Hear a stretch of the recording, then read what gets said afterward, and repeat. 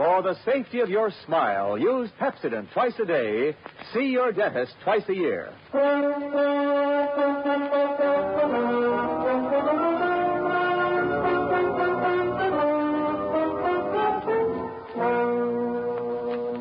Lever Brothers Company presents the Pepsodent program, The Adventures of Philip Marlow, starring Van Heflin.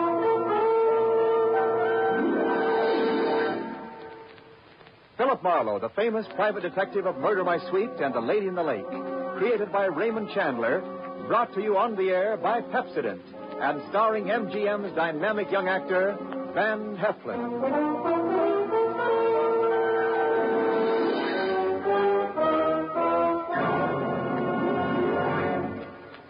Now, families all over America have named their favorite toothpaste. New Pepsodent with Irium. New, fresh-tasting Pepsodent with a new, cool, minty flavor. It's preferred 3-to-1 over any other toothpaste. It's true. With families all over America, new Pepsodent is a favorite 3-to-1. Families from coast to coast recently compared new Pepsodent with the toothpaste they were using at home. They preferred new Pepsodent by an overwhelming average of 3-to-1 over any other brand they tried. These families, 3-to-1, said new Pepsodent tastes better, makes breath cleaner, makes teeth brighter. Yes, families 3-to-1 say new Pepsodent tastes better, makes breath cleaner, makes teeth brighter. Get new Pepsodent toothpaste for your family right away. Now, Van Heflin in The Adventures of Philip Marlow.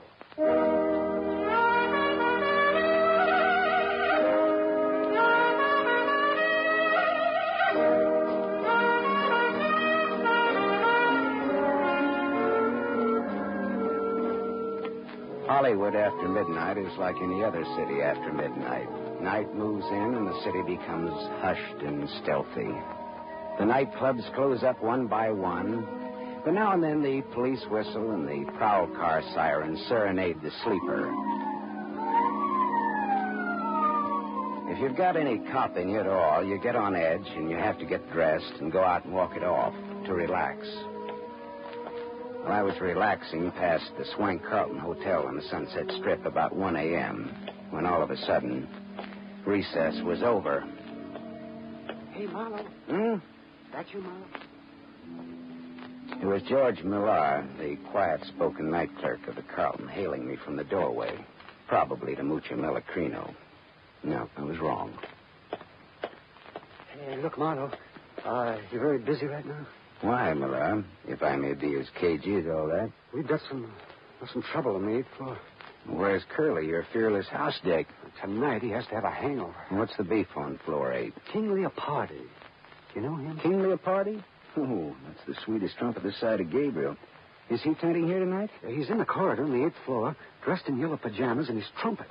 There's a girl with him, and they put him on a jam session. Well, suppose the king rejects my diplomatic notes. Well, get rough, but only if you have to. Okay, thanks. But a guy with such an ear for music ought to listen to reason. All right, I'll be down 5 minutes, Millar.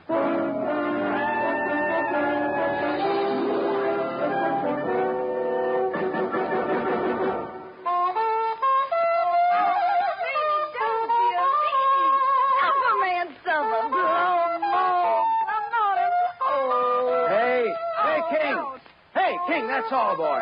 Oh, South mellow, King and yellow. More schmozzarino, more. I said, all right, King, the party's over. Hey! Were you addressing me, peasant? I said, wrap it up, can it? Put it on ice. The show is over. Ah. Conk him, King. King Kong, that's what he is, King Kong. Let him have it, King. Fanfare to a nosy house dick, as follows. All right, now look, Yellow Pants, wrap up your bugle and buzz off. Now hit the grit. Oh, you're tougher than a 40-cent steak, aren't you? Well, this will make you soft and tender. Here. Attaboy, King. Hit him again for me. All right, hit me with that trumpet, will you? Okay, King. Now, come on, get up, get dressed, and get out. How can he? He's out cold. I'll be glad to pack for him. And you get back to your room, too. Listen, Copper, I don't have to do anything. Get going, sister. Come on, jump.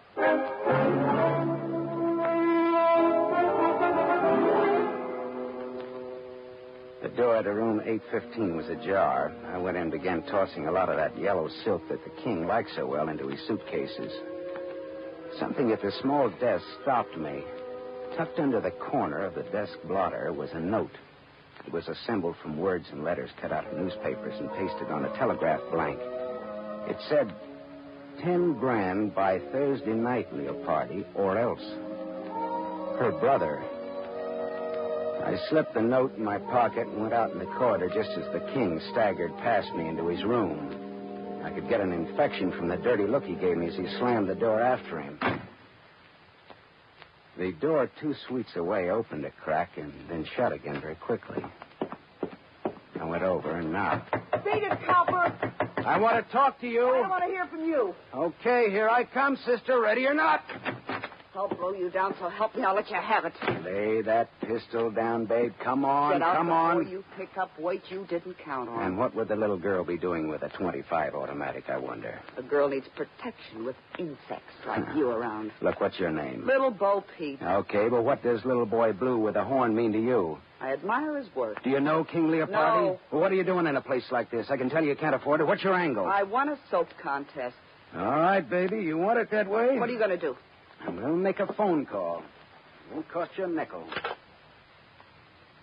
Hello, desk. Millar? It's Marlow. I'm calling for the lady in room 811. She's checking out.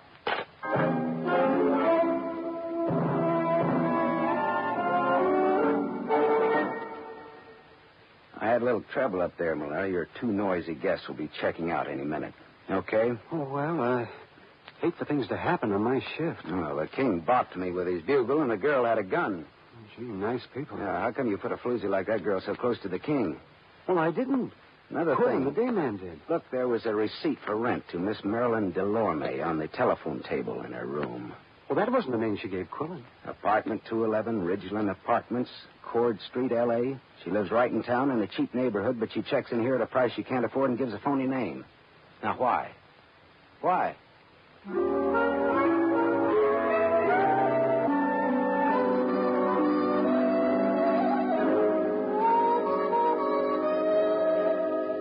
Cord Street, where Marilyn Delorme lived, was Old Town, Arty Town, Crook Town. It was afternoon when I got off the cogwheel car that climbs the steep hill to where the Ridgeland Apartments sat on the top of Bunker Hill. I went up dim, dusty stairs to apartment 211, and I tapped on the door. There was no answer, so I tried the door. It was unlocked. The room inside was dim with stagnant gloom. Marilyn Delorme was in. I didn't talk to her, though. I didn't think she'd want to make much conversation with those blue bruises about her throat where she'd been strangled. I got out of there fast, wiping off doorknobs like Uriah Heep polishing apples for his boss.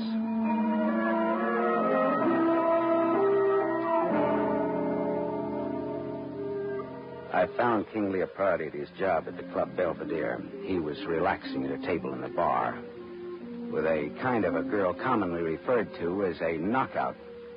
She looked tall, and her hair was the color of a brush fire seen through clouds of dust. I pulled in my chin and then walked over to the table. Hello, Leopardi, old maestro. You remember me? I'm sorry, I can't say that. Why, you dirty keyhole snooper. King, please don't start anything You again. left a certain little note in your hotel room last Get out, night. time a dozen. That wasn't all. That dame with you I last said night. beat it. King, sit down. Beat it and take this with you. There's not much snap in that punch, King. Would you like to try it again? I've had some drinks. I'll see you later when I'm okay. See you later, too, Dolores, after the floor show. I'm sorry, Miss... Sit down. You've made us conspicuous enough as it is. Now, wait a minute. Sit Look, let's down. All right, thanks. Well, it's what I get for being a little gentleman and letting him pepper me without a comeback. No, he's always spoiling for a fight. The king just can't control his dukes, can he? You better have a drink. All right. Coke with bitters. That's what I love about Hollywood. You meet so many eccentrics. Yeah, but you see, I'm the kind of a guy who starts with a short beer and wakes up in Shanghai with a full beard. Is this on me or is it on you? Well, that depends. Well, how's champagne? Mum's cordon rouge, shall we say, huh? It's on you. It's on me. Coke with bitters. How did you get to know King Leopardi? Oh, I just happened to throw him out of his hotel last night. Oh, house detective, huh? No. Filling in for a friend. Philip Marlow, private investigator's the general tag. Oh. How did you happen to get to know the king? I once sang in his band, but not for long. Well, then, look, tell me, would it be hard for a woman to get to him? Only if he was surrounded by a wall of fire. If the woman had a gun? Why? Well, I found this threat note on his desk last night. It asked for $10,000 or else, and it's signed her brother. Well? Well? Yes. A woman with a gun could get to him, and everybody would give her a great big hand. Mm-hmm. Well, I'll skip that Coke and bitters and say good day and thank you, Christabel. The name is Dolores. Oh, good afternoon, Miss Drury. Chiozza. Dolores Chiozza. Oh, Chiozza. Fare thee well, Miss Chiozza. Formal, aren't you? So long, Dolores. So long, Philip. If I hear of anything, I'll toss it your way.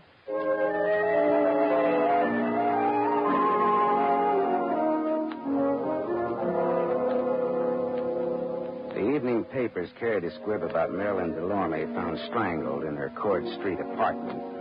That was all, dead end. Until about 1 o'clock in the morning when the telephone started having hysterics on my night table. Yeah. Philip, this is Dolores. Dolores. Oh, yeah, sure. Will you come over to my place right away? 2412 Renfrew Street, below Fountain. Hey, wait a minute. It's a sort of bungalow court. Mine is the last one in line. Well, sure, but wait a minute. What's the matter? Dolores, look, what's the matter? King Leopardi is here, too. King Leopardi. He passed out in my den. It's absurd, isn't it? Yeah, that's absurd. And it'll cost you $20. All right, but hurry. Please hurry. All right, I'll be right over. Phone calls in the dead of night. I should have been a midwife.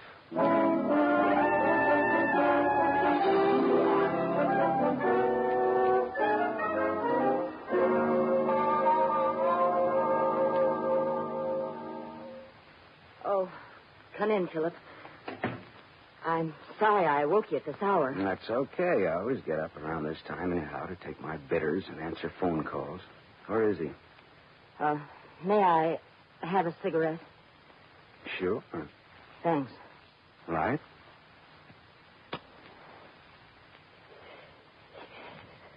Where did you say it was, now? In my den. Oh, Philip. Philip, he isn't drunk at all. Did you really think he was drunk?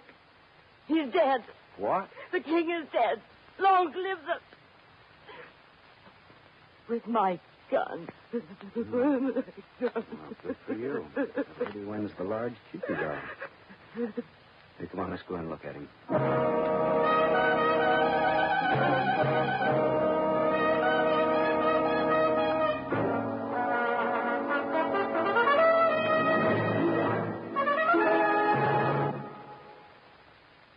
You are listening to The Adventures of Philip Marlowe, starring Van Heflin. Yes, families all over America have named their favorite toothpaste. New Pepsodent with invigorating Irium foam. New fresh-tasting Pepsodent with a new, cool, minty flavor. It's preferred 3-to-1 over any other toothpaste. It's true. Families all over America say new Pepsodent is their favorite 3-to-1. The Paul A. Thompson family, Summer Street, Stamford, Connecticut, preferred new Pepsodent on every single count. The Thompsons say new Pepsodent tastes best of all, makes breath cleaner, makes teeth brighter. On all these counts, by an overwhelming average of 3-to-1, families prefer new Pepsodent over any other toothpaste they tried. It's a fact. Families 3-to-1 say new Pepsodent tastes better, makes breath cleaner, and makes teeth brighter. Remember, this is not just our opinion. It's the honest conviction of the Thompsons and other families who compared new Pepsodent with the toothpaste they were using at home. Get new Pepsodent, the only toothpaste containing Irium. Get it for your family without delay.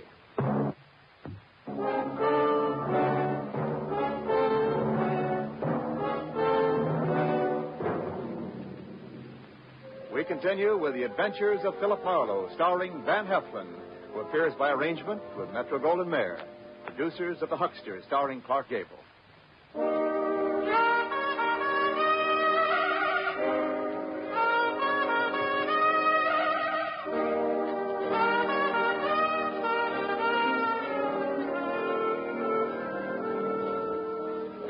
Dolores showed me to the den in the back of the house.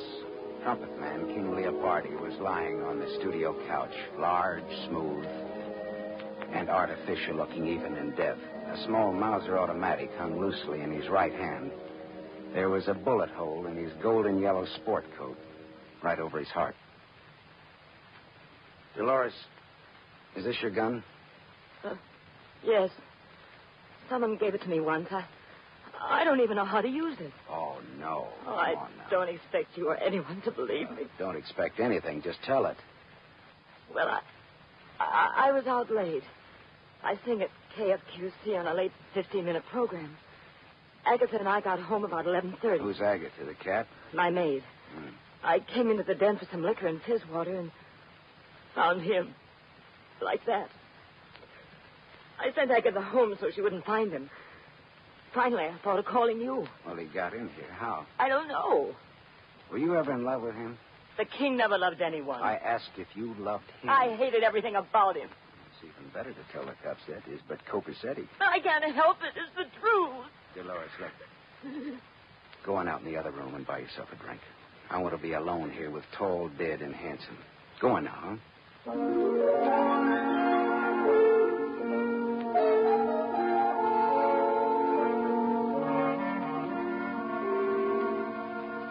After Dolores had taken her white face out of that room, I could work better. I went through the king's pocket and found his key ring. One key fit very nicely in the lock of the back door. I went to the living room where Dolores was huddled against the arm of the Davenport trying to become a part of the pattern. Dolores, how long has Agatha been with you? 2 years. Did she ever steal anything from you? Small things, that's all. There are nylons now and then. I didn't mind why. Well, she sold a key to somebody. A key to this apartment. Oh, what's the difference, Philip? We're wasting time. I'm done for as a nice person. They'll think it was a lover's quarrel and I shot him. Or that he shot himself over me. Well, you don't die from the latter, though. Your reputation does. And I care about what people think of me. Yeah. Well, that's what makes me for you again, lady. Thanks, Philip. Now, let's suppose you give me a description of Agatha and tell me where she lives. I want to talk to her.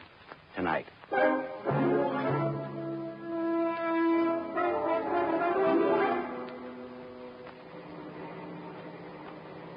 I drove down Brighton Avenue looking for the house Dolores had described to me.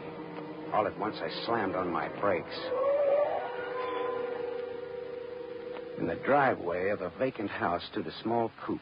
Dolores had described Agatha's car, and that was it. And Agatha did not live in an empty house. I got out and walked up the gravel driveway and looked into the car. And then I got back in my own car and drove until I found an all-night drugstore. I phoned Detective Lieutenant Ibarra. Hello, Ibarra. Write this down. Brighton Avenue, 3200 block, west side.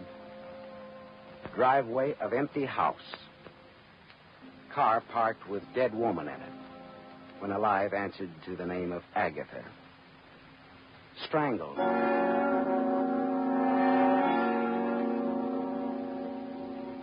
I went back to the Carlton Hotel where it all started the night before. Quillen, the head day clerk, was on night duty. That surprised me a little bit. It was 2 a.m. and very empty, very quiet in the lobby. I was fine. Well, if it isn't Marlow, the old cruise man. A good morning, and tripe like that. Hello, Quillen. Look, how come you're on duty? Millar went on vacation this a.m. His brother has a cabin at Crestline on the Arrowhead Road. Oh, I didn't even know he had a brother. Now you know. Quillen, look, how come an old hotel man like you registers floozies like that Marilyn Delorme on the same floor with people like King Leopardi? What? You heard me, mine host. I didn't register the girl or Leopardi. Millar did. What? You heard me. Well, why was the room between their rooms empty last night in times like these? Well, Millar had it marked on change. plumbing out of whack or something. Why? Oh. Well, here's why. A lad with a pass key could have gone into that room and then unlocked the 2 connecting doors. And then you could have run a bus service between the girls' room and Leopardi's. What are you driving at? That girl in 811 had a gun and Leopardi had a threat letter last night. Now, here's what I want you to do. Call the hotel where Leopardi's staying now and ask if he's there. Why? Because. Good enough? Best reason in the world. Wife always uses it. Wait here.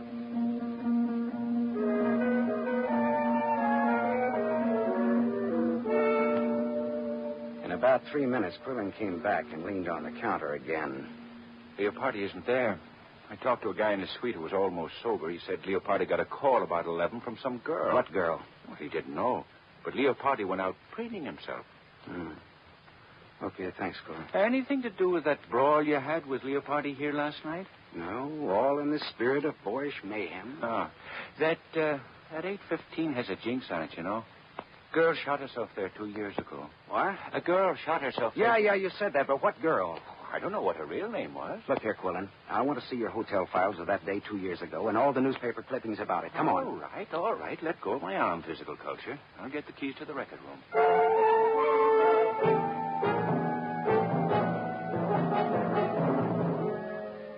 I read the hotel files of that day 2 years ago, and I read the newspaper clippings of that suicide in 815. Then I asked Quillen just where George Millar's brother had his cabin in the mountains.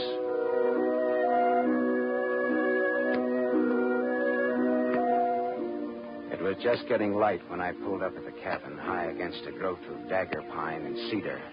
Smoke was curling from the chimney. Someone was awake. George Millar himself opened the door. Oh, Marlow. Well, gee, it's good to see you.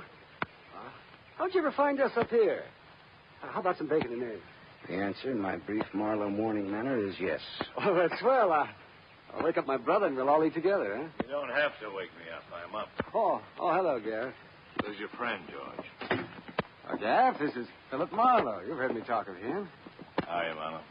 Gaff Tally. That the name? Yeah, my brother. That's his fighting name. He used to be a heavyweight boxer. Fighter. Boxers dance. Fighters fight. Let's get coffee started, huh? Marlow's hungry. Say, I've had a busy night. King Leopardi's been bumped off. Bumped off? Lowbrow for killed. Vernacular for murder. The king is dead. Where? How? In a girl's apartment. Nice girl, too. The old suicide gag. But it could ruin the girl. Oh, gee, that's lousy. Yeah, but it won't work. It was murder. What makes you think it was murder? Well, Gaff, the way I cased the job, the kill was supposed to have been pulled in his room 815 at the Carlton Hotel night before last. Is that a fact now? Yeah.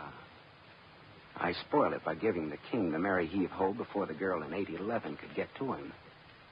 Didn't I, George? I guess you did, Marlow. Yeah.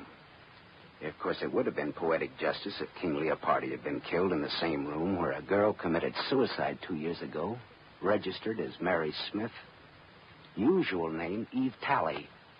Did you hear that, Gaff Tally? Eve Tally. I heard it, Marlow. So he had a sister named Eve, shot herself in 815 at the Carlton. So what? So, George here told me that Quillen registered that professional gun girl in 815 night before last. Oh, no. George registered her. So George kept the room between the girl and Leopardi vacant. When everything was quiet, he'd open the communicating doors, and Marilyn Delorme would walk into the king's room, muffle her .25 in a pillow, and shoot the king in his sleep. How am I doing, boys? Fine, Marlon. How am I doing? Gaff, put away that gun. I'll bet you even checked on 118 Cord Street. Mm-hmm. I found Marilyn Delorme strangled. She knew too much. For a few bucks, you boys got Agatha to call Leopardi last night from the radio station, pretend she was Dolores, with an interesting invitation. The king always had a yen for Dolores, and he came running. You shot the king before Dolores came home and left him in her den. Then Gaff got rid of Agatha. She knew too much, too. Leopardi was the worst kind of a rat, Marlow. We loved our sister. She fell for him, and he threw her out. She killed us. Now, what would you do, Marlow? Take his gun, George. Don't get between us or behind him. His .45 goes right on through. Oh, have to take your gun, Marlow. We'll always treat it like your own, won't you, George? Got it, George? I've got it. Stand out of the way. Does it have to be this way, Gaff? Yeah, it has to be this way. Sure, George and Gaff, the avengers of innocent girlhood in their righteous indignation. Shut up, Marlow. Lynch mobs, tar and feather merchants, and other laws unto themselves take notice. George and Gaff, they wrote the book. Say your prayers, Big Marlow. Hey, Gaff, there's been enough killing. Get out of the No, way. Gaff, I won't. I swear I'll let you have No, it, too. Gaff! I'm warning you. Goodbye, Gaff.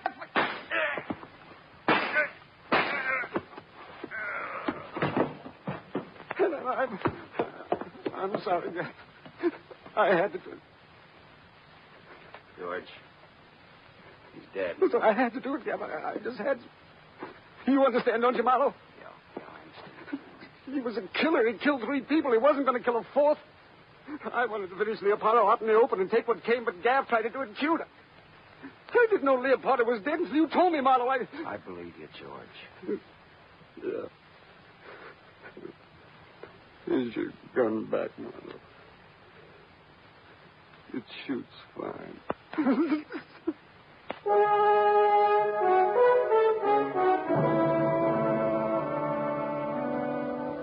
I put in a big pitch for George at headquarters. After all, he hadn't killed anybody except Gaff, and that was in self-defense and in defense of an unofficial copper named Marlow. He won't get off scot-free, but he won't inhale cyanide either at the taxpayer's expense. After I talked to Ibarra at headquarters, I telephoned Dolores Chiosa. I didn't give her the sordid details, but just told her not to worry, that she was in the clear. Philip. Oh, thank you, Philip. I'm so relieved. I'm so grateful. I'm so thirsty. Well, come on over then. Hey, wait a minute. Now, is this fiesta on you or is it on me? Why? Well, I mean, do I drink Coke and bitters or Cordon Rouge? It's on me. All right, then. Champagne it is, baby. But look, let me bring the glasses, huh?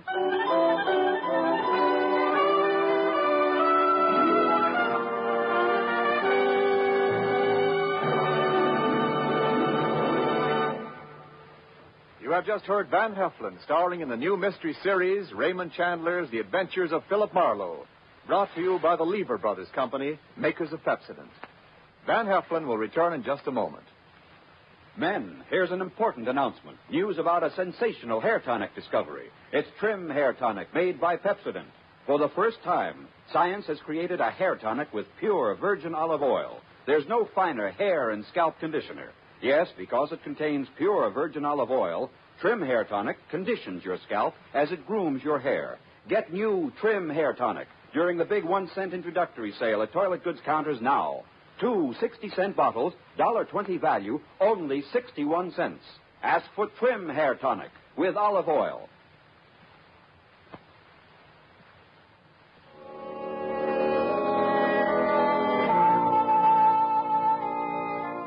Now, concerning next week's show, here's our star, Van Heflin. Philip Marlowe crouched in the darkness of Beverly Glen and waited for those footsteps to come closer. And then all at once, the Sandman hit him without bothering to remove the sand from the sandbag. And when Marlowe woke up in the morning, his wallet and his gun were gone. And he was wanted for murder.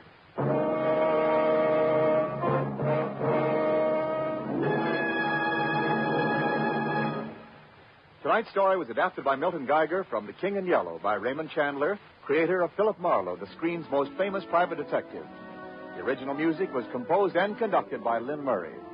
This is Wendell Niles inviting you to listen again next week at the same time to another exciting mystery on the adventures of Philip Marlowe, starring Van Heflin with a distinguished cast. This is NBC, the National Broadcasting Company.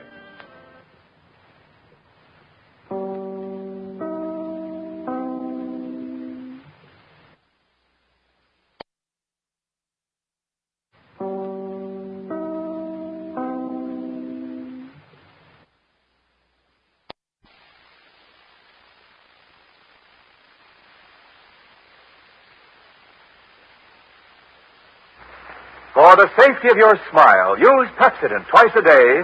See your dentist twice a year.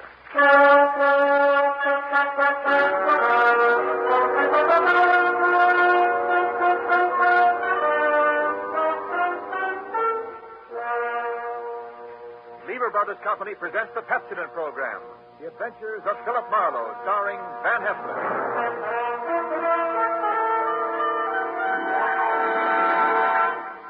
Philip Marlow, the screen's most famous private detective, created by Raymond Chandler, brought to you on the air by Pepsodent, and starring MGM's brilliant and dynamic young actor, Van Heflin.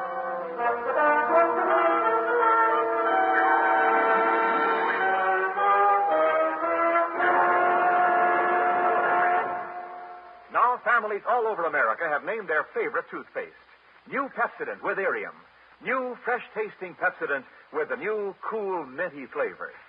Yes, in a recent test, new Pepsodent was preferred 3-to-1 over any other toothpaste. It's true. With families all over America, new Pepsodent is the favorite, 3-to-1. Families from coast to coast recently compared new Pepsodent with the toothpaste they were using at home. They preferred new Pepsodent by an overwhelming average of 3-to-1 over any other brand they tried. These families, 3-to-1, said new Pepsodent tastes better, makes breath cleaner, makes teeth brighter. Yes, in a recent survey, families 3-to-1 said new Pepsodent tastes better, makes breath cleaner, makes teeth brighter. Get new Pepsodent toothpaste for your family right away. Now, The Adventures of Philip Marlow, starring Van Heflin.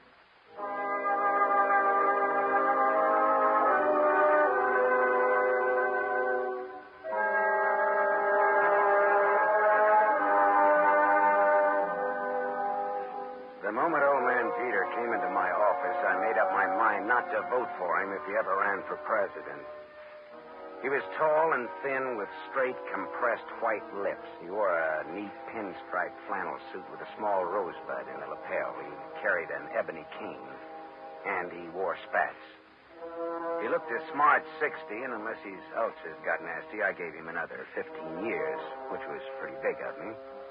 He sat down, speared me with those barbed gray eyes, and came right down to business. Mr. Philip Marlow, I believe? That's right. My name is Wadsworth Jeter. How do you do, Mr. Jeter? You're a private detective? Well, why not? Frankly, sir, I'd expected the Hollywood detective's office to be somewhat more glamorous, or rather more elegant, shall we say?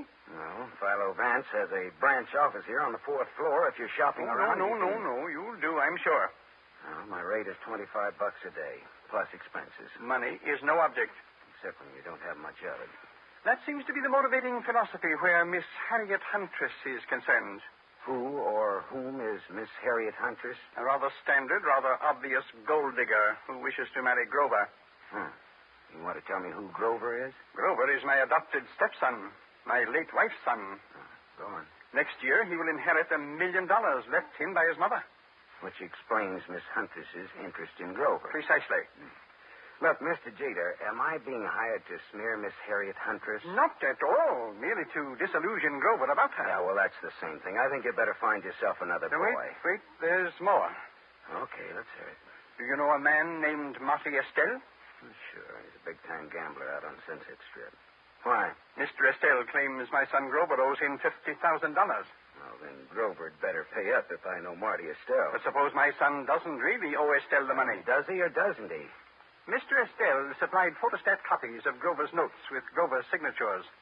I thought they might be forged, so without Grover's knowledge, I took them to a handwriting expert named John Arbogast, a sort of detective. No? He's not sure. He wants more time. I'd like you to take over the case. Harriet Huntress and all. Miss Huntress, as you may know, is associated with Mr. Estelle. Well, that's incidental. I'll handle the forgery case and not the slander job.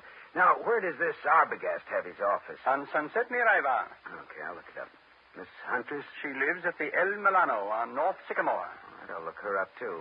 Arbogast and Huntress in the order named.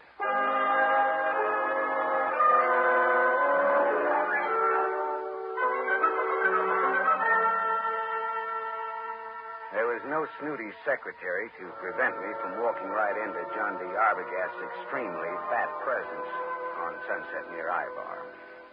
He was an enormously fleshy gent with a thick neck that was in folds like a concertina. He wore a wrinkled dark suit that needed cleaning and some reweaving where it had some small holes in it.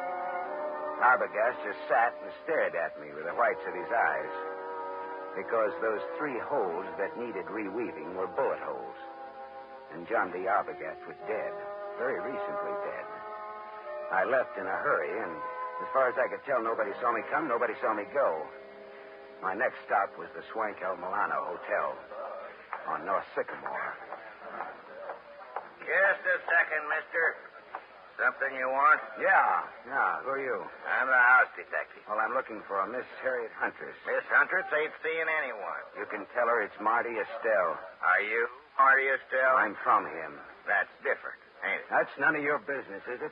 Well, whatever you're up to, you're not playing it very smooth. Well, some days I feel like playing it smooth, and some days I feel like playing it like a waffle iron. Well, if you must know, I'm one of the boys. Philip Marlow, private eye. Here, it's my card. Well, that's another story. I'll phone up to Miss Hunter. Yeah, say I'm from Marty Estelle, and make it convincing, huh? How much convincing? Oh, well, how much do those cigars you're smoking cost you? $22.50, box of 50. That much convincing. Well, that's cute. You and me are going to get along. I'll phone Miss Huntress, but you go right on up. Room 814. I just know it'll be all right.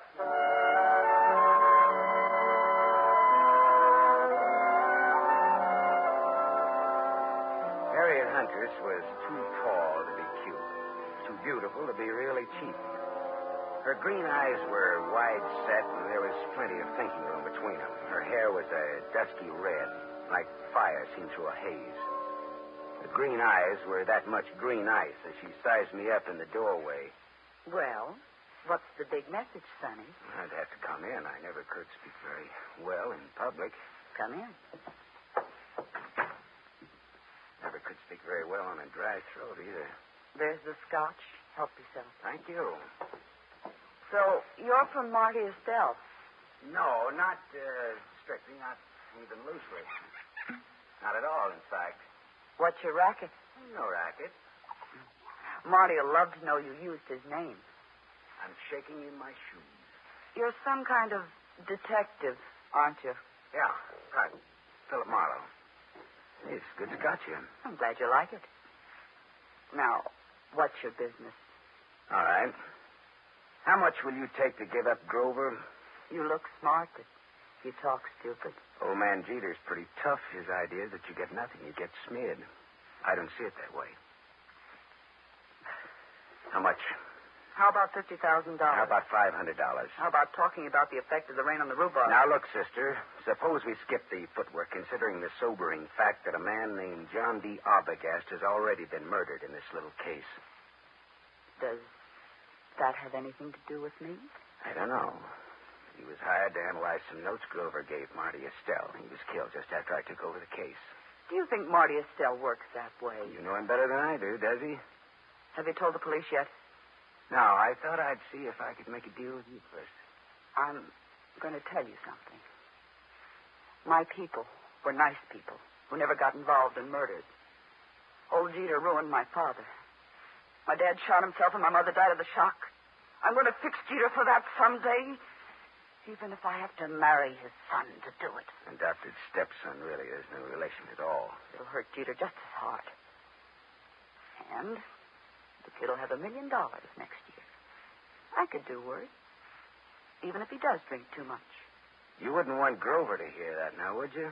No? Turn around and have a look, Gumshoe. I turned fast. He stood about 4 feet from me. Big, blonde, powerful. Whiskey in his brain and blood in his eyes. I can say anything I want around Grover. It's all right with him. Isn't it, Grover? That's right, Harry. He's trying to break us up, Grover. What do you think of that? I think maybe I better break him up. That's what I think of that.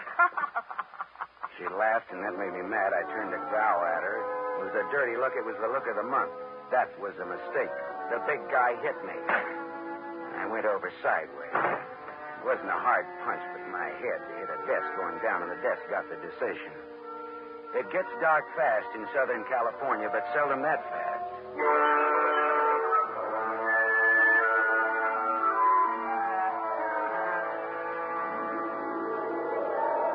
When I came out of it, Grover, the blonde sucker puncher, and Harriet Huntress were gone.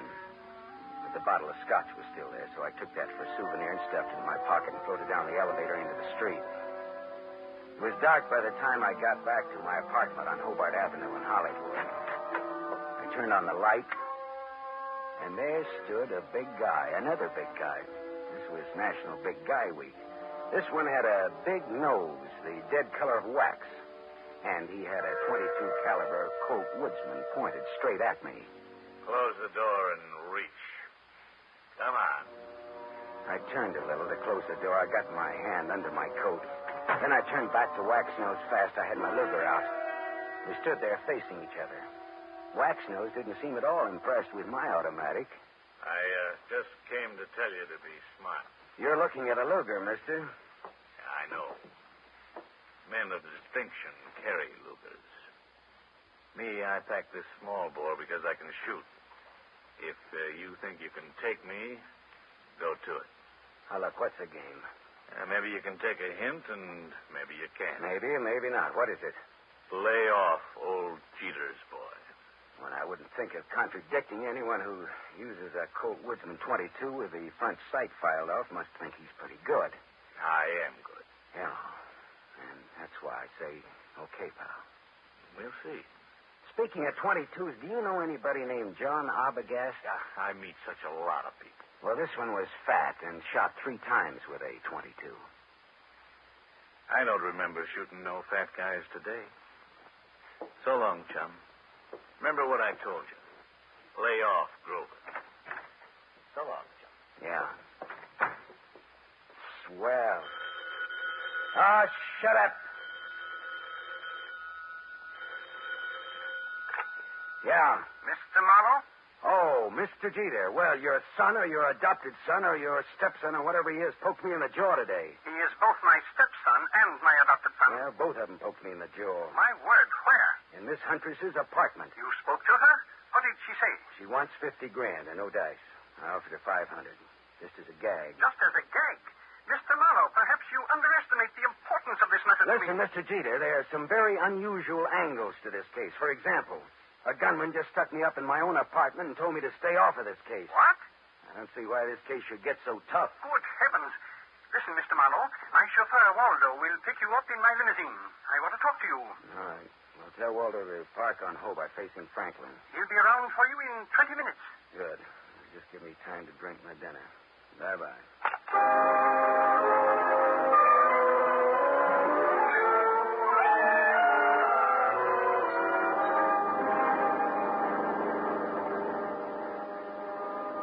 Sat next to Waldo, the chauffeur, as he tooled the big Jeter limousine through Hollywood, along the glitter of the Sunset Strip, out past Beverly Hills toward Bel Air. At Cavello Drive, we swung left for a couple of 100 yards, then left again, aiming for a driveway flanked by 12-foot wrought iron gates. Then something happened. Someone was standing in the glare of our headlights. Waldo swore and slammed on the brake shouting, "You stupid! Go and get out of the driveway!" The man stepped toward us. In the next minute, there was that same Colt .22 staring into my face again. All right, this is a heist. Get out of the car, both of you. Look, Waxnose, haven't you had enough fun for one night? Fuzz off, bum. Shut up and get out. I'd have to think some more on that, Buster. I'm warning you. I'll let you have it. Don't be a goon, you're going. All right, you asked for it. Hey! Holy. You shot the guy. Yeah. I shot him. With this. All in fun. Yeah, some fun. It did the work. Jeter's house is right ahead. You sound as if you just shot a nickel in a pinball machine instead of a man. Now listen, turn off those lights and let's get out of here, but fast.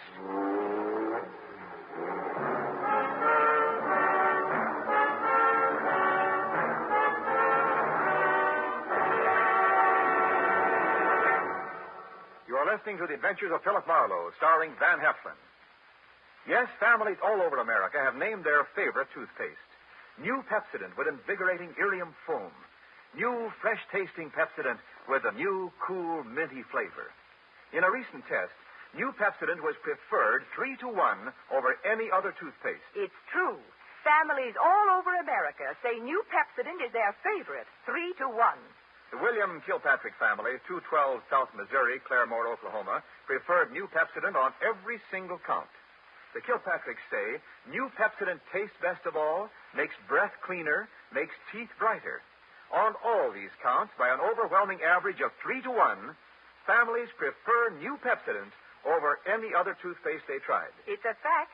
Families 3-1 say new Pepsodent tastes better, makes breath cleaner, and makes teeth brighter. Remember, this is not just our opinion. It's the honest conviction of the Kilpatricks and other families who were asked to compare new Pepsodent with the toothpaste they were using at home. Get new Pepsodent, the only toothpaste containing irium. Get it for your family without delay.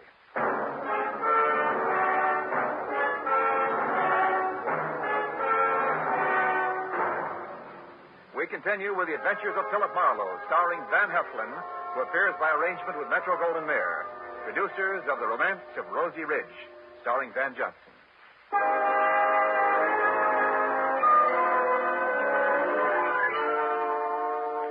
Waldo and I drove back to my apartment again, leaving Waxnose lying dead in the Jeter driveway.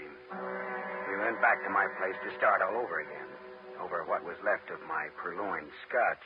Yeah, this is good scotch you've got here, Marlow. Inch bottle. Not this. Sure. I pinched it from the apartment of Harriet Huntress. Well, bottoms up. Waldo, do you think that gunman was there to scare young Grover into realizing Marty Estelle means business? Could be. I always drove Grover home around that time. It just doesn't sound like Marty Estelle to pick that sort of a helper. Well, sure. Maybe that's why he picked him. Because it didn't seem like Marty Estelle. Yeah. That's good thinking, Waldo. Dartmouth, 37. Rah, rah, rah. That would be either the cops or Mr. Jeter. Hello. Mr. Marlow? Yes, Mr. Jeter. And the reason we're not in your study now is lying outside of your front gate. What's that you're saying? Somebody jumped us outside your gate and Waldo shot him dead. Good Lord. Now. Listen, Marlow, come here at once. Do you hear? At once. I'll send Waldo, Mr. Jeter. I want to see you. Waldo will tell you all about it, Mr. Jeter. Marlow. Good night, Mr. Jeter.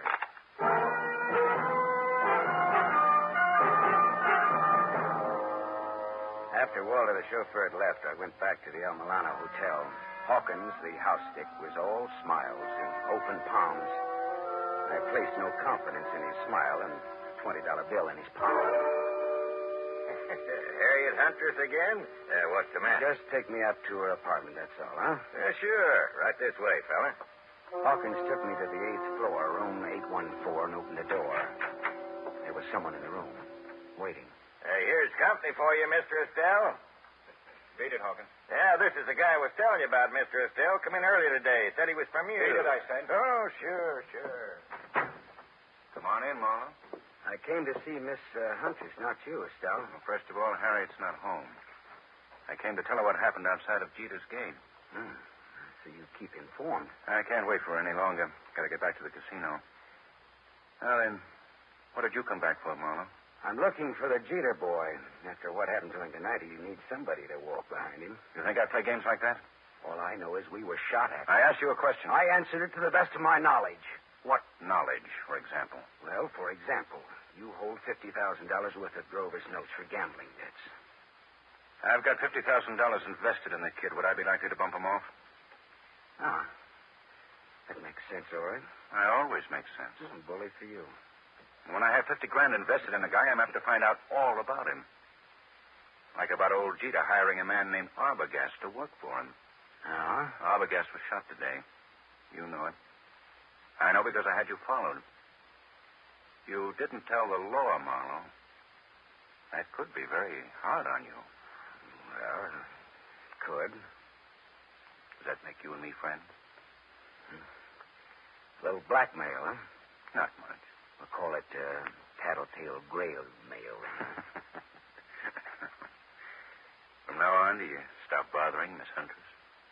Hey, you win, Marty. Swell. That's all. I've got to go. Well, I'll just wait around for a bit, okay? Well, Harriet's scotch is in that cabinet there. Thanks. I'll roll up my pants and go waiting in it. You know, Marlow, I like you. You're cute. So long, Shaman.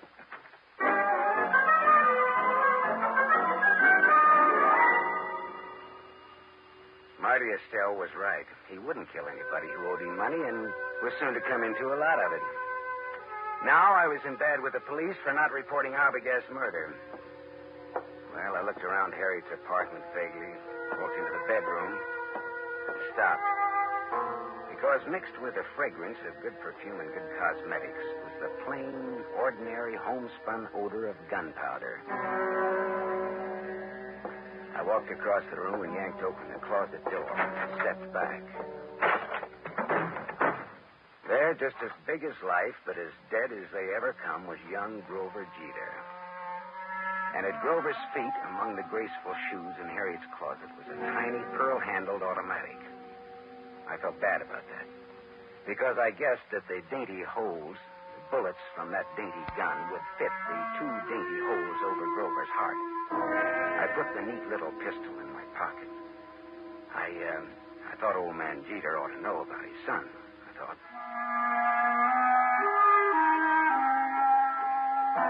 I didn't expect to find Waldo, the chauffeur, and Harriet Huntress with old Jeter in Jeter's big study, but there they were. Why, Mr. Marlow, I'd about given up hoping to see you tonight. Well, I changed my mind about coming out again, Mr. Jeter. Oh, Waldo? Why, Marlow? Didn't expect to see you here, Miss Huntress. Didn't you? Did you expect to see me here? Never mind that, Marlow. I want to know where my son is. What do you mean, Mr. Jeter? He's missing. That's what I mean. Oh. He's missing, and no one knows where he is. I know. Eh? What's that? Where, Marlow? Miss Huntress, where did you and Grover go after Grover took that sucker punch at me in your apartment? We went out together in a taxi. During the ride, I had a change of heart. I didn't want Grover or Grover's money. I told Grover to find another playmate, and I got out in Beverly Hills. Grover went on in the taxi. And where did you go? Back to my apartment.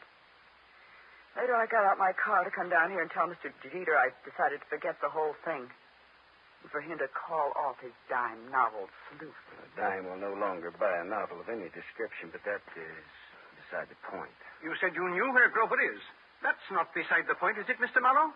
He's back in Harriet's apartment. Well, I didn't let him in. How on earth could he? Hawkins, your house detective, let him in. The last I saw of Grover, he was dead. Oh, what? What's that? Dead. Dead, shot with a small caliber gun. I can't believe it. I can't. Grover's dead? Miss Huntress, this .25 caliber pistol was on the floor at Grover's feet. Here, take it. Look it over, will you? It's mine. You murderess. I'm not. You cold-blooded murderess. Oh, stop that! Stop it, both of you. It could have been suicide. Suicide?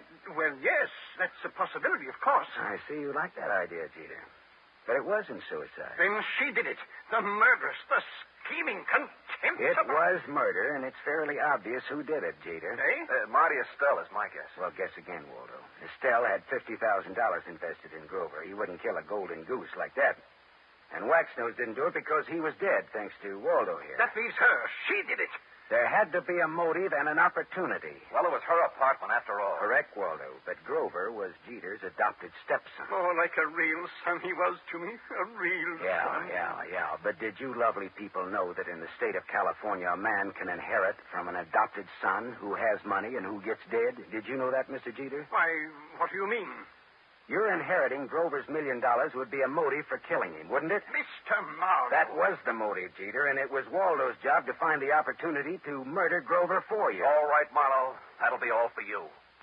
Well, Waldo, the Dartmouth gun fanner, huh? Drop that gun, Waldo. Shut up. I said drop it. Drop it. Hey, that's nice shooting, Harriet. My hand. Well, Pop will put a little Band-Aid on for you, Waldo. Waldo, you could have gotten into my apartment wearing that chauffeur's uniform. You could have gone into the garage entrance and up the back way. Sure. When Grover let him in, he backed Grover into the room with his gun, but he shot him with yours. How much was Jeter going to pay you for this job, Waldo? Don't talk, Waldo. He's bluffing. You're telling me he's bluffing. Nice kids, these college boys.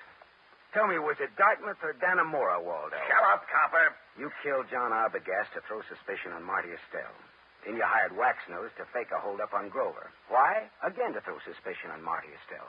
To make it look as though Estelle was trying to scare Grover into paying his gambling debts. If I hired Waxnose, why would I have shot him tonight? Because you like to kill people, Waldo. When I was brought out here tonight, Waxnose thought I was Grover in the car. He began to fake his holdup. But you just couldn't resist taking one of your snappy snapshots at Waxnose, could you, Waldo? Shut up. Could you? Next, Mr. Wadsworth Jeter. Look here, Marlow. You can't accuse me of... Doctor, he's sick. Call a doctor. It's his heart. If Jeter dies, it's your fault, Marlow. Okay, Waldo. Tell you what I'll do, Waldo. If Jeter dies, he doesn't have to pay me my fee. We're even. Okay, Waldo? Harriet Angel, listen, go call the doctor. And while you're there, call the law, huh?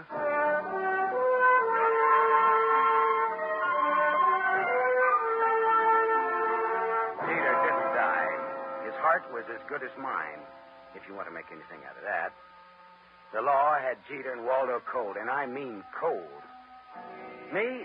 Well, I went out a couple of times with Harriet, as I sat home with her a couple of times drinking her scotch. It was nice, all right, but I didn't have the money or the clothes or the manners. Still, I was sorry when she went to New York to live. She had absolutely the best scotch I ever tasted. Maybe because it was free. I don't know.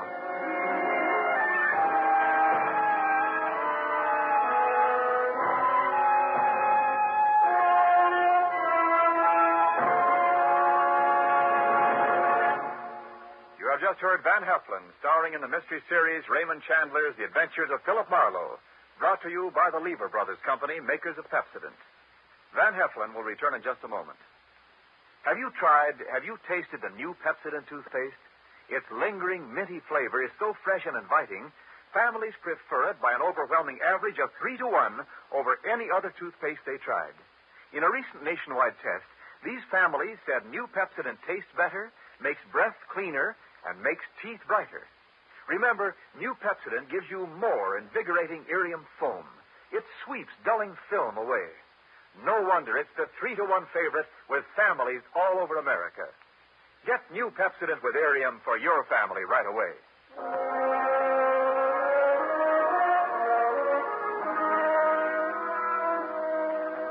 Now, here is our star, Van Heflin. The need for food in Europe tonight is desperate. Starvation faces a multitude of our fellow men. There's a way you can help. For $10, a package containing 21.5 pounds of food will be sent for you to a friend or a relative or any member of an organization you designate in Europe. Or simply say to a little French girl or to a Belgian war widow. Your order will be strictly respected, and you'll receive a signed receipt from the person who received your gift. Send $10 now. Send all you can. Send your $10 to CARE. C-A-R-E. CARE, New York. Help keep America the hope of the world.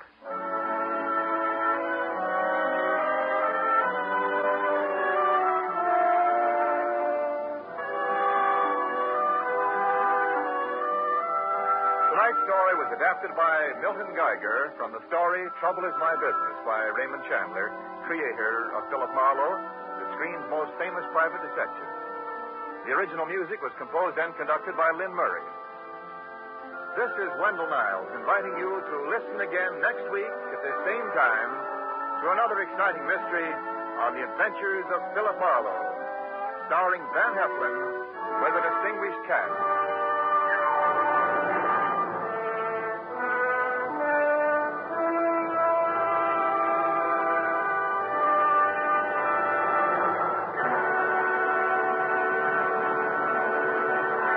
NBC, the national broadcasting company.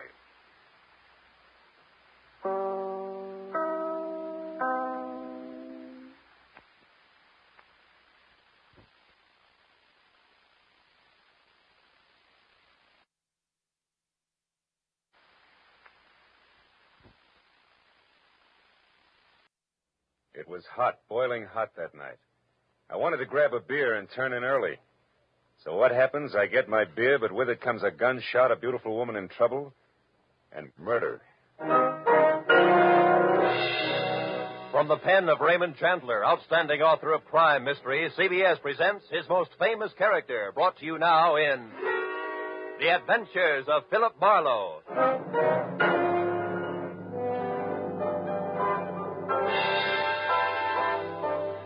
With Gerald Moore starred as Philip Marlowe, we bring you tonight's unusual story, Red Wind.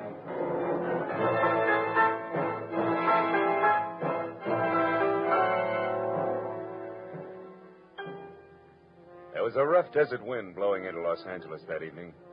It was one of those hot, dry Santa Anas that come down through the mountain passes and curl your hair and make your nerves jump and your skin itch. On nights like that, every booze party ends in a fight, and meek little housewives feel the edge of a carving knife and study their husbands' necks. Anything can happen when the Santa Ana blows in from the desert. I closed up my office early.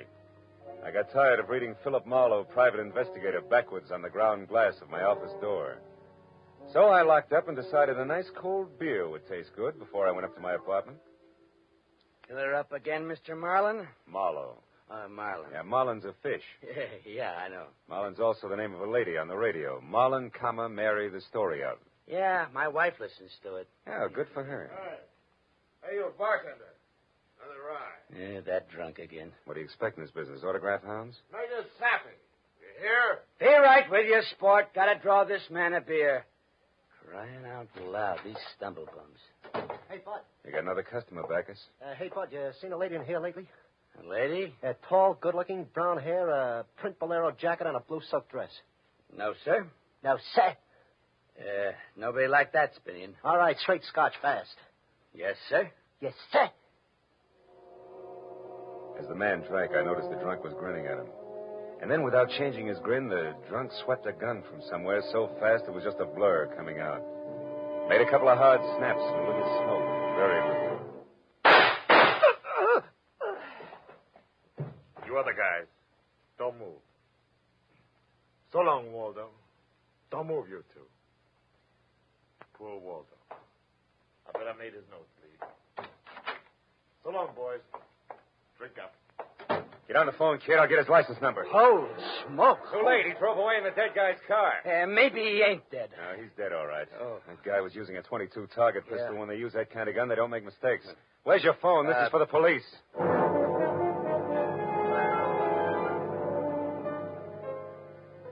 Prowl car boys were there in 5 minutes. Waldo was out of business, all right. Nothing in his pockets told who he was, but he had about $700 on him. And with that kind of heavy coin, you can buy a good 1910 automobile even today.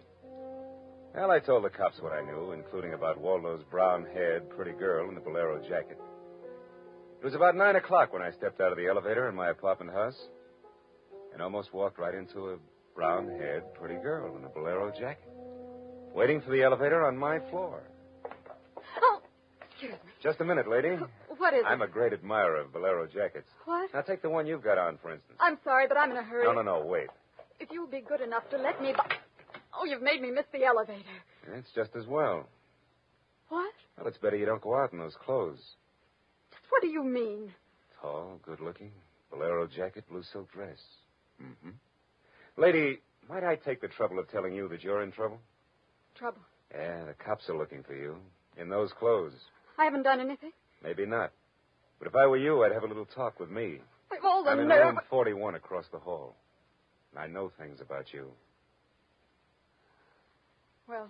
Good girl. Come along. It took a firm grip on her arm, but I managed to get her to my room. I rustled up some drinks, but when I turned to give her hers, I saw she held a small automatic. She looked at me steadily. I put down both glasses slowly so I wouldn't be misunderstood. Look, sister, I know it's hot tonight and heat does funny things to people, but let's put that little thing away and have a nice cool drink, huh? Don't move. Oh, I'm strictly frozen in my tracks. Stay that way. Okay. But wouldn't you like to know that I'm a private detective? Private detective? I can prove it if you'll let me. Yeah, that's better. You know, I don't like those things pointed at me. I'll have that drink. Oh, good. I don't often give good liquor away like this. I can't afford it. Why are they after me? Well, a man was just shot in a bar down the street. Before he got it, he'd been asking about a tall, pretty girl with a bolero jacket. What did he look like, this man? Oh, he was tall, about 5'11", slim, dark brown eyes with a lot of glitter, dark suit, white handkerchief in the breast pocket. And he must have seen you early at night to know how you were dressed. Am I getting anywhere? He used to be my chauffeur. You had an appointment with him, didn't you? I... He asked for you, didn't he? Yes, I had an appointment with him. He'd stolen something from me when he left 3 days ago. I was going to buy it back from him. Why didn't you tell the police? I couldn't tell him. It was valuable, wasn't it? Valuable enough for Waldo to steal. $15,000. Peanuts. But it wasn't the value. You see, it meant something to me. The man I loved gave it to me. And now he's dead. He was shot down over Germany. Now go back and tell my husband that. He probably hired you. He did? How much is he paying me? And where is this husband of yours? He's at a meeting. This late at night? He's a very important man. The hydroelectric engineer. Never mind about him. What about Waldo? Why was he knocked off? You mean he's dead? Waldo is dead? Yes, sister, he's dead. Very dead. Screaming won't bring him back. I'm not going to scream. Who would that be? There's a dressing room behind the door. Hide there. Take your glass with you. All right.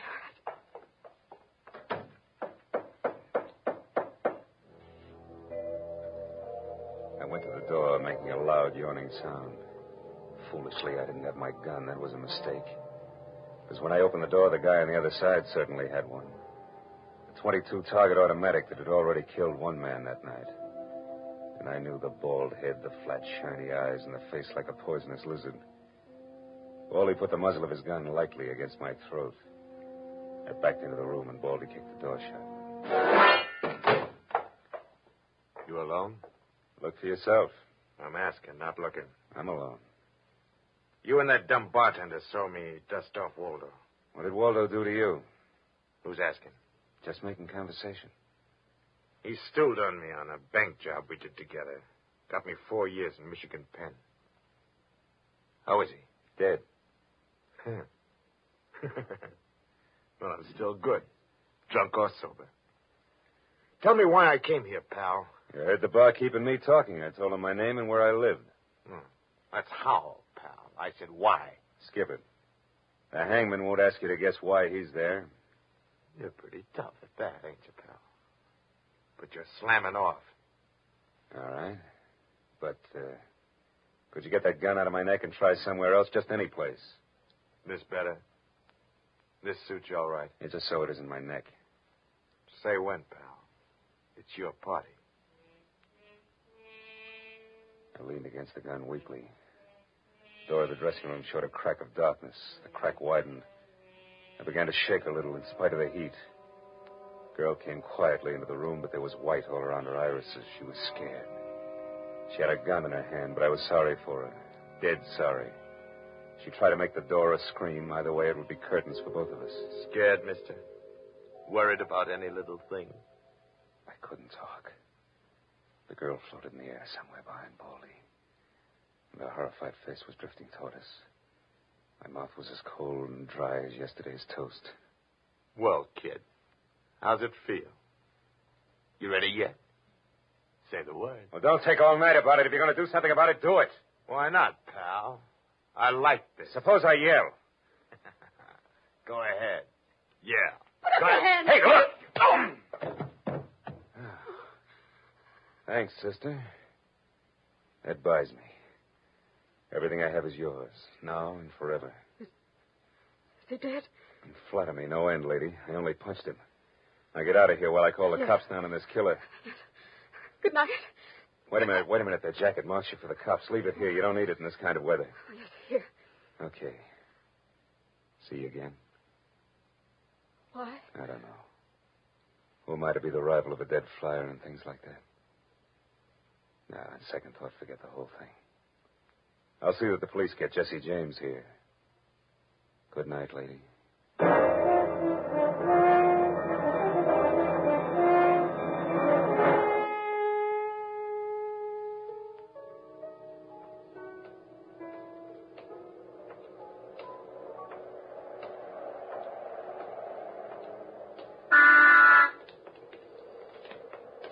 Yeah? You mean me? Yes, please. Oh, you again. Get in. I want to talk to you. You want to know what happened at headquarters? Yes. I went down to headquarters with the law and gave them the story. I left you out of it. Oh, thanks. Yeah, you saved my life. So no one knows anything about you. Incidentally, neither do I. My name is Mrs. Frank Barsley. 212 Fremont Place. Olympia 24596. That what you wanted? I guess so. Well, there it is. Now, why'd you really come back? I wanted my pearls. Oh, no. Pearls, too? Yes. All right, tell me about the pearls. We've had a murder, a beautiful mystery woman, and a sadistic killer, and an heroic rescue. Now we will have pearls. I was to buy them back from the man called Waldo. Well, I saw everything that came out of his pockets. There weren't any pearls. Could they be hidden in his apartment? It's possible. Waldo lived on the same floor you do, in this apartment house. And why didn't I know him, at least by sight? Well, he just moved in last week. He managed to get a sublet. Sort of amateur magician on the side, huh? It's getting rather late. Yeah. What about your husband this hot, mysterious night? He's still at his meeting. Good. Why did you say that?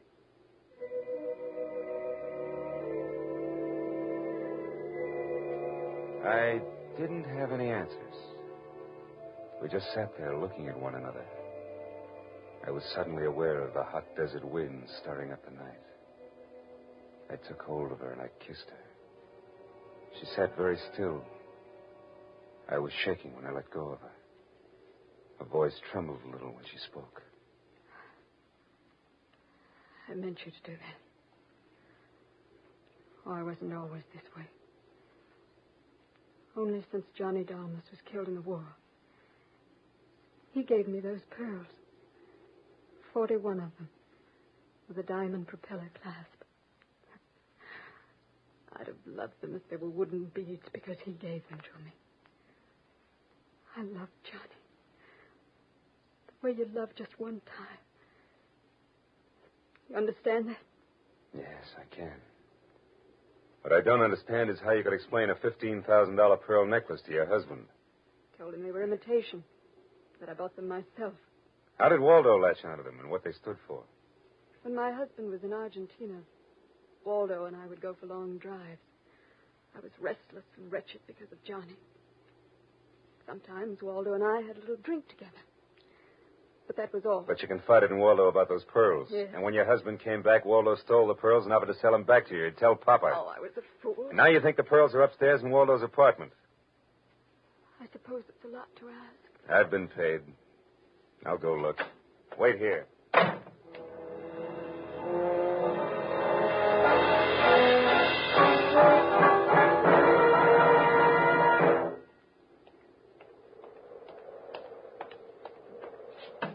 Was I gone long, No. Lola? Well, No. no pearls? No pearls. Oh. There was a man in Waldo's room. Man. You know a guy named Leon Velasanos? No, not by name. I don't know him. Mexican, South American, about 45, small, iron gray hair, very neat. Fawn-colored suit, wine-colored tie. No, I don't think I know such a man. You say he was in the room? Yeah. What did he say? Very little. In fact, nothing. He was dead.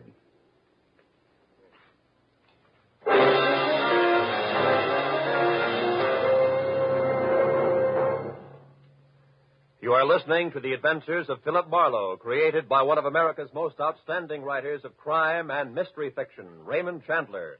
Our story for today, The Red Wind, continues in just a moment. But first, a message of interest for all young men. How would you like to be up there in the wild blue sky, flying America's mightiest bombers, fastest fighters, and newest jet jobs? Believe me, it's a great feeling to know that you have the skill, the courage it takes to become a pilot officer in the United States Air Force, the Air Force that's second to none. Keep your eye on the local newspapers and your nearest Army Air Force recruiting station. An aviation cadet recruiting team will be in your community soon. If you're between the ages of 20 and 26 and a half years of age, single, and a high school graduate, plan to see the aviation cadet interviewing team. If you pass the mental and physical examination, you'll be accepted for the 52-week aviation cadet training program.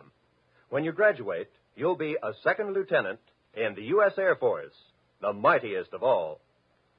And now, back to the adventures of Philip Marlowe. With Gerald Moore as our star, we continue today's adventure.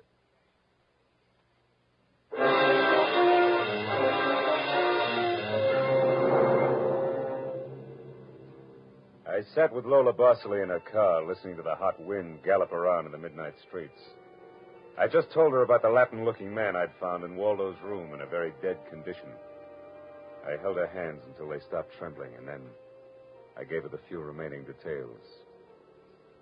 He had a gun in his shoulder holster, but someone had strangled him before he could set up in business with a gun. Someone? You mean Waldo? Maybe. You see that convertible coupe 2 cars ahead of us? Oh, that's been there for hours. It's there before I parked here to wait for you. Well, Leon, the guy in Waldo's room, came in that car. But according to the key container he carried, it isn't his car. Well, whose car is it? And does it matter? Yeah, it belongs to a lady, according to the tag on the car keys. Eugenie Kolchenko, West Los Angeles. Never heard of her. Mm-hmm. Well, you better go home now. What are you going to do? Drive that flossy convertible around and wave at my friends. Impress people. You run along now. Me, I've got another date.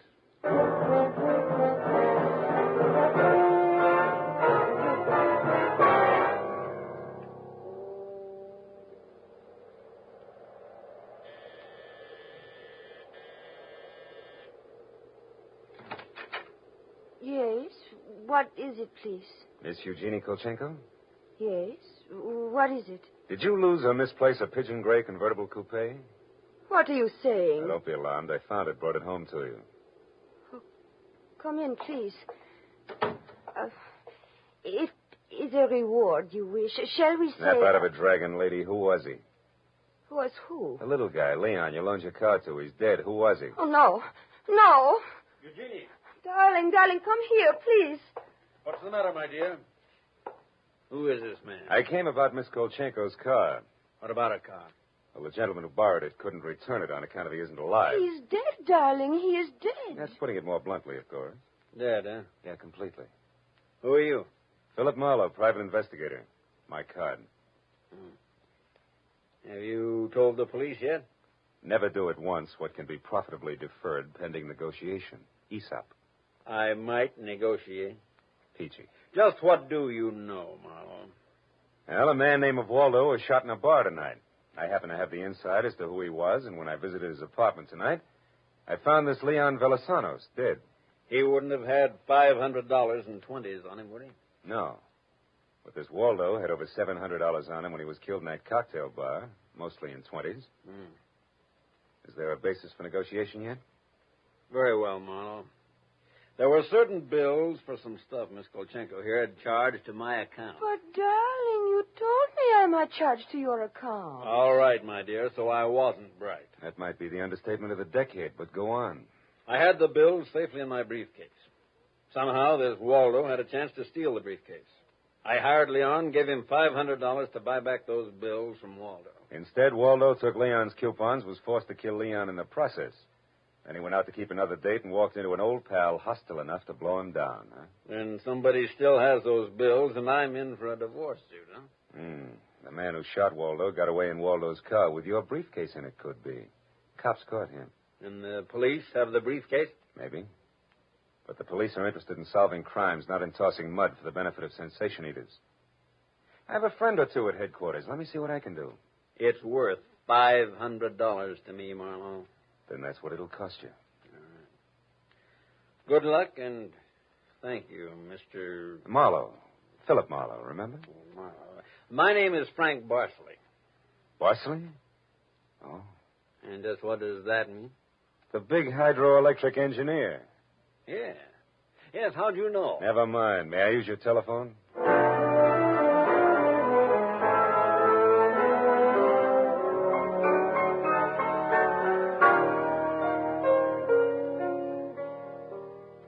Someday I must tell you about Ibarra. Now he's a salt of the earth, Ibarra. Detective lieutenant over at Central Homicide. Well, I phoned Ibarra from Miss Kolchenko's house and told him where he could find a well-dressed cadaver named Leon, and furnished a few small details.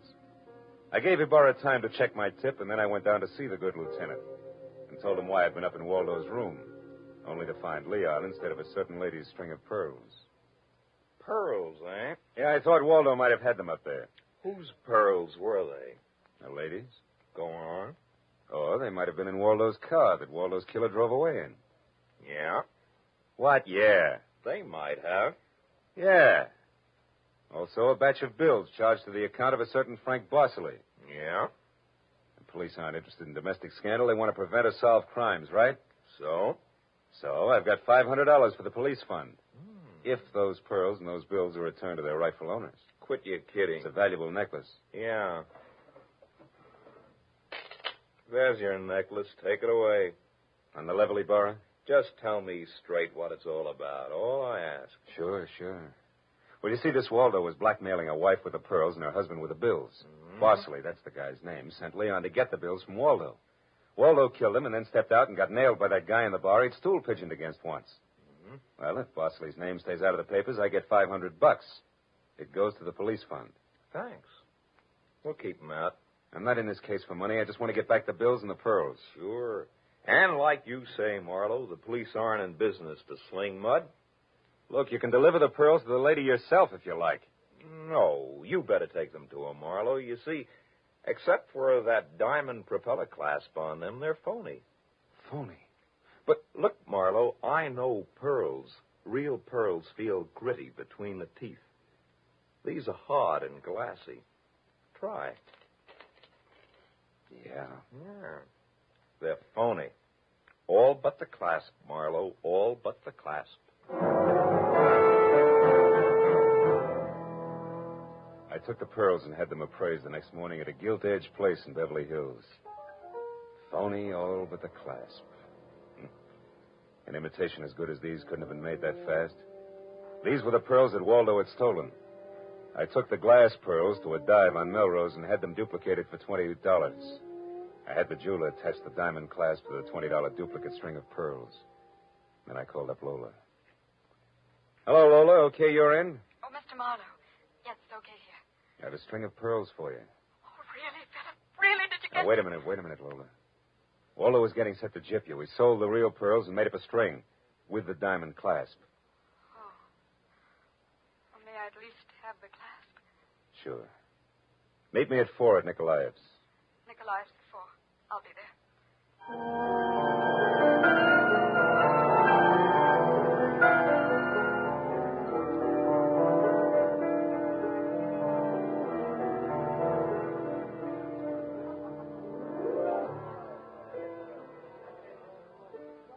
There you are, Lola. These are the pearls the police found in Waldo's car. You're right. They're not my pearls. I'm sorry, Lola. No. I still have the clasp that Johnny gave me. Well, I'm happy if you are. Happy? No, not quite happy. See, this morning my husband told me we're to separate. No, I'm very sorry, Lola. You've been very kind. That's all right. This is goodbye, I suppose. Yeah. You'll never get over Johnny Dalmas. Goodbye, Lola. And if anybody ever bothers you again, let me know, huh? Name's Marlow. Philip Marlow. I'll remember. Philip Marlow.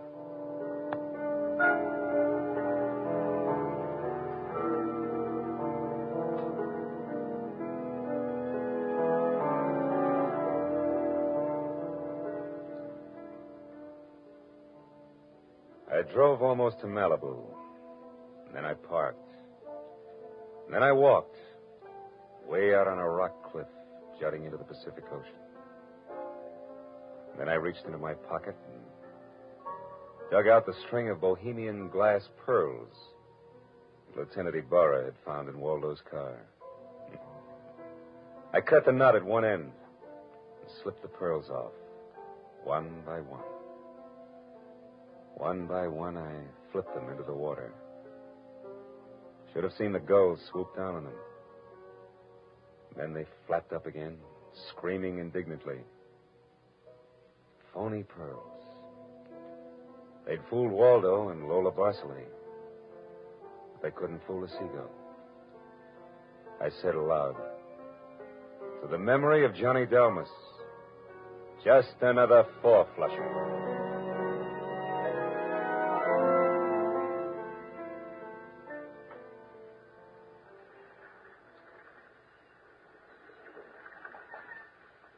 I listened a while to the wheeling seagulls. All at once, I realized that the wind had died. The Santa Ana had blown itself out. The red wind was done. It was over. It was cool again.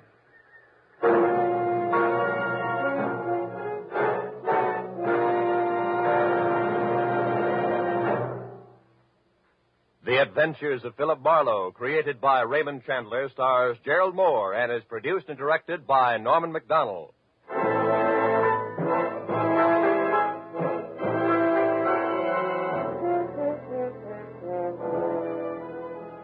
In tonight's story, Red Wind, Lola was played by Peggy Weber, and Barry Kroger was Baldy. Joan Banks played Eugenie Kolchenko. Jeff Corey was Lieutenant Ibarra. Parley Bear was Barsley. Lou Krugman was Waldo, and Wilms Herbert played the bartender. The special music was conceived and conducted by Ivan Ditmars.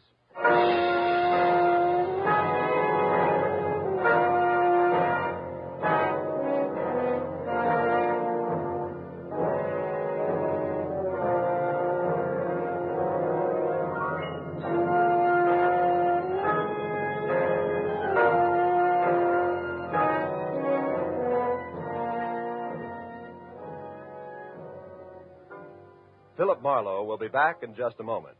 Young man, be a Marine. Combine travel, adventure, and education at no expense to yourself.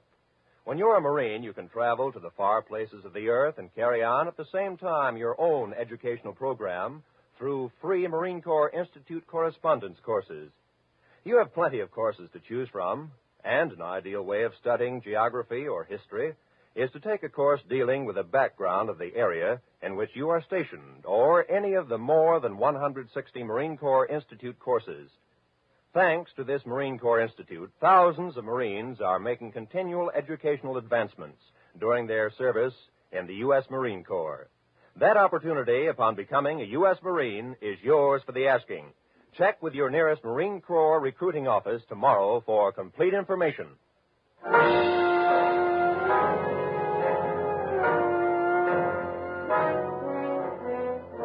Next week at this same time, be sure to tune in for another adventure of Philip Marlowe, when Marlowe says, I was low, very low the night I set out searching for the girl with the strange hazel eyes.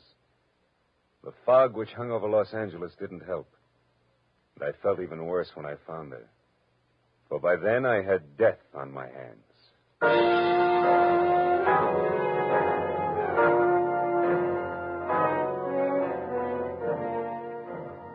If you like your laughs mingled with spicy music, be around tomorrow to hear the premiere of Alka-Seltzer Time, featuring Herb Schreiner and Raymond Scott's quintet. There'll be guest stars, too. Here's a show that's guaranteed to keep Monday from being blue. It's coming your way Mondays through Fridays over most of these CBS stations. So consult your local newspaper for the time of Alka-Seltzer Time. This is Roy Rowan speaking for CBS, the Columbia Broadcasting System.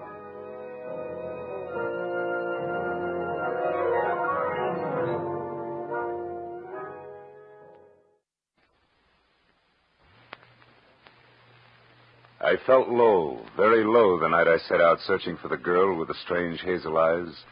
The fog which hung over Los Angeles didn't help, and I felt even worse when I found her. For by then I had death on my hands. From the pen of Raymond Chandler, outstanding author of crime fiction, comes his most famous character as CBS presents The Adventures of Philip Marlowe.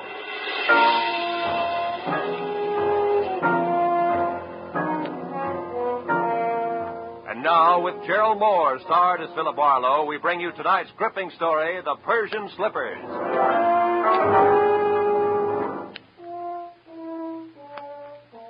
One of those thin, chilly fogs had sneaked in from the Pacific, and it hung vaguely to the streetlights along the Sunset Strip. It was a kind of a fog that you could see through, but everything was out of focus. It made you start wondering what you were going to do when you were 90 and you were all alone. I'd have liked to have spent the night in a room full of noisy extroverts playing charades. But instead, I had to eat a quick dinner and drive up into the secluded Hollywood Hills to meet a guy. A guy who had nothing but trouble on his mind. When I pushed the buzzer, I had the feeling of wishing I was someplace else. Carl Delaney himself opened the door. He was grim and brusque and to the point. Marlowe? That's right. Come in, Marlow. I appreciate this. You're coming up here after business hours, I mean. I wouldn't have asked except, well, perhaps I waited too long as it is. Sit down. Thanks. Waited too long for what, Mr. Delaney? 36 hours ago, my wife disappeared. Marlow, you've got to find her for me. Find her just as fast as you can. Wait a minute. Disappeared, you said. Would you mind playing that part back a little slower? Norma simply walked out that door, got in her car, and drove off to get hold of herself, as she always does when we've quarreled. But always before, she's come back in an hour or so. But this time... This time she simply didn't come back, is that it? Look, Mr. Delaney, I could... You'd better let me finish before you do anything. Lately, my wife has been brooding over something serious that she refused to discuss. I've caught her crying several times, and she's not a woman given to tears. Marlow, I'm sure that unless we move fast, when we do find her, we're going to find her dead. Suicide? Yeah.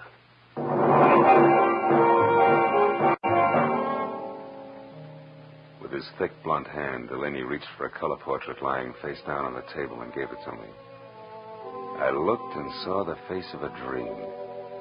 A beautiful dream with strange hazel eyes and soft black hair.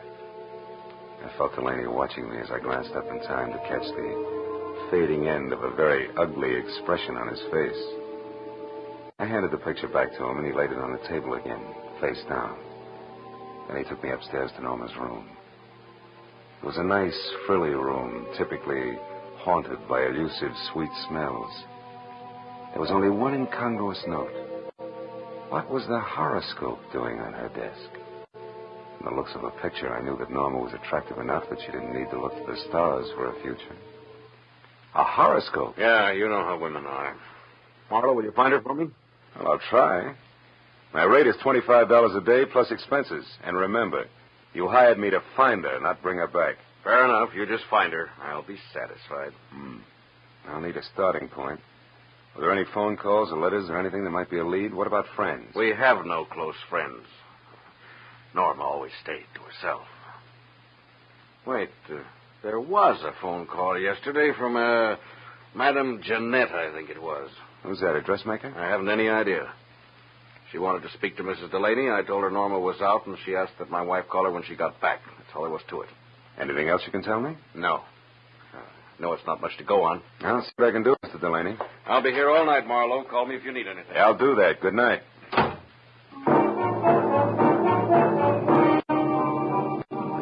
I drove back through the persistent fog to Sunset Boulevard. It was 9:30. I knew it was going to be like tracking a hummingbird through the petrified forest by the bent twigs, but I got a classified directory and I started digging. I checked the hairdressers, the manicurists, and the milliners, and I was just about to start on the interior decorators when I remembered the horoscope on Norma's desk. I quickly turned to the personal consultants. Yeah, there it was. Madame Jeanette. Her establishment, located in a dubious neighborhood south of Olvera Street, turned out to be a tacky cottage set back next to an alley. It was as dark inside as out. I was pounding on the door like a vampire at sunrise when a newsboy came up the path. Looking for Madame Jeanette? Yeah, you know her? Sure, she tells fortunes. Says I've got a great career line. You want to see it? Not right now, thanks. And I'll say for her that she's a sound sleeper. Maybe, but not so early as this. About this time, she's always hanging around that bar on the corner. Tonight, she's throwing a farewell party in there. Farewell party? Who for? Herself. She's leaving town. Oh, thanks a lot. Here, kid. Gee, a buck. My old man will swear I've been shooting crap again.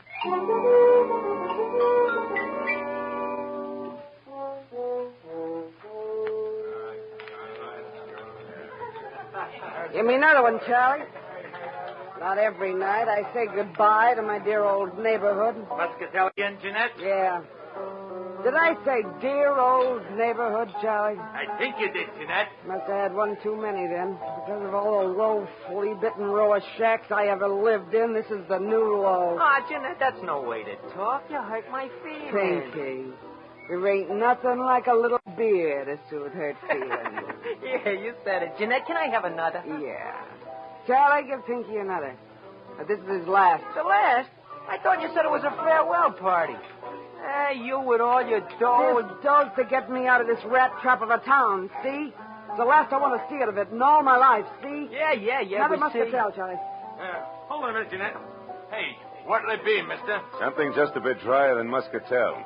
Say scotch? It's on me, mister. It's my party. Well, this is indeed a pleasure. You're the Madame Jeanette, aren't you? Yeah, why? You're all of 20 years younger than what I expected. Probably the life I lead. Hey, wait a minute. Why should you be expecting anything about me? I don't know you. Perhaps not, but I know you. From where? Oh, you're more famous than you think. Your reputation has spread far beyond Old Vera Street. In fact, it's gone up as far as the Sunset Strip, Madame Jeanette. No kidding. How would you kid a fortune teller? Don't you know all, see all, and tell all?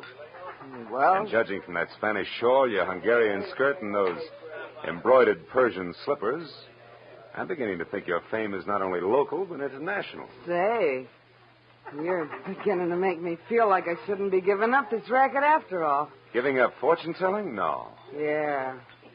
I'm leaving town on a midnight train. Gonna spread my talents all over the East, and I'm not coming back. Don't tell me your crystal ball has laid a golden egg.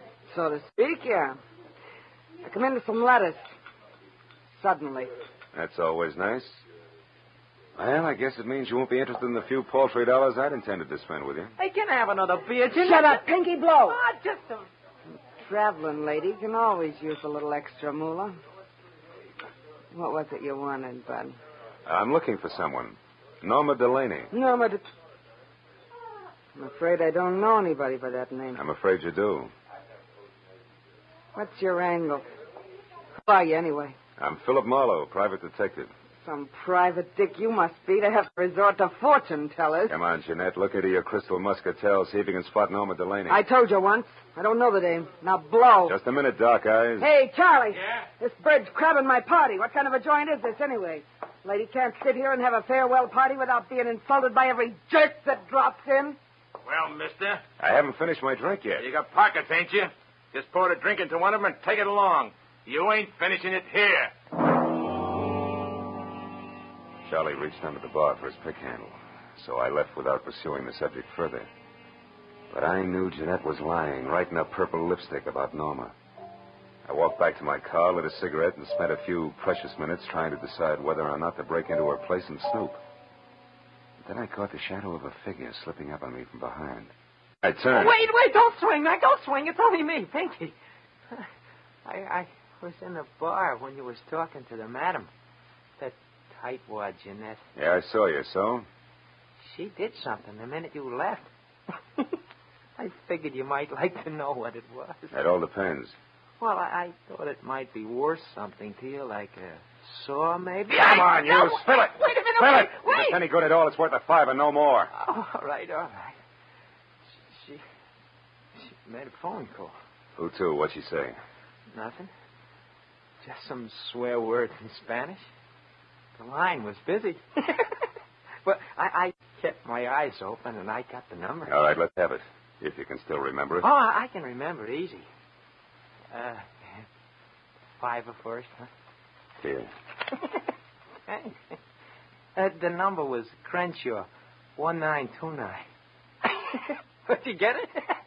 Like the year of the big crash.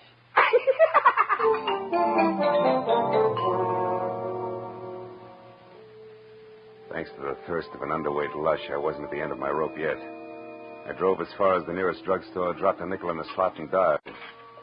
Crenshaw, the year of the big crash.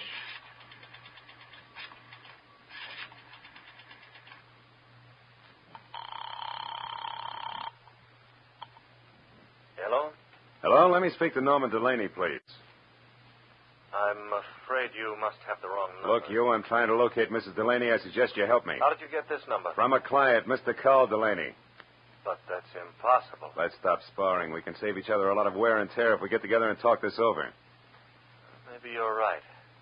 Yes, that sounds sensible. I'm at the Beechwood Apartments, number 4. Check. I'll be right out.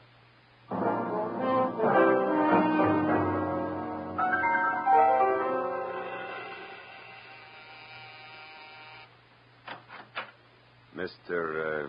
Pierre Gillum, it says here on the door. Yes. You the man who called? Uh-huh. Philip Marlow. Come in, won't you? You said you were looking for Norma Delaney, Mr. Marlowe. Tell me what's wrong. Has anything happened to her? Well, her husband seems to think she might have killed herself, but I have a hunch that you might have something interesting to say. No, poor kid. Poor Norma. Well, I'll tell you what I can, Marlowe, but it isn't much. Oh, I'm all ears, and I'll sit, thanks. Well, I was in love with Norma once, briefly, a long time ago. She was a wonderful girl, but her husband was insanely jealous. Mm-hmm. Even though she hadn't loved him for years, he refused to give her up. He even threatened to kill her first. Oh? Norma and I realized that serious trouble lay ahead, so we parted. Good friends. And I haven't seen her or heard from her in months. I buy it all but the last line. You have seen or heard from her, and recently. I'm not going to argue that. I've told you the truth. You can take it or leave it. I leave it. Suppose we both put our cards on the table. You lied to me when you said Carl Delaney gave you my number. I know because Madame Jeanette called me shortly after you did. Touché. But why did she run to call you at the mention of Norma's name if you two broke up months ago? And incidentally, how did that ersatz oracle Jeanette get mixed up in this in the first place? That is a long story, Marlowe. Good, I like long stories. I'll bet it begins just for a lark. Norma and I went down to Olvera Street once to have our palms read. Yes, that's exactly how it started. Madame Jeanette was an unusual woman, a character, you might say. Uh-huh. Well, we became friendly with her. Norma got quite sentimental about her. One day we made a sort of pact. If ever either of us was in trouble and needed the other, we'd go to Madame Jeanette or get a message to her. She would notify the other. So when I walked in asking for Norma, the madam assumed she was in trouble. Right. Called me immediately because she herself was leaving town in less than an hour. I know. Well, Mr. Gillum, it's all very interesting, but it's getting me no place. Thanks. If I need you again... No, wait, Marlowe, don't go. Hmm? I know a lot of details about Norma that I'm sure will be helpful. For instance, she drives a Nash coupe, powder blue. Powder blue coupe, huh? Thanks, that'll help. Oh, and she has a fondness for white gloves. Wears them quite often. I see. Well, I better get moving. No, wait just a minute, Marlowe. I've got to go. Now, listen, Marlowe. I told you I was in a hurry. Now, take it easy. Stick around a while. Get away from that door. Well, just who do you think you are? Come busting in here, prying, asking questions, you dirty... Oh! You asked for it, Gillum. Oh! You got a left, too, huh? So have I, brother. Left Gillum sprawled all over his coffee table, as limp as a 5-cent salad. Outside, I glanced at my watch. Madame Jeanette's train left in 40 minutes.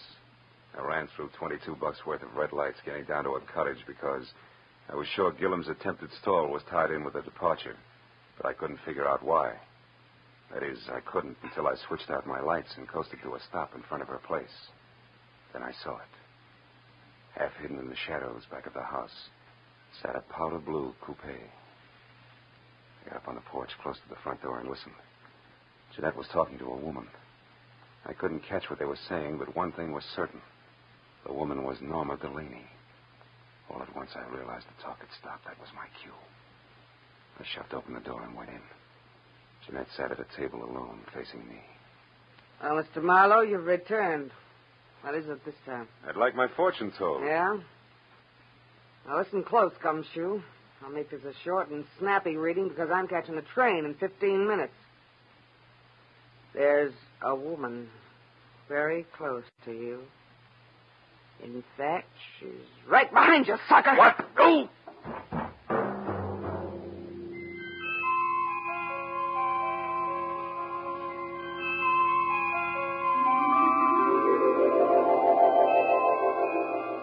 When I finally opened my eyes again, nothing changed. It took me a long time to figure out that the lights were off and it was dark.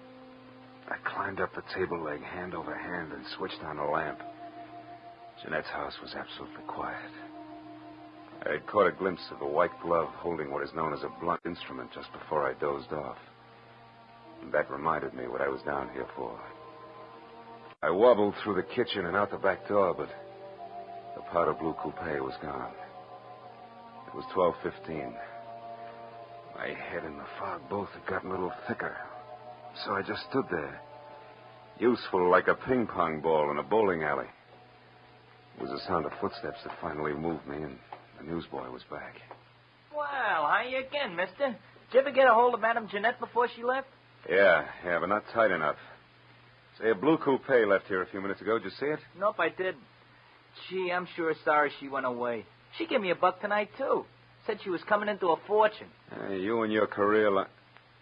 Say, what's that down there, in those weeds? I don't know. It looks like some kind of a shoe. Yeah, it is a shoe. Here, see? What do you know? A Persian slipper. I took the slipper along as a souvenir from my scrapbook and walked back to my car, trying to fit Norma Delaney's lovely hazel eyes in with that crack on the skull. But I couldn't. Between throbs of my headache, I figured Pierre Gillum would know why Norma had dropped in on Adam so close to train time. I decided to go back and ask him. Gillum was as reliable as a two-headed quarter and just as tricky. So when I got to his apartment, I pushed the buzzer, stepped back, and braced myself. There was no fight left in it. He opened the door in his robe, fingered the mouse I'd given him, and grinned. Oh. So you found your way out by yourself. Uh-huh. Say, Gillum, what was so important about Norma seeing Madame Jeanette just before her train left? I don't know. You knew enough to try to keep me here, to delay me. Why? Oh, Marlow, I did that for old time's sake, for an old friend. Jeanette asked me to hold you here until midnight, and I tried my best. Obviously wasn't good enough. Well, that's all I know about it. I see your phone is off the hook. You know that? Yeah, I took it off. It's given me nothing but trouble tonight. I hereby wash my hands of this whole business. I'm going to bed. And I hope to sleep. Good night.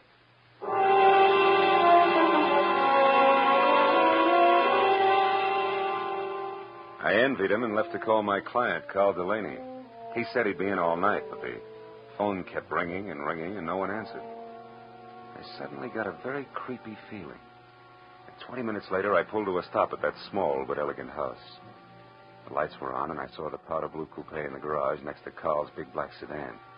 I ran up the steps. The front door was ajar, so I went in. I found Carl Delaney in front of the fireplace, face down on the floor, dead.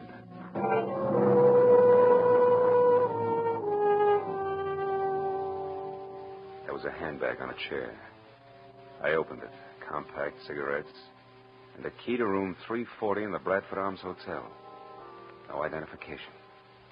That color portrait of Norma was standing up on the table this time, and those searching hazel eyes seemed to follow me all the way to the telephone.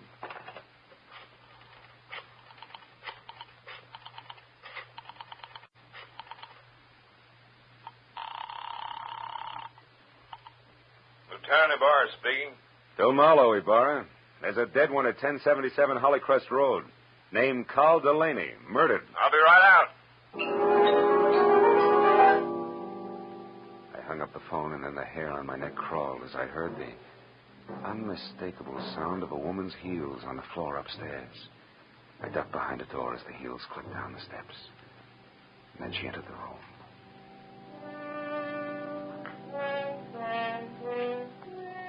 Norma Delaney was lovely as a picture. She moved calmly and deliberately, put a note on the table, picked up the handbag, and then turned to face the door I was hiding behind. You can come out now, Mr. Marlow. Hello, Mrs. Delaney. You can call me Norma now. And if you're thinking of using your gun, perhaps you'll be good enough to read this note first. Here. To whom it may concern, I, Norma Delaney, purposely and with premeditation, shot and killed my husband, Carl. It is beyond me to express how deeply I hate him, and since I must pay for this and cannot endure a public spectacle, I shall take my own life within the next few minutes. Now, look, Norma, no guns. Easy, Marlow. I'll kill you if necessary. But it would be so pointless now. I'm free at last, and I want to spend a little time left to me in my own way. Norma, if you'll listen to me Stay just back. a minute. Tonight I made my only friend, Madame Jeanette, happy. And I killed a man who needed killing. Something good, something bad. So I'm quitting, even up. What do you propose to do with me? You mustn't try to stop me, Marlow. See that closet? Mm-hmm. Get inside. And careful how you move your hands. Turn around to the wall. That's it. Marlow, I'm sorry I had to hit you with Jeanette tonight. Goodbye.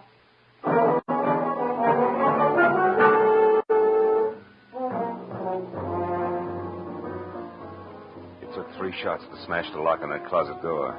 I heard her driving away just as I got it open. In spite of what she'd said, I couldn't let her kill herself. I ran outside to my car. One glance under the hood was all it took. There was nothing left of the wiring but loose ends.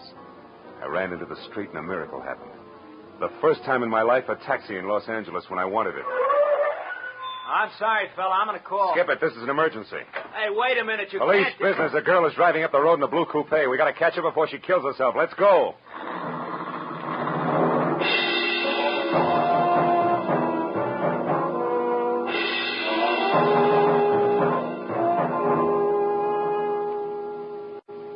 I think I saw taillights just then. Yeah? Can't you go any faster? Not on these curves, brother. I got a wife and kids. Okay, fella. We'll be at the top of the hill when we can get around the next bend. We should spot her then. Yeah, you can see the whole road down the other side. Here we are, mister. This is the top. But I don't see her.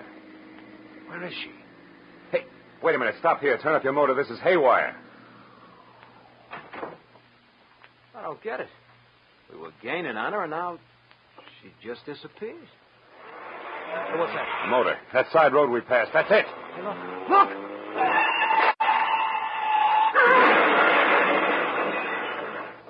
Holy smoke.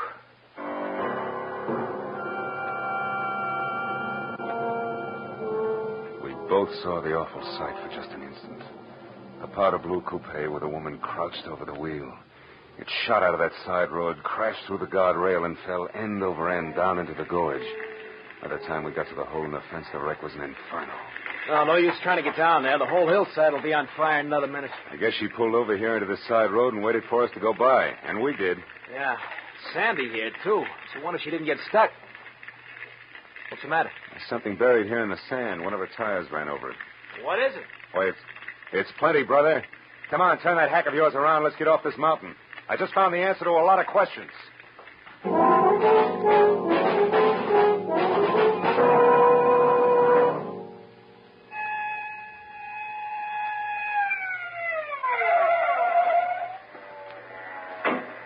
That you, Marlow? Yeah, Lieutenant. We found the body and the wife's suicide note.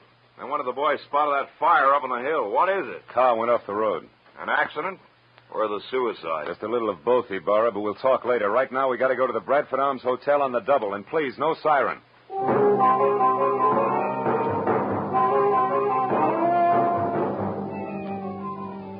The Bradford Arms was a 3-story walk-up. When we got there, Ibarra stationed one man in front, sent another to cover the back, and we started up the stairs. We had reached the second floor when we saw him on the landing above. Gillum.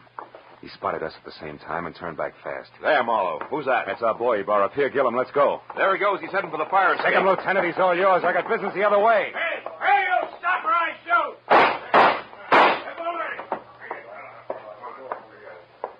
Room 336, 38, 340. All over now. You better drop the gun. Please, it's been neat so far. Don't mess it up. Come on, beautiful. Drop it. It's better. Well, Marlow, I got him. I had to wing him to bring him down, but here he is. And the lady must be... Yes, Lieutenant. The lady is Norma Delaney.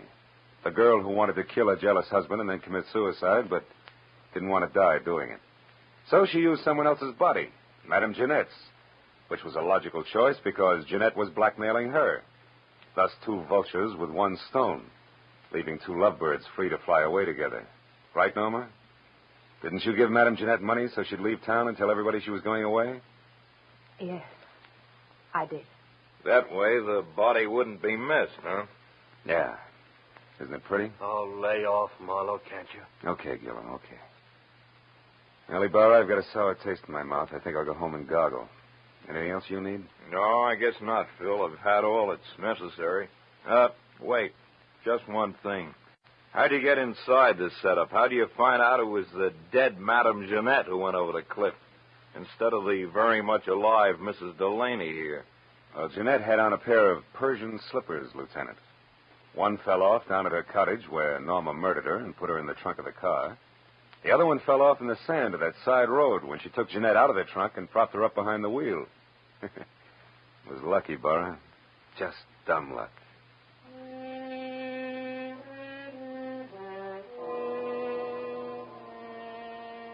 I took a walk later. A long walk. All by myself. Through that thin, empty fog in the dark, empty streets. A pair of hazel eyes and a pair of Persian slippers went round and round in my head. And for some reason I kept thinking, a pair of Persian slippers has two soles, two heels. And it's hard to tell just exactly where the one becomes the other.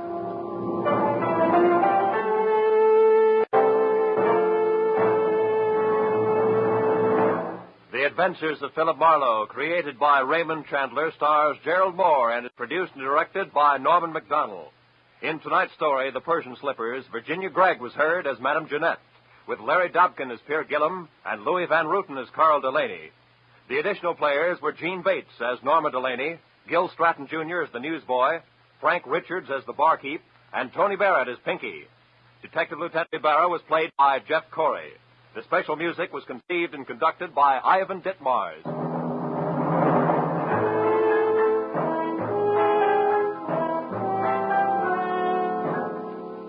Be sure to be with us again next week at the same time when Philip Marlowe says...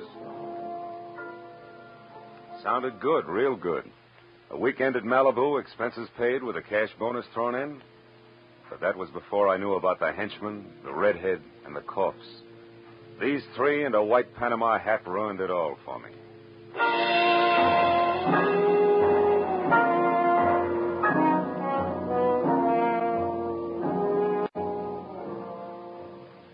The big star-studded array of CBS Sunday shows starts tonight. 1, 2, 3, 4, 5 top entertainment programs that make listening to your CBS station a happy habit.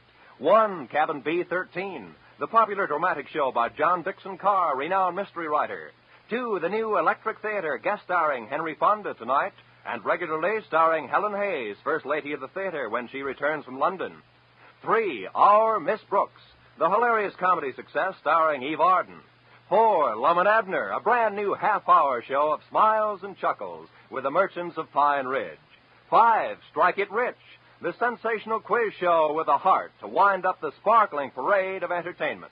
Mystery, drama, comedy, excitement tonight over most of these CBS stations. And next Sunday, the first broadcast in the new season for two of radio's greatest stars, Amos and Andy. Yes, Sunday nights are great on CBS. Check your local newspapers for program times.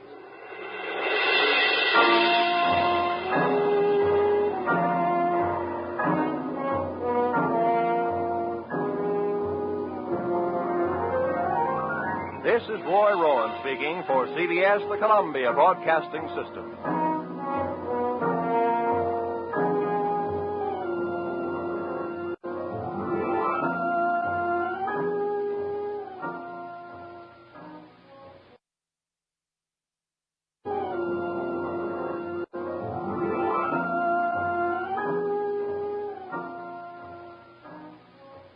Sounded good, real good. A weekend at Malibu, expenses paid with a cash bonus thrown in. But that was before I knew about the henchman, the redhead, and the corpse. These three and a white Panama hat ruined it all for me. From the pen of Raymond Chandler, outstanding author of crime fiction, comes his most famous character as CBS presents The Adventures of Philip Marlowe.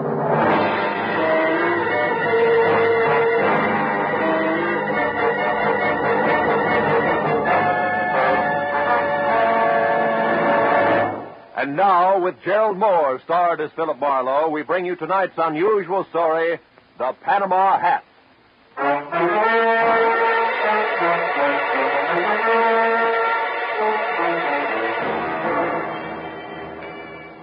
I was sitting in my office bombing the ashtray on my desk with paper clips, wondering what kind of a job a private detective gets when clients stop calling completely.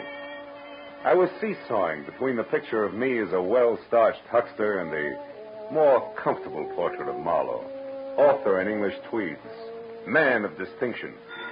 And the telephone brought me to a rude awakening. Marlow speaking. My name is Isabel Gordon, Mr. Marlow. I must see you at once. My husband Bruce is in terrible danger. Could you possibly meet me in an hour at the Pelican Inn? It's a small roadside place on the way to Malibu. I'll explain everything then. Pelican Inn, 1 hour, Mrs. Gordon.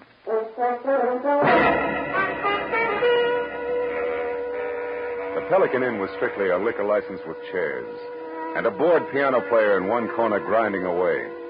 The place was empty, and I was about to order a drink when the front door opened and a woman entered. She was tall and thin and right out of Harper's Bazaar, from double ankle-strap shoes to close-cropped hair. One look at her fear-crowded eyes, and I knew it was Isabel Gordon. I got up and introduced myself. Then we went to a table, and she started to talk. For 2 weeks now, Mr. Marlowe, my husband Bruce has been receiving unsigned, threatening letters. I'm almost sick with worry. I don't know what to do. Now, wait a minute, Mrs. Gordon. The first thing to do is to get hold of yourself and tell me the whole thing right from the beginning. Yes, all right. Well, first of all, Bruce and I have only been married a little more than a year. We're living with my uncle, Avery Fairchild, on an estate out beyond Malibu. I see. What does your husband do for a living, Mrs. Gordon? Why, he's a photographer. Movie or commercial? Well, at present, it's neither. You see, Bruce has been terribly unsettled since the war. Lost, sort of, and then recently he got interested in photography, and it's been a great help to him. But he doesn't exactly work at it, huh? Well, he's converted one of the rooms in the guest cottage into a studio, and he spends almost all of his time there experimenting with portrait work. But he doesn't actually have a job, if that's what you mean. How does that appeal to your Uncle Avery? Oh, I'll be honest with you, Mr. Marlowe. My uncle thinks the sun rises and sets on me, but with Bruce... It's total eclipse, is that it? I'm afraid so. All his life, Uncle Avery has been concerned only with dollars and cents. He simply doesn't understand or sympathize with an artist's viewpoint. Uh-huh.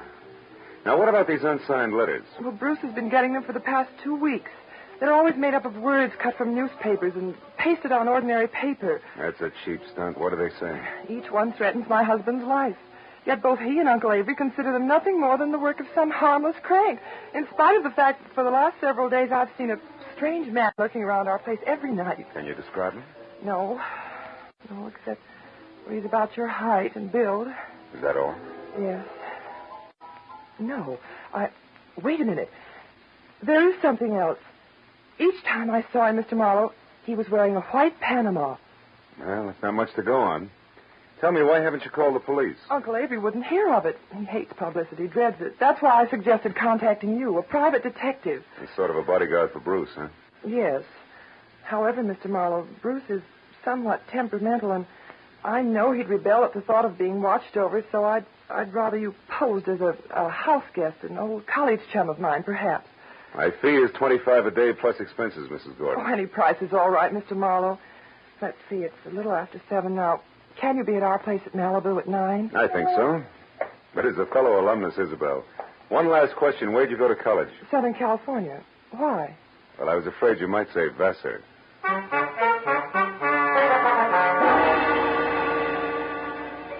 After Isabel left, I remembered that I was already on my expense account. So I had a tasteless, cold, hot blue plate special and a burned cup of coffee. Then I stepped out of the Pelican Inn and headed across the paved parking lot to my car. It was already dark, and I was admiring the full moon and the beautiful wash it made over the ocean when it happened. Hey, mister! What's that? You all right, mister? Yeah, I think so. Thanks to your sounding off. That nut was aiming right for you. Yeah, looks that way. Did you happen to get his number? No. What about his face? Can you describe him? No, matter of fact, I only noticed one thing. What was that? The hat he was wearing. It was a white Panama.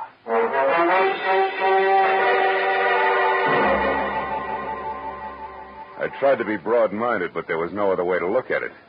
The gentleman in the white Panama hat definitely meant business. I returned to my apartment in Hollywood, where I shaved, showered, and packed. And then I headed for Malibu. At 8:45, I was inside the grounds of the Fairchild estate. Another mile, and I was at the front door. When I entered, Isabel greeted me like I was a keg of brandy around a St. Bernard's neck. Then we waded through an inch-thick carpet to the library where Uncle Avery, fat, bald, and looking like he'd just bitten into an underripe persimmon, was waiting. I wasn't asked to sit down, and I wasn't offered a cigar. Avery Fairchild was not one to waste time. I'm a very rich man, Mr. Marlowe. As such, I'm the target for all kinds of fortune hunters, confidence men, and cranks. In my lifetime, I've been threatened and pestered by a score of crackpots, each one slightly more psychopathic than the last. Never bothered me, and it never will. However, in this case, the approach is a bit different. Meaning you think somebody's trying to get at you through your nephew, huh? Never refer to him as my nephew. My niece's husband, if you please. And don't forget it. Uncle Avery. Isabel, my feelings about your husband are no secret. You're being unfair, Uncle Avery. Just because Bruce is an artist and he... Artist, is he?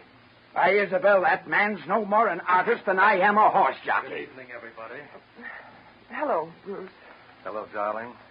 You were saying something, Uncle Avery? Bruce, I want you to meet Philip Marlow. We were great friends at school, and when I heard he was in town for a while, I insisted that he spend a weekend with us. How do you do, Mr. Gordon? It's a pleasure to have you with us, Mr. Marlow. You're very welcome. I do the welcoming around here, Bruce. Mr. Marlow's had a long trip, and I'm certain he'd like to turn in early. Bruce, darling, he's going to stay in the guest cottage, the room next to your studio. Will you show him there, please? Oh, I'll be glad to. By the way, Isabella, I'm going to work late, so I'll say good night to you now. Good night, dearest. Good night, sweet. Please be careful. Yes, Bruce, by all means, be careful. Remember, the true artist belongs to posterity, or something.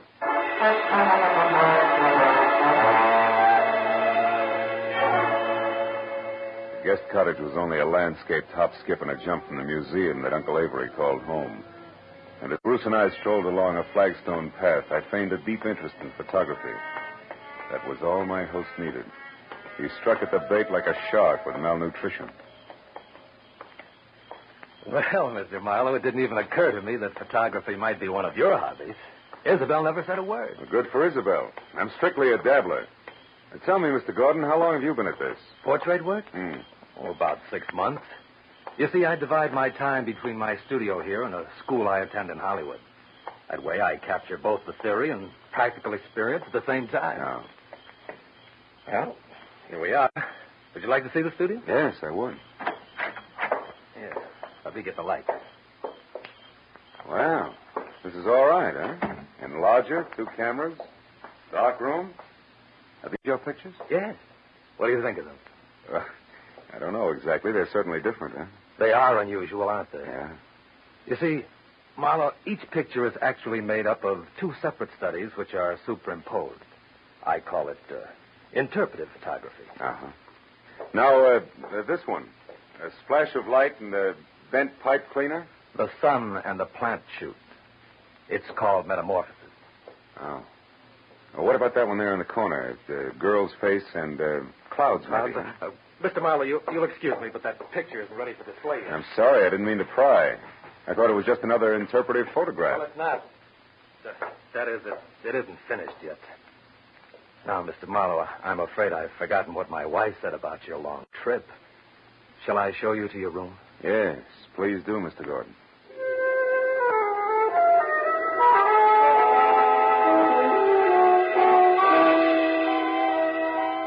My room on the other side of the guest cottage was wider than Hollywood Boulevard. After Bruce apologized for his display of temperament and bid me a polite good night, I climbed into the silk pajamas that were laid out for me, stretched out on the bed, and tried to figure who belonged to the white Panama hat. About an hour passed, and I wasn't getting any sensible answers.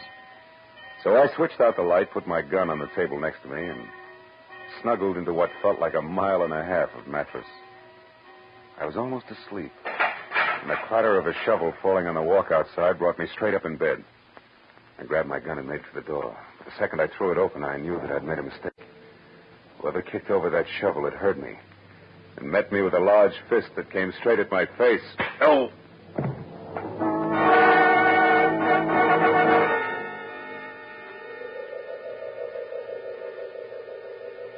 As I came back into the world, I was embarrassed to find myself alone and flat on my back. When I started to get up, I felt like the L.A. Dons, water boy and all, had run over my face. My gun was a few feet away, and when I went to pick it up, I stopped short. There was a souvenir from the man with the great big fist. A gold cigarette lighter. It was engraved to Skipper on his birthday. Putting it in my pocket, I picked up my gun and made for Bruce's studio. He wasn't there. I threw on some clothes and went back to the house and found Isabel in the living room.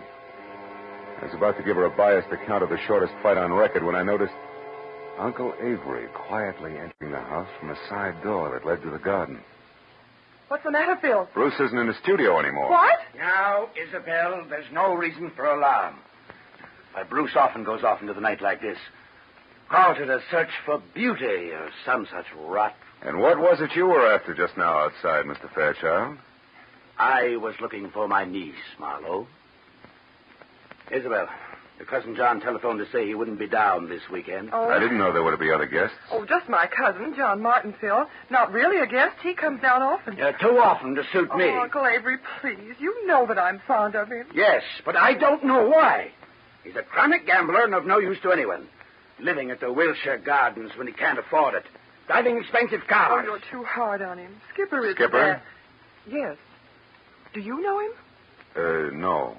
No, I don't. Well, you're not missing anything, believe me. Oh, I do believe you, Mr. Fairchild. I believe your every word. What? Good night, all.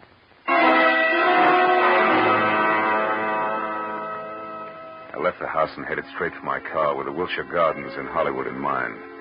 It was just a chance that John Skipper Martin might own a white Panama hat. When I got to the prodigal cousin's bungalow, it was dark inside. So I pressed one hand close to my gun and the other against the doorbell. But there was no answer. The side window was open, and I started toward it when a nasty voice greeted me from the shadow of a palm tree. Good evening. Lovely night, isn't it? I hadn't noticed. I've been busy. I know. We've been waiting for you for a long time. We? Uh-huh. Me and my nice shiny revolver here. 38. Oh, I see. Well, you make a handsome couple, and I hope you're both very happy together. Now, what do you want? I don't want anything. I'm here to give you something. Advice. Look, brother, I've already told you I'm busy, so if this is a heist, let's get it over with, fast. You know, I think you're confused. I'm holding the gun, Mr. Martin. Martin? John Skipper Martin. Surprised that I know your name? Why, yes. Yes, I am. I don't recall having had the pleasure. You haven't. People never forget me, Mr. Martin. My tag is Brock. Does that mean anything? No, what do you do? Sing, dance, tell jokes? Yeah, that's it. Last one. I tell jokes. I can't wait. You won't have to, Mr. Martin. I'm going to tell you one right now. It goes like this. Once upon a time, a young punk borrowed $10,000 from a generous gambler on his promise to pay the money back within a week. But the young punk never came across. So the gambler told a nice fellow named Brock to call on the young punk and tell him that he had 48 hours in which to get the money together. And that if he didn't, he'd never see the 49th hour. What's the matter, Mr. Martin? Don't you like jokes?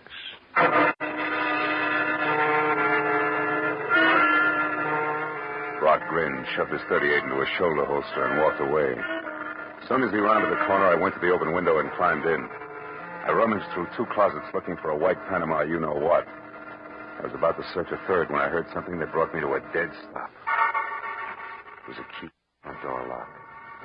I closed my right hand over the gun in my pocket, moved flush against the side wall, and waited. But the moment the door swung open, the telephone rang. And the hulk of a man that entered went straight for it. He was wearing a gray fedora. Hello? Oh, hello, Isabel. What? Bruce? Are you sure? But that's impossible. I mean, things like that just don't... Excuse me, Isabel. I think I have a visitor. I'll call you back. Reach, Mr. Martin.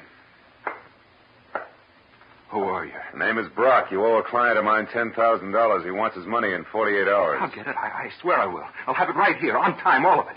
How are you going to do that, Mr. Martin? I've got a way. Someone's going to give it to me tonight. Why? Why? Because it's the healthy thing to do. That's why. That's all you wanted to know, isn't it? That's all. Good night, Mr. Martin.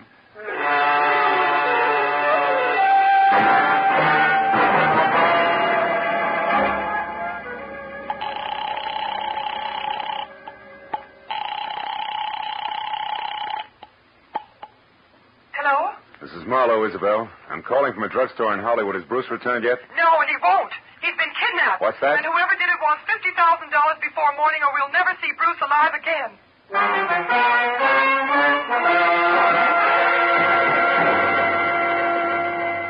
As I walked to my car opposite the Wilshire Gardens, I felt like my brain had spent the night in a cement mixer. I was about to head back for Malibu when I suddenly saw Skipper Martin dash out of his bungalow and pile into a long, glossy convertible. I followed him out to the Pacific Palisades, where he made a call at a little house which sat on a bluff overlooking the sea. Once he was inside, I moved up quietly and saw that the name on the mailbox was Miss Carla Winters. I crawled up to a lace-curtained window where I could see what was going on. One look at Miss Winters made the damage I was doing to my tweeds worthwhile. She was strictly dragon lady, with flaming red hair and a waist you could span with two hands, if you were lucky enough to get that close.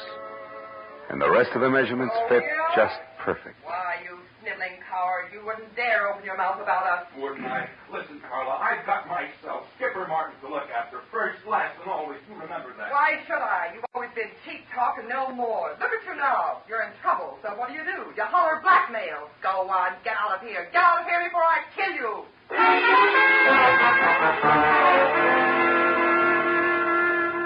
When Skipper slammed the front door, stomped to his car, and roared off, I couldn't figure any reason, legitimate reason, that is, for calling on Carla Winters. So I returned to the Fairchild place. Isabel was somewhere between hysteria and collapse over the fact that she and Bruce had less than $2,000 in their own name. Uncle Avery, of course, was more than reluctant to pay the ransom demanded for the return of a man he'd rather not have returned. But his niece won out. All right, Isabel, I'll give you the money. But understand, I'm doing this for you, not for that no Yes, good... Uncle Avery, I understand, but can you get that much cash at this hour? The bank... Who said anything about banks? You know I don't like them. Money will be in your hands in 30 minutes. In the meantime, tell Mr. Marlow here what arrangements you've made with your husband's abductors. 1 minute, Mr. Fairchild. What about the police? The police have already been notified, Mr. Marlow. They've agreed not to interfere until tomorrow morning. By that time, I suppose we'll have Bruce returned to us. To us, Uncle Avery? That's a mere slip of the tongue, Isabel. I'm only paying for his return. You take over from there. I don't want him.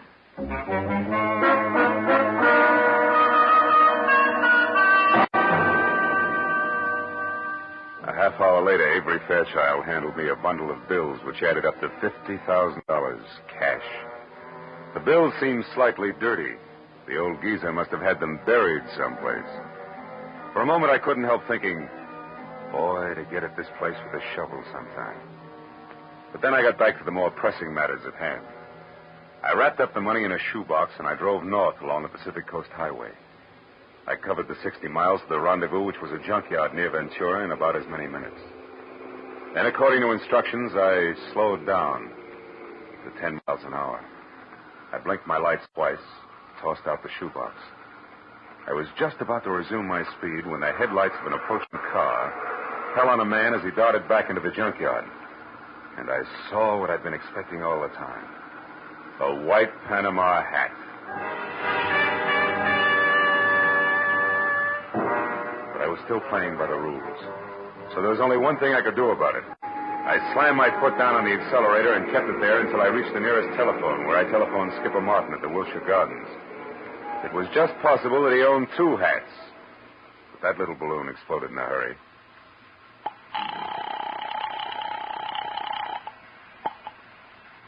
Hello? Mr. Martin? Yes. Who is this? This is Brock, remember me? Oh, yes, of course. I've been hoping you'd call. You mean you got the money right now? Well, no, not this minute, but I will have it in a couple of hours. You're sure, Mr. Martin? I'm positive, Brock.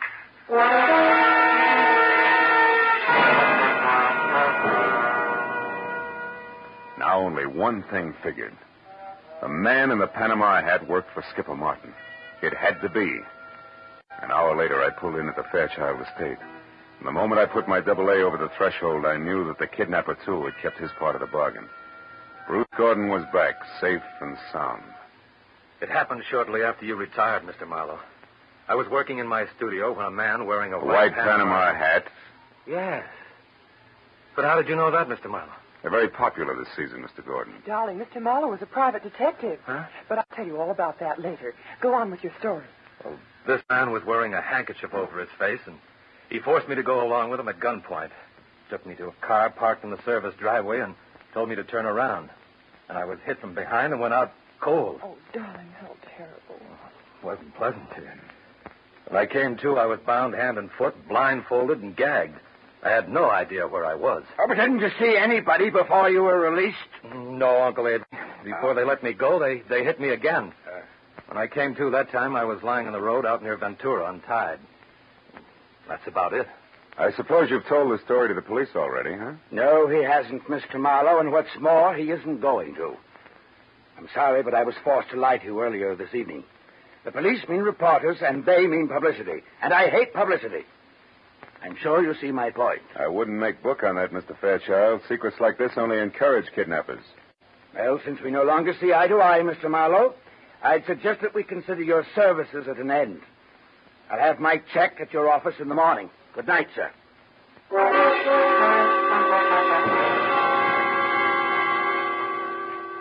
Avery Fairchild wasn't the kind of a man you argued with. I threw my coat over my arm, tipped my hat to Isabel, and stepped outside.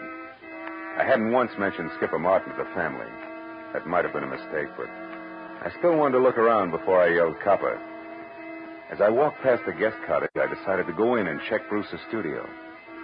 Maybe the man in the white PH had left a few odd footprints on the ceiling. I tossed my coat in a corner chair and started through the clutter. 10 minutes later, I found nothing. I was about to leave when I suddenly remembered the picture of a girl in some clouds that Bruce had been so careful to keep out of sight. It hadn't been moved. And when I brought it into the light, I didn't have to look twice. It was the portrait of Carla Winters, the red-headed dragon lady that Skipper Martin had visited. Now things began to add up. At the chauffeur's quarters, there was an outside telephone, and I put through a hurry call to Lieutenant Ibarra at Homicide in L.A. The best I could get was one Sergeant Neely. I'm sorry, Mr. Marlowe, but the lieutenant's out on a call right now. There's some kind of a row uptown. Well, do you know where he is? The address, I mean. Oh, yeah, sure. It's one of those bungalows at the Wilshire Gardens. The Wilshire Gardens? That's right. What's so special about that? Maybe nothing. I'll know in a minute. Thanks, Neely.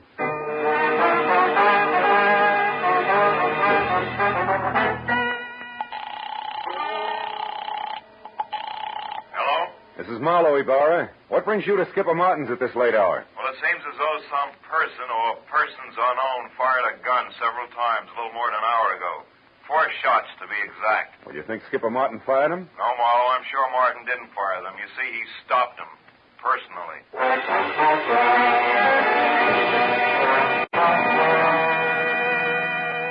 Before I hung up, I gave Ibarra a quick rundown on the whole story. After making me feel like a schoolboy for keeping him in the dark so long, he told me to sit on the Fairchild's front steps until he got there. Well, that gave me a half hour to kill, most of which I spent walking around aimlessly, trying to get something close to 4 out of 2 and 2. But I couldn't. Finally, I heard Ibarra siren up to the front door. I was about to head for him when the chill in the morning air reminded me that my topcoat was still in Bruce's studio. I went back and got it. When I turned for the door again, I noticed a little slip of paper that had been under the coat fall to the floor. I picked it up. I must have held it for a full minute before I realized what it meant. Just a small slip of paper, and yet it made everything, the kidnapping, Carla, the murder, fall right into place. When I entered the living room at the house, one glance at Isabel and Bruce told me that she'd already knew about Skipper's death. Only Uncle Avery, who was not one to shed crocodile tears, hadn't changed. Ibarra, of course, was unhappy. Marlowe, we can't run any kind of a police department when every private detective acts like he's the commissioner himself.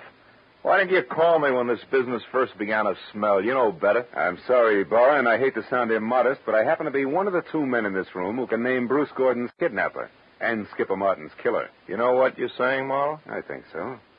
The man in the white Panama hat who kidnapped Bruce Gordon, Lieutenant, is Bruce Gordon himself. In other words, Bruce Gordon kidnapped Bruce Gordon. No. What? You're out of your mind, Marlowe. Am I?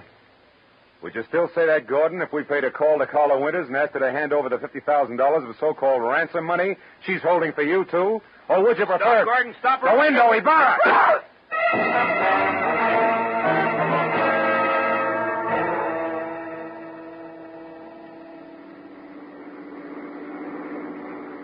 Then, in other words, Marlow, Bruce, who eventually planned to divorce Isabel and marry Carla Winters, wanted to have a little stake, like $50,000 around first. That's right, Ibarra.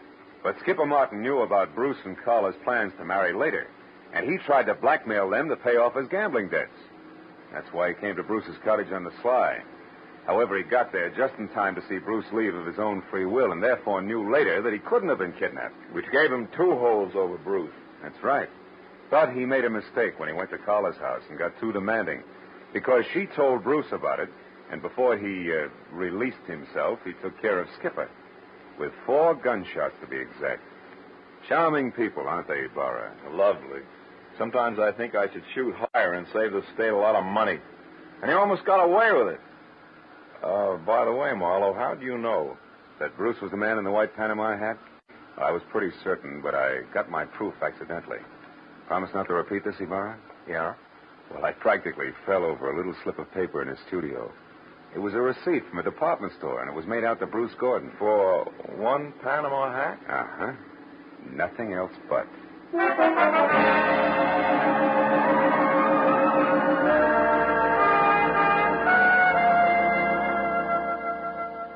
When I finally got back to my place on Franklin Avenue, the sun was already up. And the people who work at nice, sane jobs were beginning to fill the streets. I'd been on the go for a steady 24 hours, so I could think of nothing but my bed. I was about to put my key in the lock when a next-door neighbor walked by, bid me a cheery good morning, and started down the corridor. Now, that alone wouldn't have disturbed my sleep, but why did he have to be wearing a white Panama hat?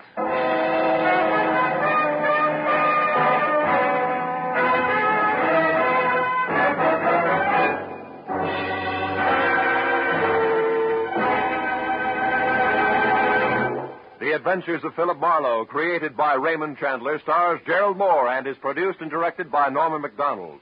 Featured in tonight's story were Jacqueline DeWitt as Isabel Gordon, Wilms Herbert as Uncle Avery Fairchild, Bill Lally as Bruce Gordon, Shep Menken as Skipper Martin, and Lou Krugman as Brock. Detective Lieutenant Ibarra is played by Jeff Corey. The special music was conceived and conducted by Richard O'Runt.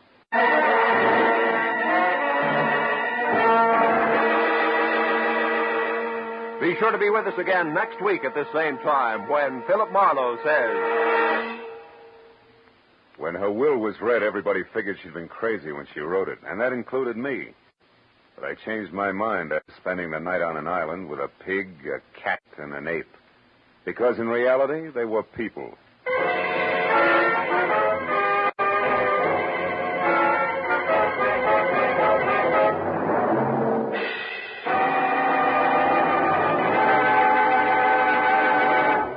Tonight, Amos and Andy return to the CBS network. And along with all their friends, Kingfish, Lightnin, and Henry Van Porter, they're settling down for a permanent stay. Be listening for them later this evening over most of these same CBS stations.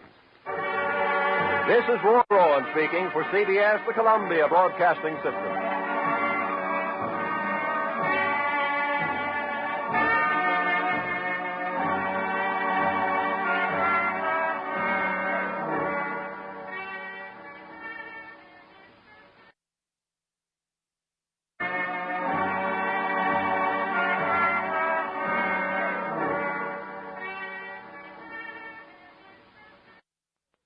When the will was read, everybody figured she'd been crazy when she wrote it. And that included me. But I changed my mind after spending a night on an island with a pig, a cat, and an ape. Because in reality, they were people. From the pen of Raymond Chandler, outstanding author of crime fiction, comes his most famous character as CBS presents The Adventures of Philip Marlowe.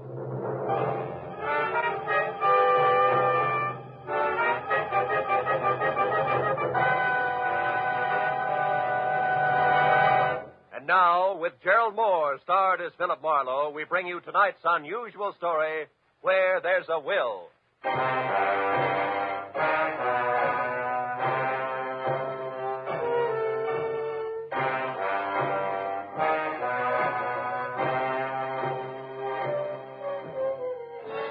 spent the whole day on a noisy job which had concerned itself with a lot of people who talked a lot and said nothing.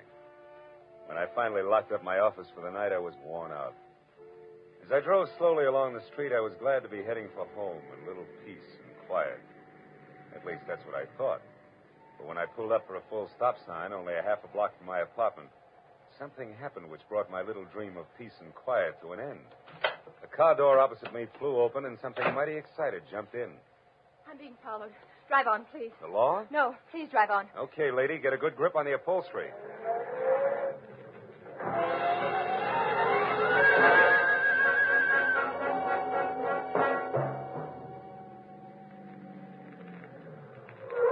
There, that ought to do it.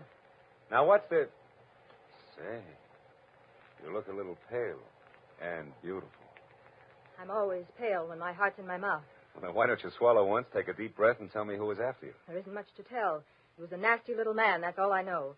So thanks for making like Barney Oldfield, and good night. Hey, not so fast. It's impolite to hitch and run. Look, mister, right now I'm up to my earrings in trouble, and that leaves very little time for small talk with strangers, even nice ones. Well, in that case, the name is Philip Marlow, which takes care of the stranger part, and I'm a private detective, which makes trouble my business. Where do we go from there? No place. $300,000 worth of hidden bonds, a screwy old lady, and a sculptor with a red beard are too much for any one-man police force, Mr. Marlowe. So again, good night. Before I could say anything, she was out and gone.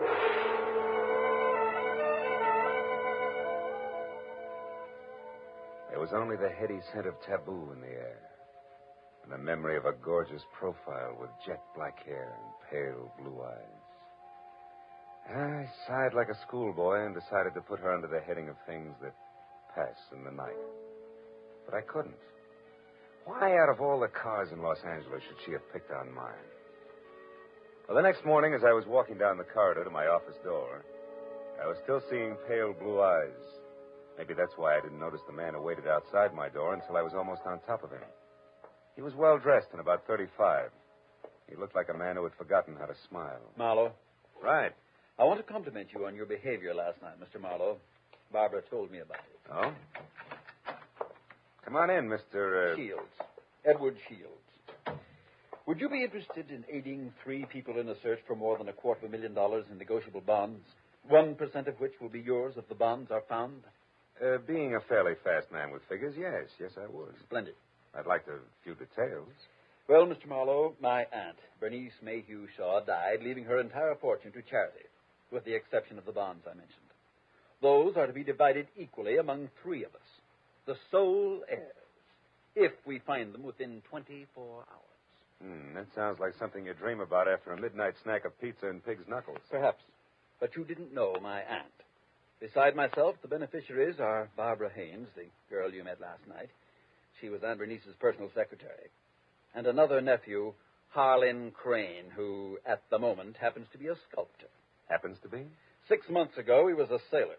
Before that, a writer, without even a rejection slip to his name. My cousin is irresponsible, impetuous, and completely self-indulgent. The will itself, Mr. Shields, what are the exact conditions? At precisely noon today, the 3 of us are to meet with Luther Willard, my beloved aunt's lawyer, who will give us each a large sheet of tissue paper covered with specific markings. Individually, the sheets mean absolutely nothing. But combined, one over the other, the transparent sheets form a coherent map to the location of the bond. But why all the intrigue? My dear departed aunt had a peculiar sense of humor. In addition to this, she was never particularly fond of any of us. She was sure that our individual shortcomings would make cooperation among us impossible, even for so short a period as 24 hours. And the fact that a man followed Miss Haynes last night convinced you that there was something to that, huh? Convinced me? No. He may have been nothing but a personature. Nevertheless, I do feel that to play safe, a 4th party, a custodian of the map, so to speak, would be advisable. That's fine. When do I go to work, Mr. Shields? At noon, at the lawyer's office.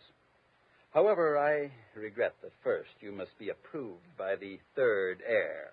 I don't like to ask this, Mr. Marlowe, but would you mind very much calling on my cousin Harlan personally? Not at all. As a matter of fact, I think he might prove very interesting. Yes. I'm sure he will. As interesting as an ape in the zoo.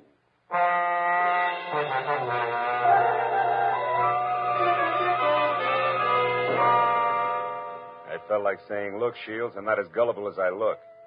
But then I thought a client's a client, and I decided to play along. Howland Crane, 6-foot, red-bearded giant, talked as he worked, wielding a 10-pound sculptor's mallet like it was an 18th century quill.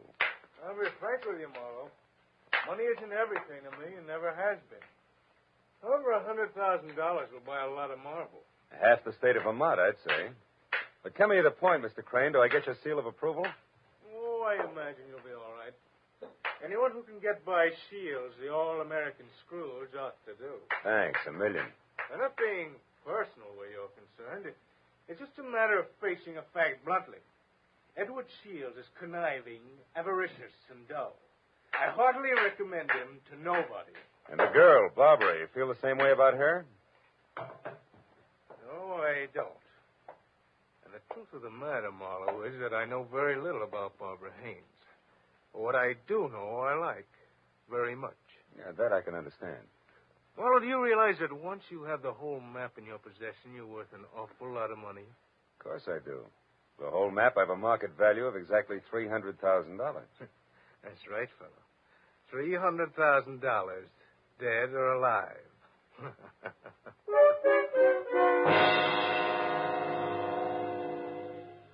I know it was small of me, but I didn't exactly see the joke. And things got less funny as time went on. Later, as me and my trio got off the elevator at the lawyer's office, old Luther Willard, Aunt Bernice's attorney, was waiting for us, so excited he could hardly talk. I've been held up. What? Yes. A little man. He wanted the map. Little man, dark complexion? Yes. Had a scar on the side of his neck. Are the maps all right? The maps? Oh, yes, they're all right. Now, wait a minute, everybody. Give him a chance. Mr. Willard, tell us exactly what happened. This is Mr. Marlow. We told you about him, Mr. Willard. Of course, yes. Come into my office. You see, I was putting some papers into my safe when this little man stepped up behind me and demanded the maps. Were they in the safe? No, thank heavens. Make yourselves comfortable. The maps, Mr. Willard. Where are they now? Well, right here, where they were all the time. Here under the blotter on my desk. Clever of me, wasn't it? Wax seals, still intact. I'll take all three of them right now, Mr. Willard. That is, if there are no objections. All right, then I guess we can be on our way. Hold on, Mr. Marlowe. There are still two things you people must know. First, in the event the bonds are not recovered within the 24 hours, I am instructed to open another sealed envelope, which I'm happy to report is kept in my bank vault. That envelope contains a complete and simplified map and is to be turned over to a designated charity. And second, if any of you die before the allotted time is up, the bonds are to be divided among the surviving persons. And if none of us survives, Mr. Willard? Why, in that case, the bonds again go to charity. You see, Harlan, your aunt was a very generous woman.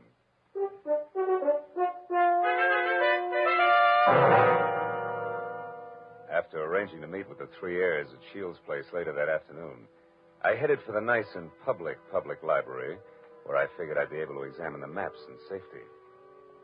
By placing the three maps exactly one over the other, I saw that the bonds were hidden on the larger of two squares of land called Twin Islands, which were the personal property of the late Bernice Mayhew Shaw, and located in Indian Lake in the San Bernardino Mountains. As I left the library with the three maps in my pocket, I felt like a well-fed mallard on the opening day of hunting season. Then I knew I was being followed. As I slipped into a doorway and turned, I saw it was the nasty little man with the scar. All right, you. We're through playing tag. Oh, let me go. Not yet, Shorty. Not until you talk loud and clear. No, don't hit me, please. Please hit me down. I'll tell you everything. All right. If you're sure you can get it all straight the first time. There. Now, the whole story, beginning, middle, and end. Yeah, like you say. Whole story. Okay. Starts like this.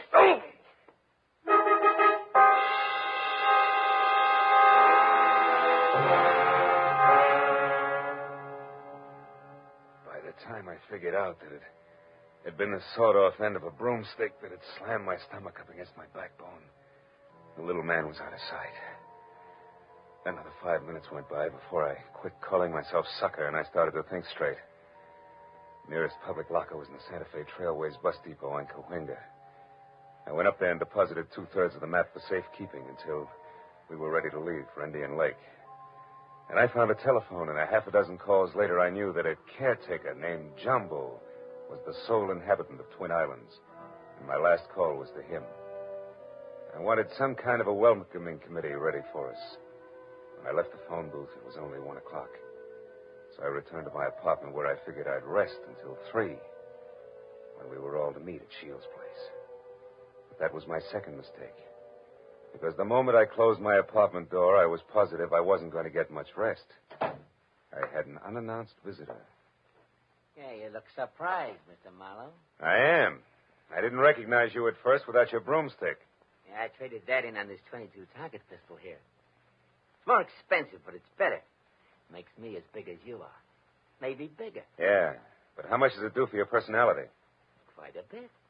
Gives me poise. And poise gives me manners. So in asking for that nap in your pocket, I'll even say please. Come on, Marlow. I won't say please twice. No, I don't think you would. Here. Thank you. Now, before I go, one more thing. The hall outside here is straight and narrow, right to the stairs, and that makes it fine for shooting.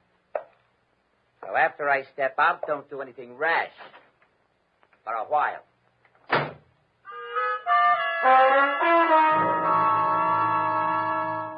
So, loving life as I do, I didn't do anything rash for a while. In fact, I could have whipped up a nice 7-minute frosting before I moved at all. Then I phoned the 3 heirs to get together at my apartment. When I finally had them all seated in front of me, I related the saga of the little man, including my premonition that one of the 3 present was signing his paychecks. Of course, I got nothing but Cupid-doll innocence out of any of them.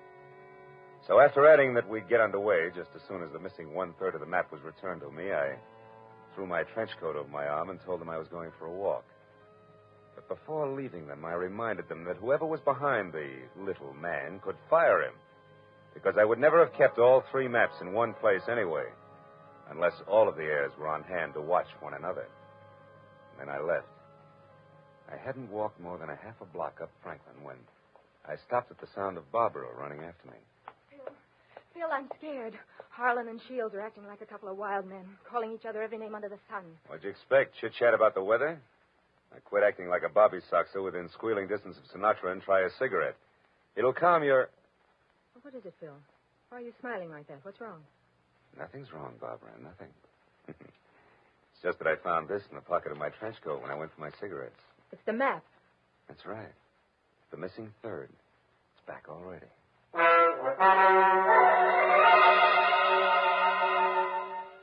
When that missing 3rd part of the map turned up so fast, I figured the heirs had decided to play ball. But I made a mental note to keep my eyes on them anyway. At 3 o'clock, I went to Edward Shields' hillside house in Laurel Canyon for the scheduled meeting. Shields wasn't home yet, but Cousin Harlan was there, admiring the view. Barbara showed up a few minutes later in a convertible, and Shields arrived last by cab. It finally began to look as though we might actually start out all together. Well, I see we all arrived, safe and sound. Yeah. Disappointed? Only by your clumsy attempts at humor, Harlan. Stop it, boys. Let's get started.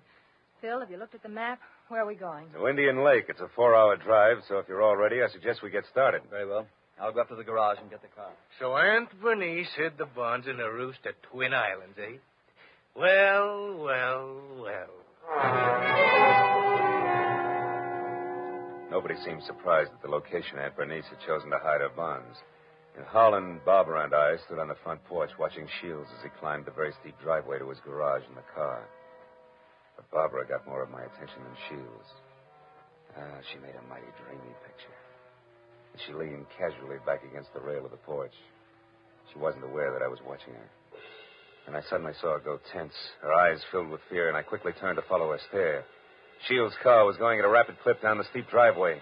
I still couldn't figure out Barbara's concern, and then she started screaming. The car's out of control. The car was headed for the edge of a cliff. His brakes are out. You go over. The tree stopped him. Shields, are you hurt? No, I'm all right. The brakes, I tried to stop He them. hadn't hit that tree. Should have gone over the edge. Let's have a look at those brakes, Shields. Well, no wonder. What is it? Brake line's broken. Every drop of fluid drained out. I might have been killed. No might about it, Shields. We stood there for a while, all looking at one another, but nothing was said. Brake lines rarely snap accidentally. And I remembered that Harlan had been at Shields' house early, and the car had been in the garage, and Barbara... Well, I had to admit that she actually had anticipated the car going out of control. Well, the 24 hours for finding the bonds were slipping by, and I knew we had to get to Indian Lake. We held a short powwow without passing the peace pipe, and we decided to take Barbara's car. We picked up the rest of the map, which I'd checked at the bus station, and we shoved off. After a 4-hour drive that was about as relaxing as the thought of an overdue time bomb in a day nursery, we finally pulled up to the shores of Indian Lake. Jumbo, the caretaker, was waiting at the dock. He knew how to handle a boat, and a few minutes later we could see Twin Islands. We headed for the smaller of the two, where I could make out a rambling lodge. The other island, a quarter of a mile away, seemed deserted. Shields was the first one ashore. Here, Barbara, let me help you. Run along, boy. I'll help Barbara. Thanks, Harlan. Well, Marlow, what now? Well, first we go up to the house. Oh, Jumbo, you got everything ready for us? Hey, Jumbo. Huh? Oh, sure. Everything's ready, Mr. Marlow. Just like you said, I opened 4 of the upstairs rooms. Open the rooms? We're not going to sleep out here, are we? We're going to try. But this isn't a vacation. We're here to find the bonds and get out. You realize it's almost 9 already? That leaves us just 15 hours, Marlow. Yeah, I know. I got a good watch, and I count to 24, and I'm also giving orders to you Don't three. get high-handed, Marlow. You're an employee of ours, and that's all. Let's get the map together and start looking for those bonds right now. Take it easy, big man. The bonds are hidden on the other island. The map is as tangled as a second-hand spider web. We wouldn't get anything at all down in the dark. That's your opinion. Look, you people hired me to help you find those bonds. If I have to get nasty to make you take orders, I can do that, too. Now, let's play like we're smart and go up to the lodge and relax. All right, Marlow. But remember, we'd better have those bonds by tomorrow, or someone else will be nasty. Very nasty. And I mean me. What? You too?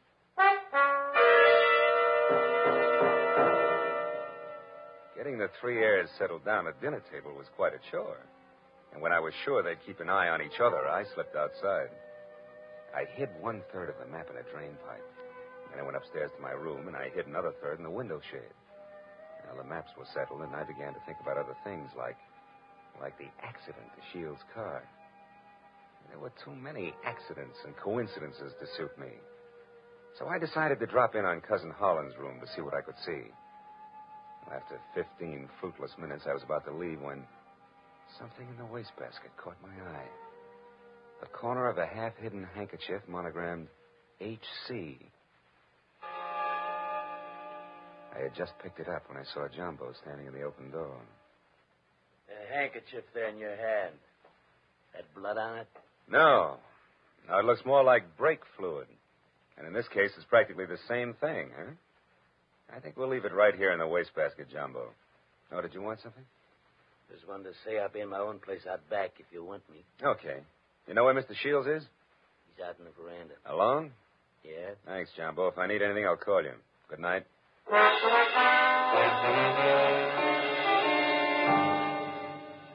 Shields. Oh, it's you, Marlow. What's wrong? You sound like a man expecting trouble. I was nearly killed in my car this afternoon, and I don't think that was the end of it. Yeah, and don't stand too close to high windows. Thank you. It's comforting to know that I am not alone in my suspicions. Maybe, How are you betting? On the beauty or the beast? Don't be absurd. I hope someday to marry Barbara. Yeah? Well, a guy might be beating your time right now with a sculptor's mallet. You may be naive, Mr. Marlowe, but Barbara isn't. I saw them just a moment ago walking down to the boathouse. Harlan's galloping after her like a half-baked idiot, as usual. But if Miss Haynes prefers me, what can he do about it? There was an answer for that, but it seemed a little obvious under the circumstances. Well, a few minutes later, Shields went inside, and I made a beeline for the boathouse to water down a certain hot-headed sculptor named Harlan. When I got within earshot, I knew I'd be as welcome as whooping cough at a glassblowers convention. So I stopped and listened. Barbara, darling, I'm falling in love with you. You know that, don't you? Let me hold you close. Harlan, Oh, Harlan. This is real, Barbara. For the first time in my life, I'm truly in love. I want to do things for you, make you happy. Please wait. I'm not completely free. There are still ties with Edward, you know. Shields. That fat, stingy Babbitt. He's no man for you. Why, if he so much as touches you from now on up... Wait a minute, Barbara. Marlow, you cheap snooping eavesdropper. He's dropping some minor vice compared to some of the shenanigans going on around here. Just what do you mean by that? A word to the wise is sufficient. You, I'll give a few more. Now, somebody's trying to cut our little triangle down to two sides before noon tomorrow. What I've seen so far I don't like, so I'm warning everybody. Just what are you accusing me of? Why, Harlan, stop it. Don't be a fool. Will you cavemen control yourselves until those bonds are found? Come on, Harlan, let's go in. Good night, Marlow. Don't get your head caught in any transoms.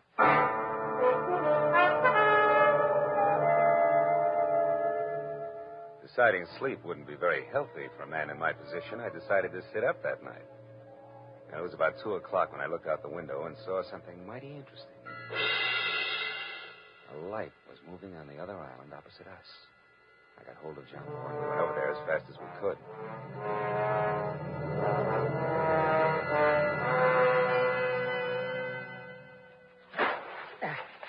There we're beach.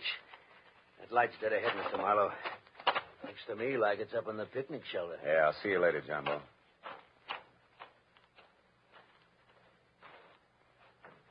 Who's there? Guess who? Oh, Marlow. I didn't hear you come up. The wind's too strong, I guess. I'm glad to see you. Spooky here all alone. Oh, sure. What's the idea? Decide to do a little freelance prospecting? No, that's right. Bernice Mayhew loved this spot, and I had a hunch she hid the bonds here in the base of this table. Oh, I guess I was wrong. Oh, come on, Marlow. Limber up. You can't blame me for trying. Listen, beautiful, don't flap your eyelashes at me. I can't see anything but double crosses right now. All right, if you've had your fun, let's go back to the lodge, Don't huh? be that way, Phil. Phil, the sun will be coming up in 2 or 3 hours. Why not wait for it here with me? Barbara, baby, don't burn up too many calories with that routine. Because I only keep 1/3 of the map on me. You think you're so smart. Bright ideas hatch in that cute little brain of yours, too. Now let's... Oh, comes the gun with a pearl handle, no less. Stay away from me, Marlow. Over there. Hey, what's going on here, anyway? Jumbo! Look out, Jumbo! Jumbo stepped into the light and Barbara turned. I made a swipe at her gun hand that knocked pistol, purse, and lamp all over the picnic shelter. I found the gun and gave it to Jumbo. Then I started to pick up an assortment of knickknacks that had spilled out of her purse. But I never finished, because one of the items made my eyes pop. It was the monogrammed handkerchief covered with brake fluid that I'd found in Holland's room. It all made sense now. It tied up everything that I'd suspected right along. Only 2 of my trio had planned to split up the $300,000 worth of bonds from the first. As I ran for the motor launch, I yelled at Jumbo to bring Barbara over in the rowboat. All the way back, I had the panicky feeling that I was probably too late. But when I sneaked in the front door of the lodge, there were still 2 voices, and they came from the open kitchen door. With my hand on my gun, I edged along the wall and peeked in. Shields, you're a fool. Perhaps. But I'm going to kill you and have a perfect case of self-defense. What are you talking about? Your hopelessly framed cousin, Harlan. I ruined the brakes on my own car. I planted your handkerchief, stained with brake fluid, in your room. Marlow found it. He's convinced that you tried to kill me. He's also convinced that he was brought into this whole thing by coincidence. He doesn't know that he was deliberately involved in our search for the bonds, just so he'd make a reputable witness. You're out of your mind. Not at all. I'm going to kill you and say it was self-defense. Marlow will testify that you tried to kill me before. What Marlow's going to do is blow your head off if you don't drop that gun, Shields. Marlow? Yeah, Marlow. Who knows he wasn't brought into this thing by coincidence, but has stuck around to see the fireworks and who almost saw them just now. Phil, what's happened? Barbara, couldn't you hold Marlow on the other island? You Shut up, Shields. Barbara's little mistake was that she should have gotten rid of Holland's handkerchief after she took it out of his room so he wouldn't see it. Barbara, I don't understand. You planned all this with Shields against me? Well, I did in the beginning, Harlan, but I changed my mind when I fell in love with you. I let Marlow find the handkerchief in my purse. I wanted him to stop Edward. Oh, darling, don't you see... Come on, Miss Bankhead. Cut the dramatics. The show's over. Let's have it straight, huh? All right. We might as well if we're going to find those bonds before it's too late. Edward and I did plan it. We even hired the little man who tried to get the maps from you. And when that didn't work, you planned to get rid of Holland and split the $300,000. So we failed. So what? We're right back where we started. 100,000 apiece. Now let's go find those bonds. Not so fast, beautiful. What happened to Holland just now was a little more serious than a hot foot. It was attempted murder. He can slap you two in the jug this minute if he wants to. But I'll leave it up to him. Okay, Harlan, what do you say? It's your move. No. I've got a better idea. Marlow, 1/3 of that map is mine. Give it to me. Okay. There it is. Harlan, what are you going to do? Harlan, no. Don't burn it. There. Now we all lose. Now none of us will get the bonds. That's probably how Aunt Bernice wanted it anyway.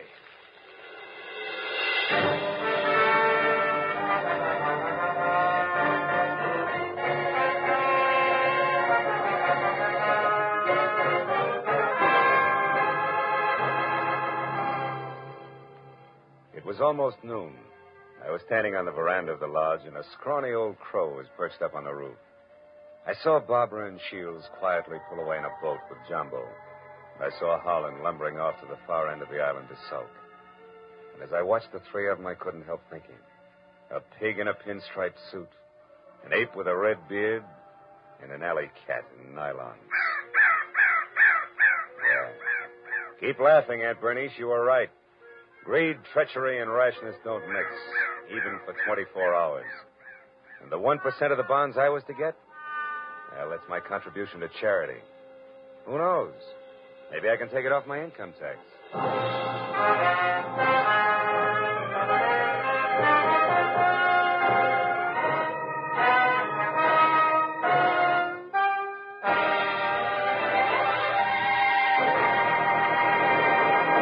The Adventures of Philip Marlow, created by Raymond Chandler, stars Gerald Moore and is produced and directed by Norman MacDonald.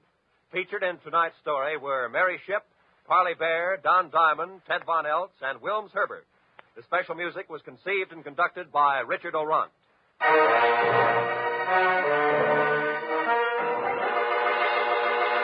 Be sure to be with us again next week when Philip Marlowe says...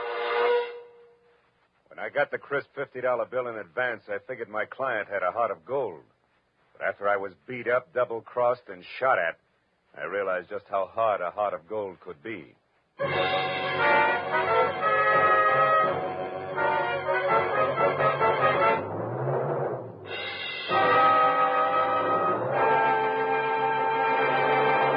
Raymond Chandler, Dashiell Hammett, John Dixon Carr. 3 great names in the world of mystery and thrills. 1 down, 2 to go today on CBS. Now that you've heard Raymond Chandler's Philip Marlowe in action, CBS invites you to hear Dashiell Hammett's Sam Spade in action tonight, followed by John Dixon Carr's personally written radio series, Cabin B-13. Chandler, Hammett, Carr, today and every Sunday, over most of these CBS stations. It's a mystery if you miss them.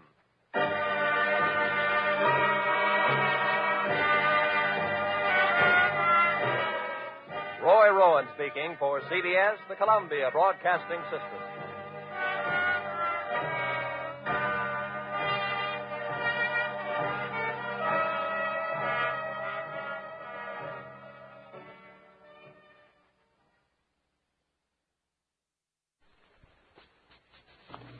When I got the crisp $50 bill in advance, I figured my client had a heart of gold. But after I was beat up, double-crossed, and shot at, I realized just how hard a heart of gold can be. From the pen of Raymond Chandler, outstanding author of crime fiction, comes his most famous character as CBS presents The Adventures of Philip Marlowe.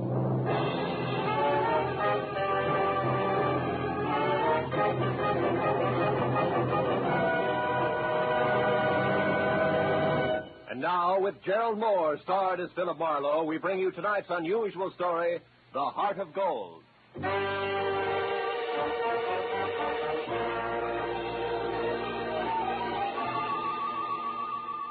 I had spent the day trying to decide how to spend the day, and finally convinced myself Sunday afternoon was a good time to catch up with neglected bookkeeping. But I only got as far as the office door because a special delivery letter was stuck in the mail slot. I ripped it open and watched a crisp $50 bill flutter to the floor.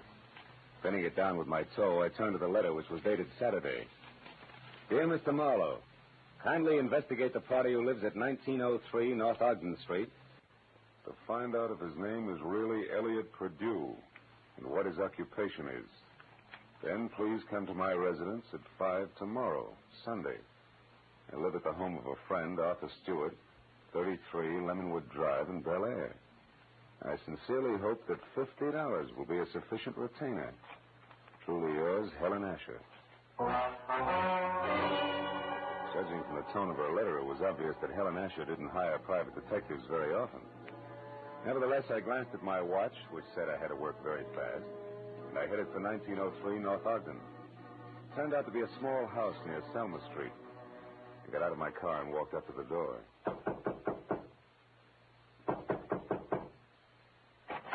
Good afternoon, sir. You the resident here? That's right. What do you want? I represent the Dr. Potter poll of public opinion. I'd like to ask you a few questions regarding... Sorry, but I don't have any opinions to express. Oh, even the opinions of a man with no opinions are important to us. Now, let's just let me step inside here and get out my notebook. There we are. All right, but make it fast. Right. Now, what is your occupation? I'm an investment broker. With which firm? I'm independent. I see. And what is your name, sir? What do you need my name for? Well, for my personal records in case I have to come back. Elliot Perdue. Uh-huh. Do you have any hobbies other than horse racing? What do you mean? Those dope sheets and racing forms there on your desk. I'm quite an admirer of horseflesh myself. You're quite a character, too, aren't you? Working on Sunday and all? Well, you know how public opinion is. It goes right on, rain, shine, or Sunday. Excuse me a moment. Oh, by the way, what's your name? Marlow, Philip Marlow. Hey, Mr. Marlow, stand still because I'm not kidding about this gun. I'll beat it back to whoever hired you and tell them they're being very clumsy about a very delicate situation. One more move like this, and they won't get another chance. I knew Perdue meant business, so I left without an argument. Well, at least I had a repeat on the name, Elliot Perdue, and the occupation of bookie to toss at Helen Asher when I met her at 5 o'clock. In Bel Air, I eventually found 33 Lemonwood Drive.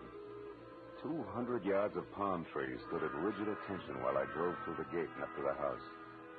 When the butler opened the door, he stared at me like my hat was on fire. Yes, sir. Did you wish something? Yes. Yeah, I'd like to see Mrs. Asher, please. Mrs. Asher? Oh, good heavens. Mr. Stewart. What's the matter, Roberts? Why is there... I'm Philip Marlowe, Mr. Stewart, a private detective. I have an appointment with Mrs. Asher. Is she at home? Oh, Mr. Marlowe, perhaps you can help. I don't know what to do. It's such a terrible thing. What's happened? Upstairs, not 5 minutes ago, Mrs. Asher shot herself. Shot herself? Please, if you'd come up with me. Yeah, sure, of course. I'm certainly grateful for your help, Mr. Marlowe. Yeah, this is her room. She's in here. There. Yeah. She's dead, all right. Shot herself in the left temple. Whose gun is that, Mr. Stewart? Well, it's mine. I kept it in the desk downstairs. Did you find her? No, Roberts did. I was out in the hothouse working with my orchids. You see, I've been out of town. I just came in this morning on the super chief from Chicago, and I wasn't expected back until Wednesday. Yeah, look, Mr. Stewart, do you mind telling me how well you knew Mrs. Asher? Oh, very well indeed. Ever since the accident 3 years ago, she lived in my house under my care. The accident? Yes, that's how she got those scars on her cheek and neck. As you can see, my hands were burned at the same time. Would you mind telling me about it? Well, I was living in Canada at the time. One day, my wife Florence and I went to a camp near Quebec, and we met Helen Asher our first day there. She was a pathetic, lonely woman, a widow. Oh? And that very night, while she was visiting us, the oil stove in our cabin exploded. Oh. Florence, my wife, was killed. Mrs. Asher was severely burned. It was gassed. I can imagine. Mrs. Asher had no one, so I thought the least I could do would be to care for her, since I knew the accident had been caused by sheer carelessness on my part. You took over full responsibility for her? Yes, I did everything I could think of, but she never quite got over the shock of that night, and now this. It's horrible. Have you notified the police yet? No, You better do it right now. Yes, I'll go right downstairs and call them. The dead woman on the floor had been beautiful once. No doubt about it. This was my client, and a certain $50 bill was burning a hole in my pocket. I wandered over to a writing table, and as I looked down, I noticed that the Sunday sheet had been torn off the memo pad. It bothered me. Tomorrow should mean nothing to a suicide, yet Mrs. Asher's memo pad showed Monday already. The sheet was blank, but on a hunch I tore it off and stuck it in my pocket. I was about to turn away when I saw a book of matches from the Conga Club. So I picked that up, too, and then I left. I drove around for some time trying to figure things out. Then I went down to police headquarters to see one Lieutenant Ibarra. It's suicide as far as we're concerned, Marlowe. Everything checks. Mrs. Asher was despondent and she killed herself. She didn't leave a suicide letter, but they don't always. How'd you get in on this? Well, she paid me $50 in advance to air out a small-time bookie or worse named Elliot Purdue. Incidentally, what's the background on Arthur Stewart? Oh, he's a big-money fashion designer. Started his business on his wife's insurance. She died in an accident in Canada. He did a lot for Mrs. Asher because he felt responsible. Yeah, I know all that. But was she left-handed? Did Stewart come in on the super chief this morning, and was it the butler that found the body? That's right. We checked it all. Hey, look, Phil, do you have any good reason to think this isn't suicide? No, not really. It's just that $50 in advance that bothers me, I guess. Oh, by the way, I've got a piece of paper I'd like the boys in the lab to run a test on, okay? Sure, Casey will fix you up. Marlow, I figure suicide now, but I can always change my mind.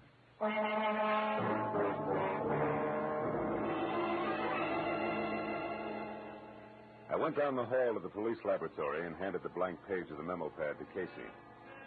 10 minutes later, he explained that the impression showed a left-handed person had written a number, Bradshaw 711, with a wide-point fountain pen, probably on the page just above the one I'd given him. Well, I thanked him, dropped 4 bits in the Christmas fund bottle, and found the phone. I dialed Bradshaw 711 and waited.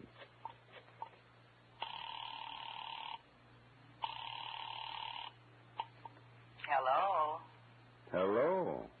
Who's this? The man in the moon. Come up and see me some other Hey, time. wait a minute. I like your voice. And besides, 711 is a very lucky number. 3 passes in a row. But don't let it fool you, Jack. The answer's no dice. Goodbye. Yes, well. I gathered she was in no mood for playing, so I decided to be strictly business and dialed again. There was no answer. I let it ring for some time, but Miss Golden's voice obviously wasn't taking any more anonymous calls. I'd left only the long shot, the book of matches I'd found on Mrs. Asher's desk. The Conga Club was on the Sunset Strip, so I drove out there, found a parking space on a side street nearby, and went in. I didn't know exactly what I was looking for, so I paid $1.10 for a scotch and soda worth 40 cents, just to help pass the time. An amber spotlight was glistening down on a set of sequin contours that would have melted the ice age down to a fortnight. And she was singing. For wherever my man is, I am his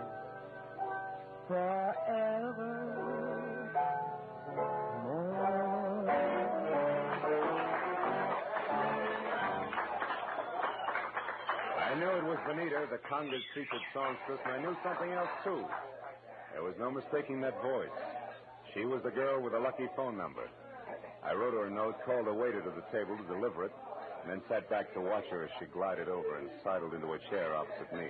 It was your penmanship that intrigued me, Mr. Marlow. It was your voice and so forth, mostly the so forth, that got me, Benita. Would you care to decipher the Sanskrit you call a note? The waiter said you wrote it. Sure. It says important business. That's an idiom.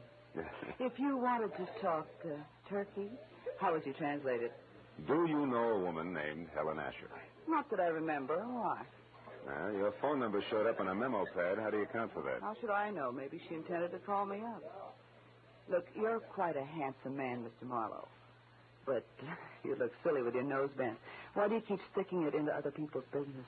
Because besides being paid for it, it sometimes leads to meeting interesting and beautiful people. Present company included. What do you want? Mrs. Asher killed herself tonight. Mrs. Asher's dead? Yeah. And considering you said you didn't know her, you look very put out about it. All right. Marlow, you win. But let's not talk about it here. Finish your drink while I get out of this costume. Then meet me outside by the front door in 10 minutes.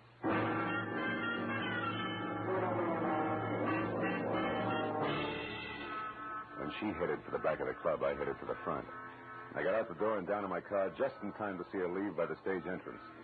She jumped into a yellow convertible, ripped down Sunset Boulevard, turned onto Doheny, and scraped to a halt in front of the Regent Apartments. At the door, a tall, sunburned man popped up from somewhere and intercepted her. It was Elliot Purdue. A short but hot argument took place, and apparently Purdue won, because they went in together. I found the name Benita Malone over the mailbox of number 5. and got to her apartment door just as the second round started. No, I haven't changed my mind, Elliot. I've been doing a little research since you threw me over, Benita. I've got you and your precious plans right here in the palm of my hand. What are you talking about? This little heart-shaped locket on this little golden chain. Let me see that. No. I'm not showing this trinket until just the right moment. Listen, Elliot, I don't know what's brewing in that slimy brain of yours, but get this, if you try to monkey with my life again, so help me, I'll kill you. Now, get out. Benita, would you be interested if I told you that I know Mrs. Asher's secret? And would you be interested if I told you that Mrs. Asher killed herself tonight? That slows you down, doesn't it, bright boy? Yes, but it doesn't stop me, beautiful. I'll be seeing you before you know it. I ducked into an alcove and heard Benita slam the door and Purdue's coattails as he left.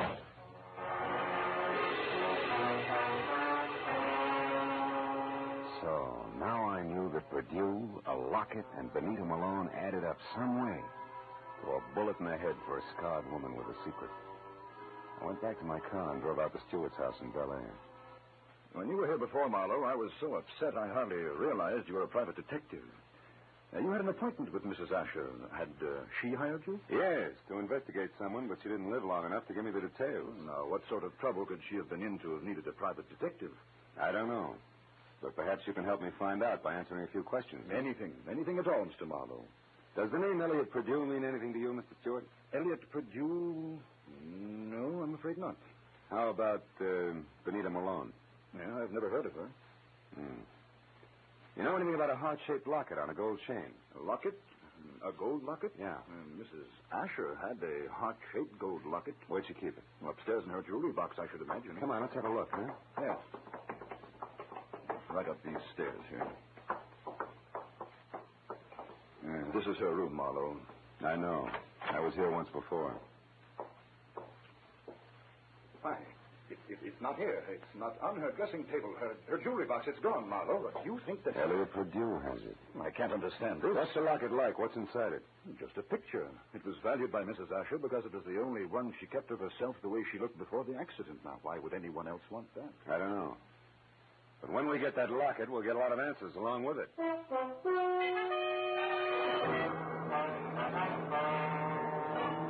Now I was more convinced than ever that Elliot Purdue, Benita, and the late Mrs. Asher's secret were all dangling from the same chain that supported the gold locket. I said goodnight to Arthur Stewart and started back for Hollywood. But a moment later, I changed my mind and abruptly swung onto a shadowed side road and parked, lights out. It had suddenly occurred to me that gallivanting Mr. Purdue might call on Stewart. And if so, I wanted to be on hand. 40 minutes later, I was about to call off the cloak and dagger routine when I heard the sound of a powerful motor roaring out of Stewart's driveway. I looked up just in time to see a long black Nash whip by with Stewart at the wheel.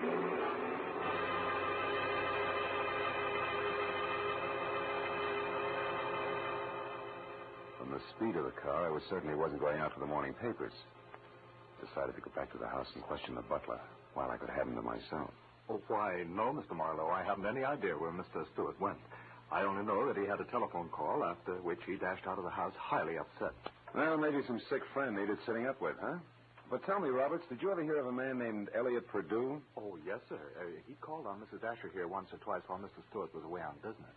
When did you last see this Mr. Purdue, Roberts? Yesterday morning, sir, about 10 o'clock. And one thing more, did you ever see Mrs. Asher wearing a gold locket, a heart-shaped one? Oh, quite often, sir. As a matter of fact, she asked me about it just yesterday morning, shortly after Mr. Purdue left. She couldn't locate it anyplace. A singular coincidence, huh? Oh, by the way, what do you know about a singer named Benita? Benita? I've never heard of her, sir. Are you sure she's never been out here as Mr. Stewart's guest? Why, I'm positive, sir. Mr. Stewart never has any ladies out here, of any kind. Oh? Doesn't that strike you as being strange, Robert? After all, Mr. Stewart's a very eligible widower. Widower, yes, Mr. Marlowe, but philanderer, no. Good night, sir.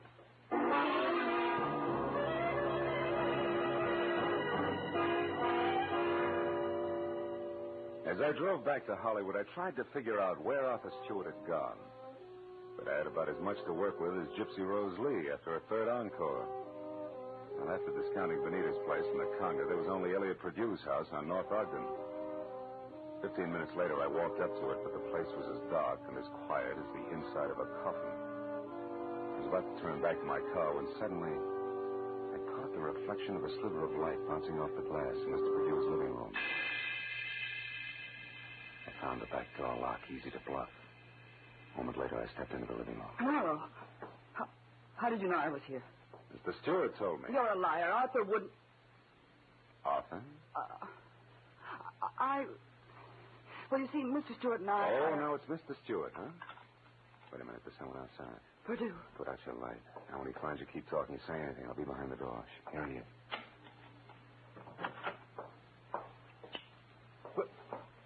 Well, Benita.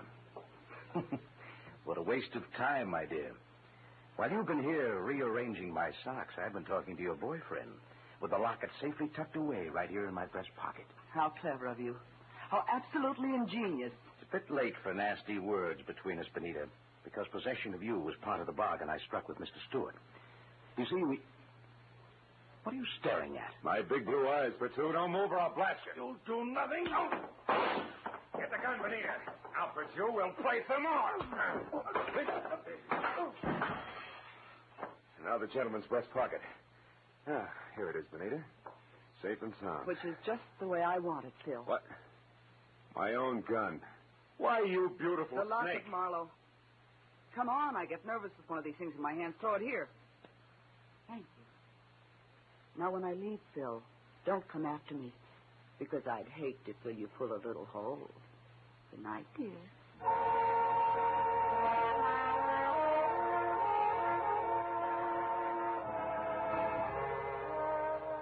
When Benita stepped out of that house, I solemnly swore I wouldn't trust another woman for the next 100 years. But a groan from the body on the floor brought me back to 1948 and Elliot Perdue. I knew that he had seen the picture in the locket, so I went to work on him. Come on, Perdue, snap out of it. Come on. Huh? Oh, it's you, Marlow. Who'd you expect, St. Peter? What was in the locket, Perdue? I don't remember. Maybe a call on Lieutenant Ibarra will refresh your memory. I doubt it. Then we better start playing games again. We'll start with one called Slap Slap Perdue. No, let me alone, Marlow. Get your hands off me. You ready to start singing, huh? All we need now is the right lyrics. No. Come on, Perdue, talk. Stop it, I'll talk. Good. Now, why did Mrs. Asher kill herself? Because she had a good reason. Like what? It's a long story. Make it short. Okay, Marlow. Here goes.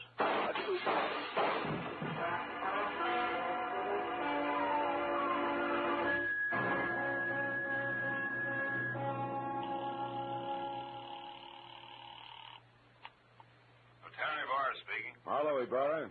There's a 5-minute-old corpse lying in his living room at 1903 North Ogden. Name is Elliot Perdue. 3 shots through a closed window. I was lucky. Any description of the killer? No, none. Now, look, Ibarra, right now I'm going after a songbird named Benita Malone at the Regent Apartments on Doheny. Will you cover me there without sirens? Sure, Marlow. I'll attend to it in person.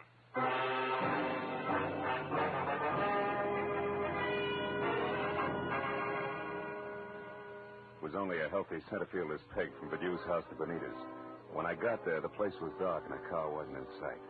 I decided to try the Conga Club. But as soon as I walked in, I began to worry because if Benita had wanted to get rid of that locket, she'd have had enough time to bury it at Forest Lawn.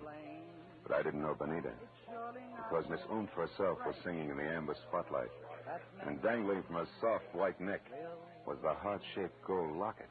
I love you because he's wonderful, because he's just my Bill.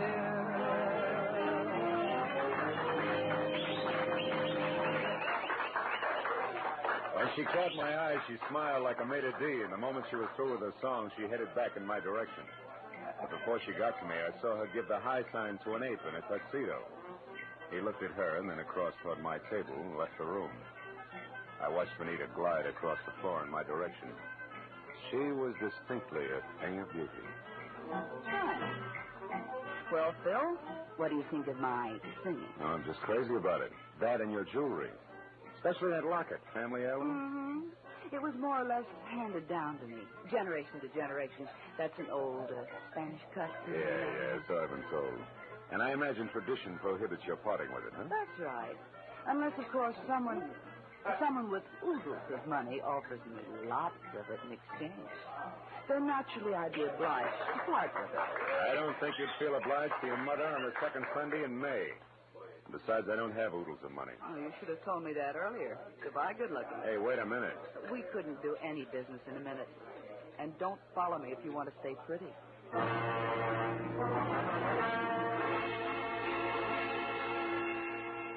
She pivoted on a spike heel and took off for a dressing room, and I knew that if I followed, I was scheduled for a nasty tete-a-tete with an ape in a tuxedo.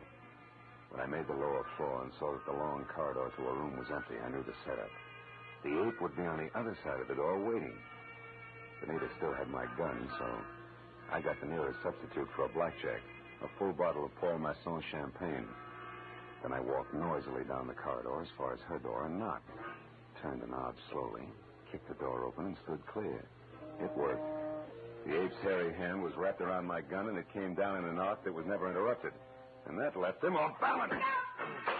The ape hit the floor, and before Benita had a chance to close her mouth, I ripped the locket from her neck, picked my gun up, and ran. I didn't stop until I collapsed against the store window. Then I opened up the locket.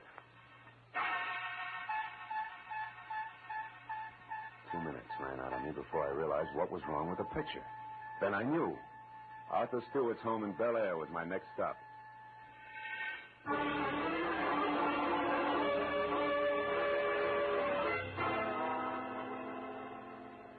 30 minutes later, I pulled up away from the place and parked.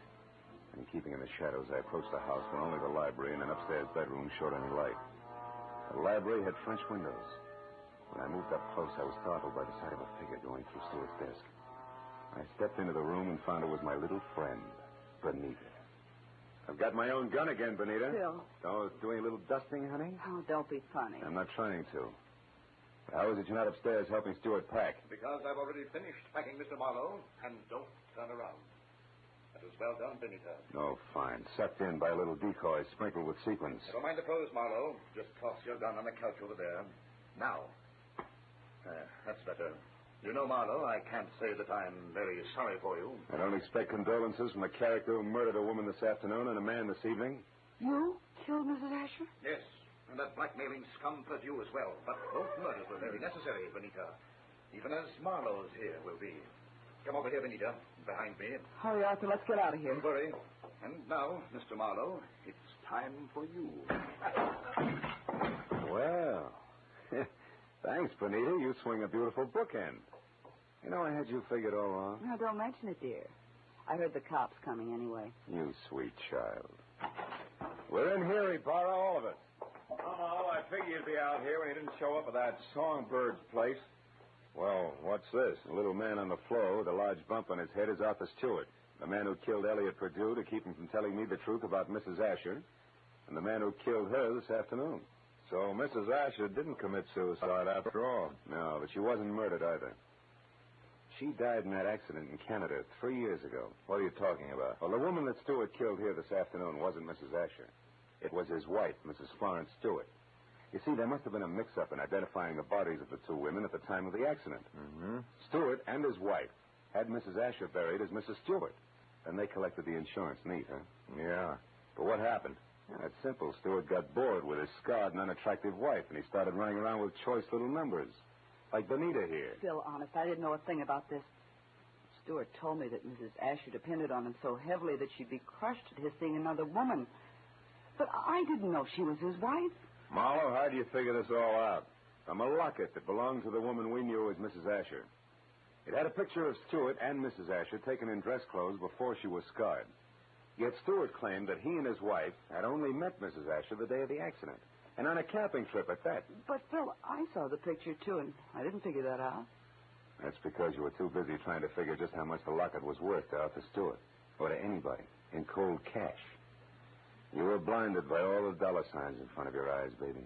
Why, Phil, how can you say such things?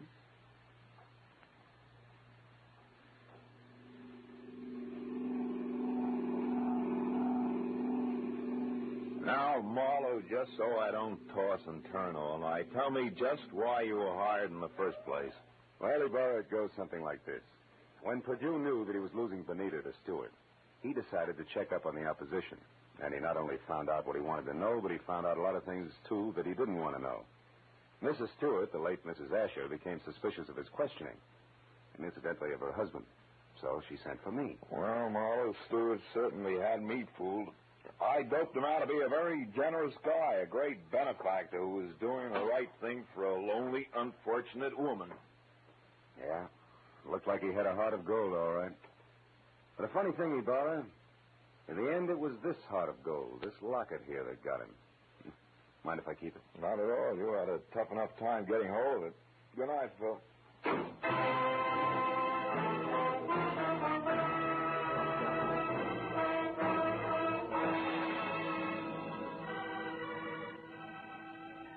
Well, by the time I got back to my apartment on Franklin, the sky was beginning to fill with the soft gray of morning. I pulled the blinds down in my bedroom and sat down for a last cigarette. I'd mixed with a lot of funny people that day. But for some cockeyed reason, I kept thinking of Benita Malone, a girl who was no better than she had to be. Finally, I put her out of my mind, and I was about to turn off the desk lamp when I noticed my memo pad. Still read Sunday, which was understandable. But scrawled across the top sheet was a telephone number. And I couldn't figure how it got there. It was written in crimson lipstick. Bradshaw 7. 7-Eleven.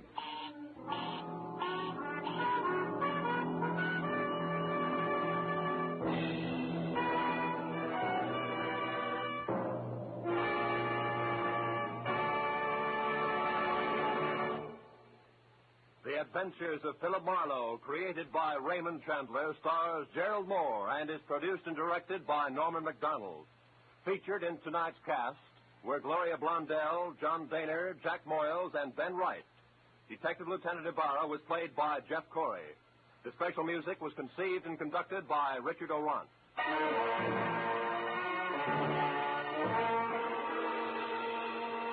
Be sure to be with us again next week when Philip Marlowe says... They were all after it. An importer, a beautiful woman, a nut, and a guy I couldn't figure out. But before we were through, one was in the hospital, two were in the morgue, and the fourth was waiting for the hangman. All that because of a blue burgonet. Something I'd never even heard of before.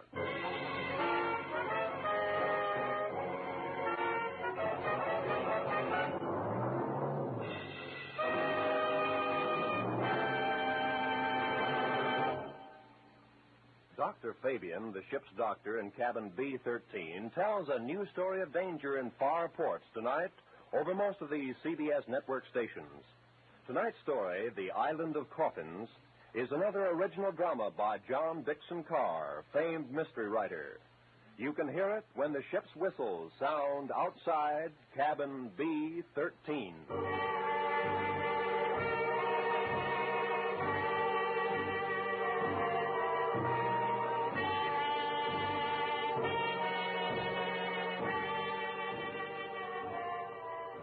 This is Roy Rowan speaking.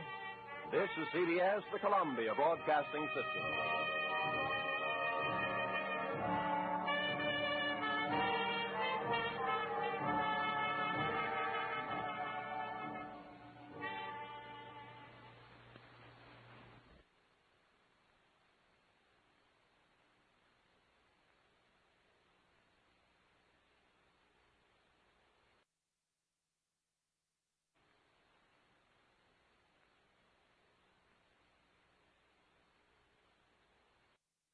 When I started, I thought one man was in trouble and three were trying to help him. But after I found 2 pounds of tobacco, 2 pieces of brass, and a boat without a pilot heading straight out to sea, I knew they had all been in trouble, and all had taken the hard way out. From the pen of Raymond Chandler, outstanding author of crime fiction, comes his most famous character as CBS presents The Adventures of Philip Marlowe.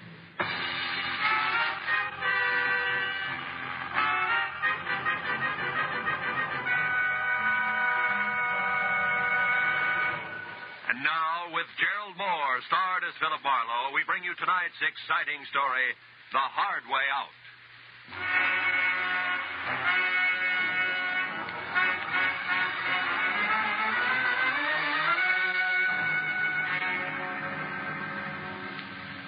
killed the shank of the afternoon in a Hollywood department store, trying for the 5th consecutive year to select something unique in a personalized Christmas card.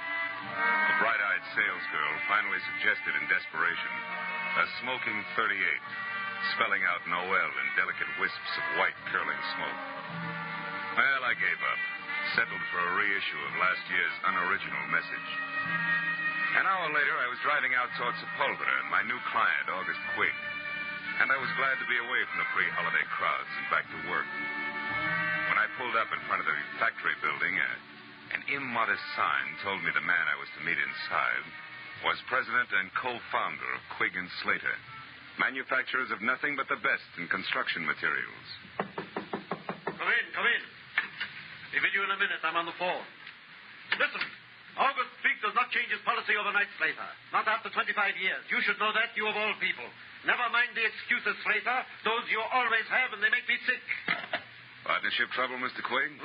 Oh, no, my partner is dead now 10 years. That was his son, Keith Slater. But he has nothing to say here. His father left it that way. Well, sit down, Mr. Marlow, please. Slater is not what I want to talk to you about. All right, Mr. Quigg, who is the man and what's his problem? My general manager, Frank Emery. No? He has embezzled $60,000 of this company's money in the last year. Then isn't this a great time for you to climb the nearest rooftop and scream copper? No, because I want to save Frank Emery, not condemn him. Why? What's so special about a general manager who keeps dipping itchy fingers into the till? Mr. Marlow, Frank Emery has worked for me for 7 years. And in that time, he has climbed from shop worker to plant foreman to general manager. And that is something which took me 15 years. Which proves what? That Frank can one day go right to the top. Here, to my job. The honest way. And that is just the path he was on until a year ago when he got married. Oh. Then he started to fill his pockets with company lettuce before he'd even gotten rid of the rice, is that it? Yes, but don't leap to any conclusions, Mr. Marlow, because his wife, Sheila, is a very sweet woman. Everybody knows that. And if anything, she should be a good influence.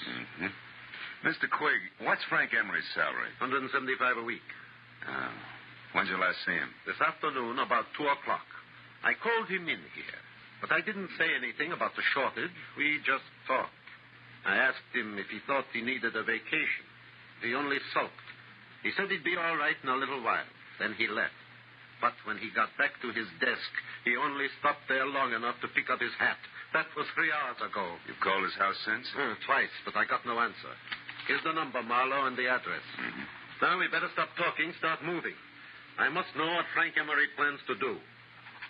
Here, this is my private number. Oh. Plant will close in half an hour, but I'll be here working late. Okay. But before I get going, Mr. Quigg, one more question. Just so all this will make some sense to me. Were you ever in a jam like this yourself? A long time ago, maybe? And you know what it's like to be in Emery's shoes? You're a pretty alert fellow, Mr. Marlow. I do seem to remember a rich man who once kept me out of a lot of trouble. But the details aren't very clear anymore, so good night and good luck.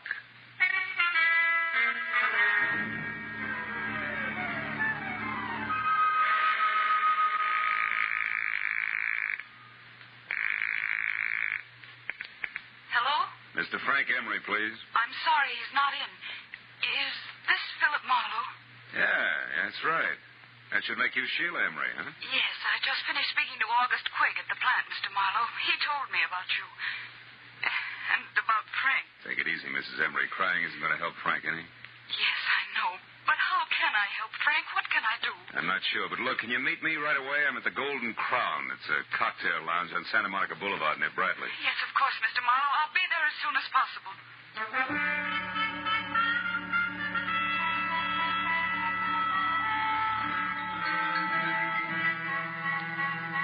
Exactly 34 minutes later, a two-tone, sleek convertible about the size of a Pullman car glided to a stop in front of the Golden Crown.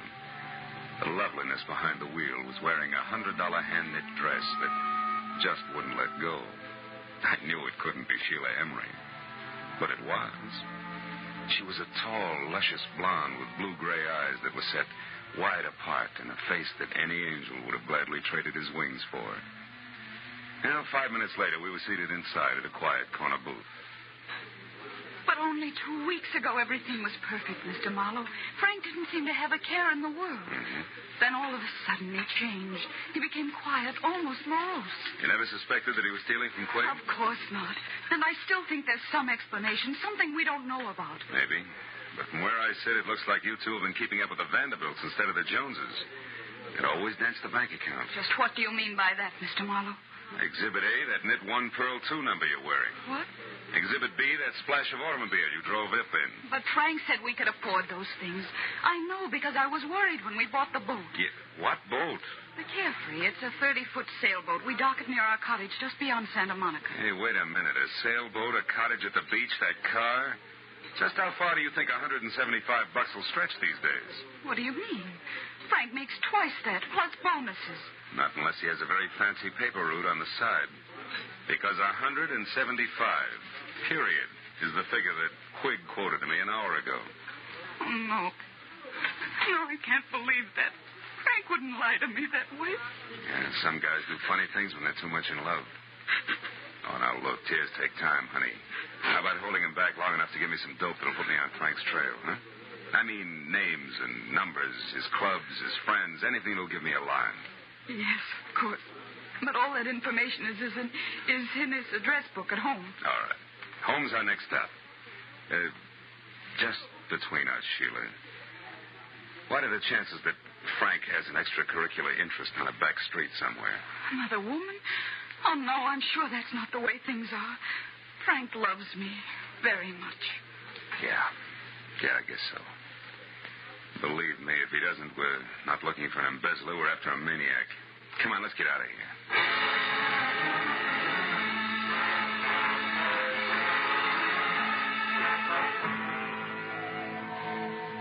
When we left the Golden Crown, Sheila was still crying and in no shape to drive.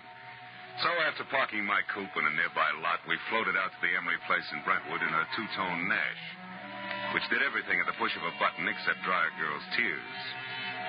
At her house, Sheila pulled herself together long enough to give me a handful of addresses that might possibly lead to Frank Emery. But just as I was about to leave, I noticed a single phone number scribbled in pencil on the edge of a desk blotter.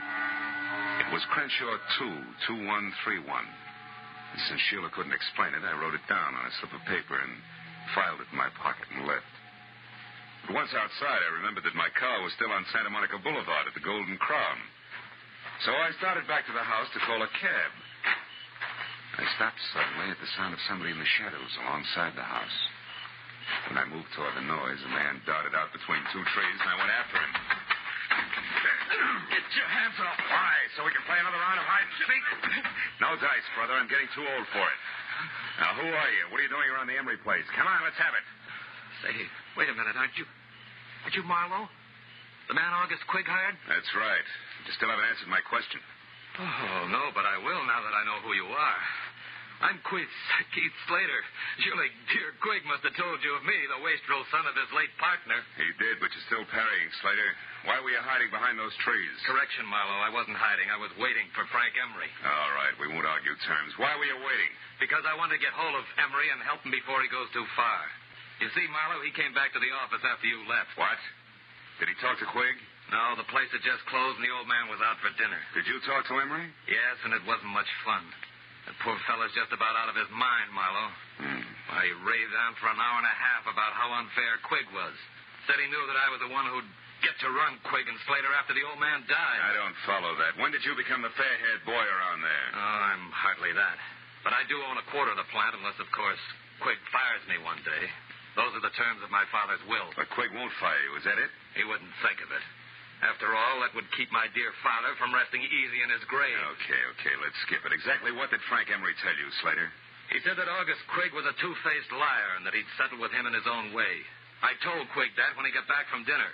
And I also reminded him that Frank had a key to the office. That didn't faze Quig, did it? No, he said he never worries twice. If Emery walked in on him, he'd think about what to do about it then. I tell you, Marlow, we've got to get hold of Frank Emery and stop him before it's too late.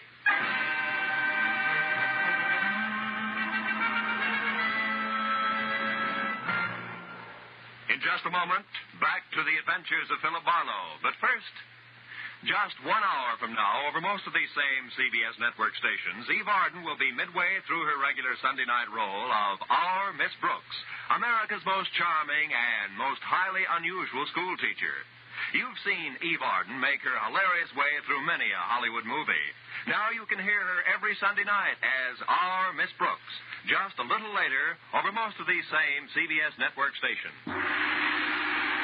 And now, with our star, Gerald Moore, we return to the second act of The Adventures of Philip Marlow and tonight's story, The Hard Way Out.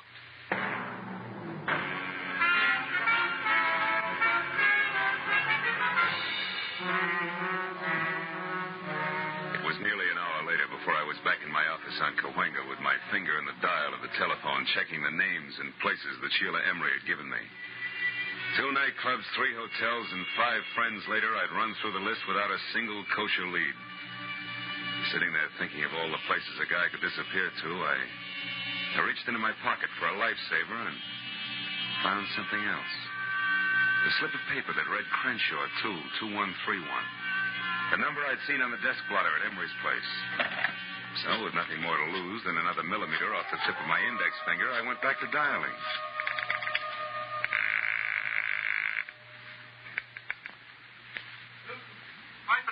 Sam Newton talking. Newton's what? Pipe and tobacco shop. What can I do for you? Not a thing, old-timer. My mistake. Pipe and tobacco shop. Marlow speaking. This is Sheila Emery, Marlow. I think I know where Frank is. You do? Yes, at our cottage at the beach. It's closed up, but I was just going through some things in my desk when I discovered that the keys to the place were gone. And I clearly remember seeing them only yesterday. What's the exact location of that cottage? It's 2 miles north of Santa Monica and down on the beach, directly behind a large white frame house on the Pacific Coast Highway. Number 1221. You can't miss it. 1221. Okay, I'm leaving right now, and I'll call you as soon as I can, so try not to worry.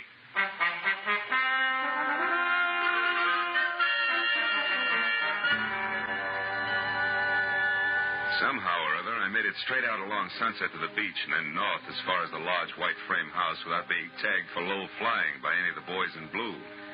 But when I got down to the cottage on the beach, I found it deserted and boarded up like opening night at an unlicensed peep show in Boston. Except for a couple of stray gulls who probably had insomnia, I was all alone. But the gregarious streak in me didn't suffer very long, because a minute later I had an unannounced visitor. It was a nasty caliber .45 automatic, and the man on the other end who gripped the handle like he knew what he was doing was none other than the general manager of Quigg & Slater, Mr. Frank Emery. Mind telling me who you are and what you want here? Well, the name, which probably doesn't matter, Mr. Emery, is Philip Marlow. But my business with you is something else. I'm working for your boss, August Quigg, and believe it or not, he wants to help you. That's a lie, Marlow. Nobody wants to help me, and you know that. This is a smart trick, but it won't work. It can't work. And I'll tell you why. When the police do get to me, Marlow, they won't find anything but a corpse. Is that clear? Suicide. Don't be a fool. What about your wife? Marlow, that's why I took the $60,000. So say your breath. Unless you're interested in joining me, do exactly as I say. Now, here. Pick up these keys and open that door. Go on. Now, throw the keys back gently. Please, Emery, listen to me. No. I've listened to too many people already. Now it's my turn to talk. But all I'm going to say is goodbye in my own way. You don't know what you're doing, Emery. Stop a minute. Think. This isn't the time to think, Marlow. This is the time to act. Now, get in. Emery backed me into the cottage, stepped outside, and pulled the door shut. I waited a moment until I heard his car start. Then I tried the door and knew I was wasting my time. Emery had run a piece of pipe through the handle, and Gargantua himself couldn't have opened it from the inside. It took me 10 minutes to kick enough boards off one of the windows to wiggle out, and another 5 to get to a phone. When I told Sheila that her husband was on her way home in a very desperate frame of mind, she promised to hold him at all costs until I could get there. 20 minutes later, I was in Sheila's house on Bundy Drive. Marlow, what happened? Where's your husband? I don't know. He hasn't been here. Oh, fine. After you called me, I waited, but he didn't come back. Marlow, what did you mean when you said Frank was desperate? I'm afraid Frank intends to kill himself. Kill himself?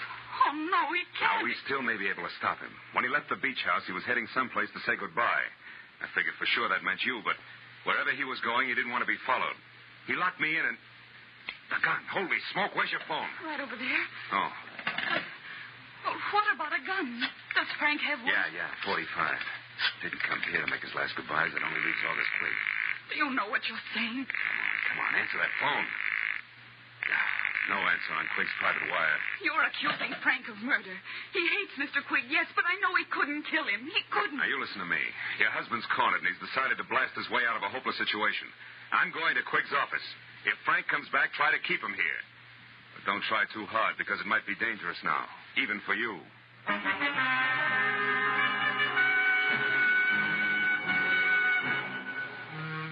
I drove down Sepulveda to the black, hulking plant of Quigg and Slater, pulled over, parked, and walked up the alley toward the side entrance. Through a barred window, I saw the feeble nightlight that glowed in the outer office. Otherwise, the place was dark. When I got to the door, I stopped. A diamond-shaped key stuck out of the lock, and the heavy door was ajar. I eased it open and listened. Nothing. I pulled the key out of the lock and dropped it in my pocket. And I went inside and switched on the lights. Oh, I found him on the floor next to the desk in his private office. He'd been shot in the chest point blank with a .45, which meant that even before he fell, August Quigg was dead. The room was untouched. Quigg's key case lay in the pestle tray on his desk. I snapped it open and saw what I expected. His diamond-shaped key. I switched off the lights and started out. When I heard heels clicking up the hallway, I backed up against the wall and waited. It was Keith Slater. He hesitated in the open door, a startled look on his face. Good Lord.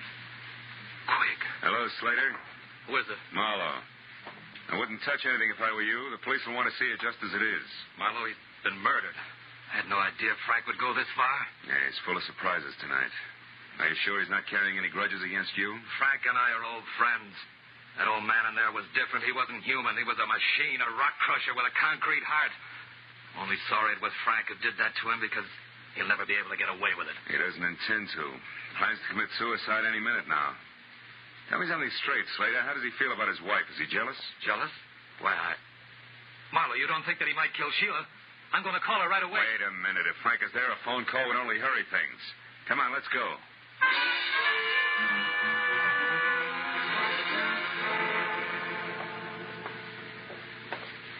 I don't like the looks of this, Marlow. Neither do I. Sheila? Frank? Anybody home? They're not here, neither one of them. Well, if they are, they're not talking. Oh, you've got a macabre sense of humor. Nobody's laughing, brother. Look, you check upstairs. I'll see what I can find down here. And for once, I hope it's nothing.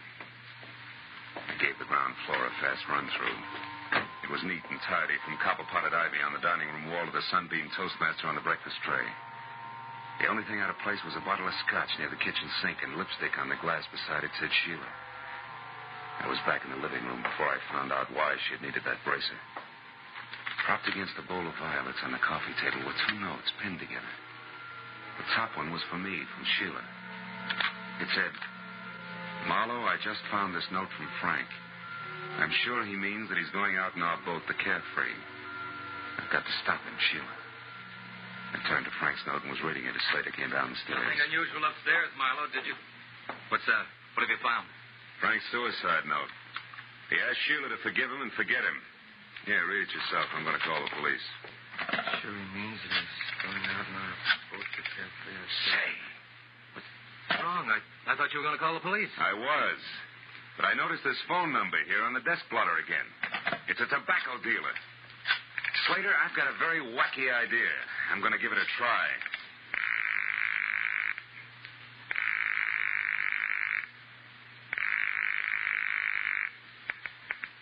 Hello? Newton Tobacco Shop? Yes, but wait. They're closed. It's after midnight, you know. Yeah, I know. This is the police, Mr. Newton. We want some information. Police? What did you want? Take it easy. Do you have a customer named Emery, Frank Emery? Yes. He was in late this afternoon. What'd he buy? Tobacco? A special blend I make up for him. I see. How much of it did he get? Oh, my. Let me think now. 2 pounds. Yes, that's right. 2 pounds. I'm sure of it. Man could lay quite a smoke screen with 2 pounds of tobacco, couldn't he? Thanks, Mr. Newton. You've been a big help. What's the matter, Slater? You look troubled. Are you thinking the same thing I am? I don't know what you're thinking, Marlow. This. Mighty weird for a guy who's planning suicide to go buy himself 2 pounds of tobacco a few hours before he blows his brains out. put it succinctly, pal. I'm thinking that Frank Emery's suicide's a big fat phony. This is Lieutenant Ibarra. Marlow, Ibarra. Catching you at this hour is the best break I've had all night. How so? What's up, Marlow? Guy's been murdered, and his killer, one Frank Emery, is getting away by boat. Can you sell the harbor patrol on running him down for me? It's his own, a sailboat called the Carefree. A 30-footer with an auxiliary motor. He'll be out a ways, off Topanga Canyon. Well, that can be arranged, but where'll I find you? I'll need some particulars. I'm going to his beach place. It's in a little cove 2 miles above Santa Monica. There's a pier and a boathouse a couple of 100 yards beyond. Okay, Marlow, we'll find it. Now, listen, don't get your feet wet. Wait till we get there.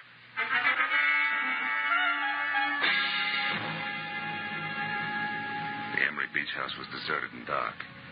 So Slater and I went on to the boathouse, which was dark, too. But that's where we found Sheila lying on the planks, sobbing out the end of a long, hard cry. Slater ran to her and lifted her to her feet. Oh, Sheila. Sheila, what happened? Where's Frank? Oh, please. I was too late. I saw him leave. He waved to me and called goodbye. I begged him to come back, but no, he never will. Don't be too sure of that, honey. Oh, what do you mean, Marlow? Oh, wait a minute. That boat coming in is probably Ibarra. Marlow? Yeah, here, Ibarra. I got another boat out looking for the Carefree, Marlow, so I came directly here. Who's this? Mrs. Emery, Mr. Slater, Lieutenant Ibarra. How do you do, Lieutenant? Well, Marlow, what's it all about? Well, the embezzler killed his boss, set up a strong case of suicide, and at the moment is pulling a very fast switch. You mean he's not really checking out? How'd you figure? He bought 2 pounds of his favorite pipe tobacco today. What's that? Wait, Sheila. Well, that's interesting, Phil, but suicide's a peculiar people. Okay, but I'll bet you my Sea Scout insignia against a dead jellyfish that he's got a small boat aboard, and that he's going to get off the Carefree and row to shore. How about it, Mrs. Emery? Is there a small boat? There's a rubber life raft in one of the lockers. That'll do it. It's all he needs. Lieutenant Ibarra? Yes, Mooney, what is it? We just got a call on the radio from the other boat. They've spotted the Carefree running without lights southwest about 2.5 miles offshore. He's holding a steady course, but there's nobody at the wheel. In fact, she seems to be abandoned. Well, tell him to stand by, but leave her alone. We'll be right out. Well, Marlow, we'll know in a minute. Let's go, folks. Get aboard.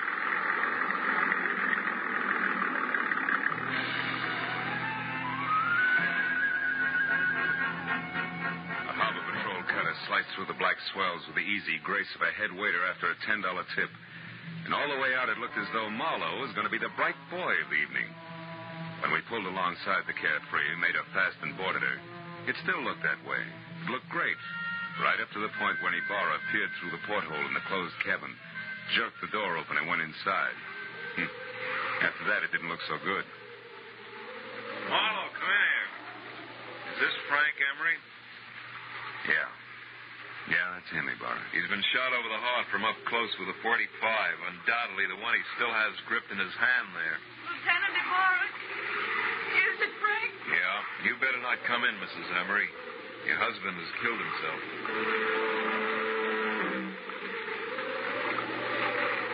I walked back to the stern and sat down. Ibarra was going through his grim routine inside, and I felt lousy. I stared down vacantly at my feet and only gradually became aware of the little brass cylinder that danced across the deck with every roll of the boat. I picked it up. It was an ejected cartridge from a .45. I'd found an empty .45 cartridge. All at once, things began to take shape for me. Ibarra, hold everything. I was right. Emery didn't commit suicide after all. Phil, the man's body's right here, the gun in his hand. I know, but he was murdered. Now, look, I found this out on deck, and the door to this cabin was closed. Do you remember? When a man is shot with a .45, he drops. He doesn't walk in, close the door, and then fall. Well, Did Emery have any keys on him? Yes, these are his. They're in the ignition by the wheel. Sure.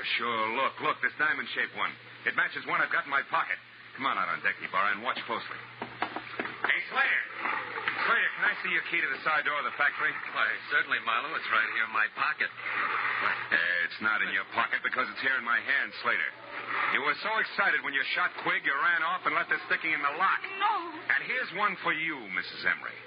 While the Carefree was still tied up at the dock, you stood right here, surprised your husband in the cabin door, and shot him. This little cartridge was ejected back to the stern. But you forgot about that, because after you shoved him inside and put the gun in his hand, you closed the door. Then you started the motor, locked the wheel, and cut the boat loose. I don't know what you're talking about. Look out, Ibarra, get your gun!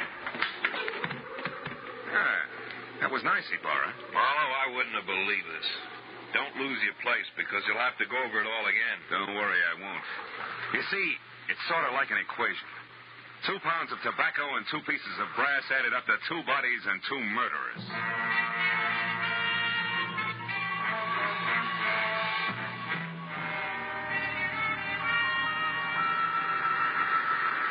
Well, Marlow, it beats me that Mrs. Emery seemed to be nothing but sweet, soft, and stay-at-home nights. Yeah. Yes, she pulled one of the richest double crosses on record. Ibarra, she let her husband steal a fortune for her and even helped him plan a fake suicide to get away. Then she turned around and used this plan, only no fake this time, to kill him. So she'd be free to marry Slater. But you didn't want Slater without the money, right? Right. As long as August Quigg lived, Slater could never be sure of his income. So Slater killed him, and they hung that on Frank Emery, too. Mm-hmm. And they worked a fast routine of pass the detective right through the middle of it all. While Slater killed Quigg, I was with Sheila. Then Slater took me over while she killed Frank. They make a great team in a shell game, Marlow. Yeah. But you did all right. Well, see you tomorrow, the report, you know. Good night, Phil.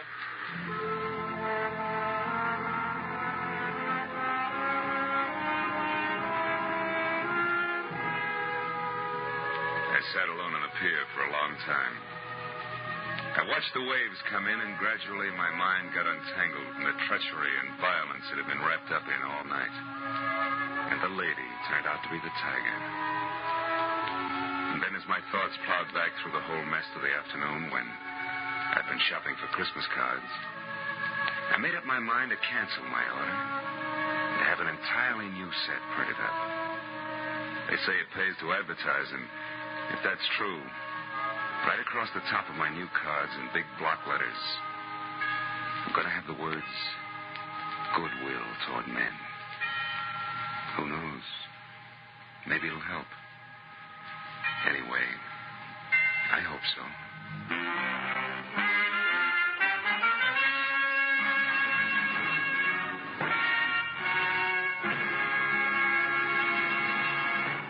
The Adventures of Philip Marlow, created by Raymond Chandler, stars Gerald Moore, and is produced and directed by Norman MacDonald.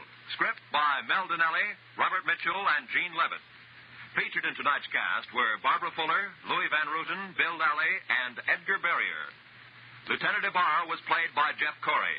The special music was conceived and conducted by Richard Arant.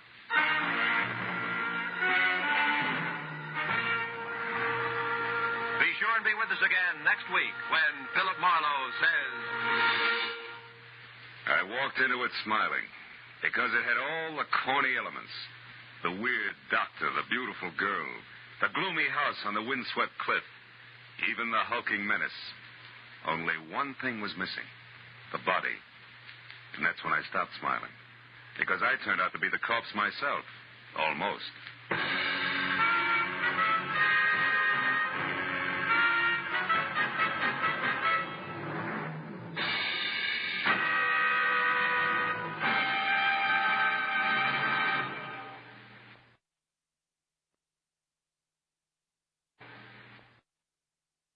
Girl's wedding and New Year's Eve were only 6 hours away, and I didn't think the bride-to-be would make either one of them. But that was before I ran up against the slot machine operator, the escaped convict, and above all, the old acquaintance. From the pen of Raymond Chandler, outstanding author of crime fiction, comes his most famous character as CBS presents The Adventures of Philip Marlowe.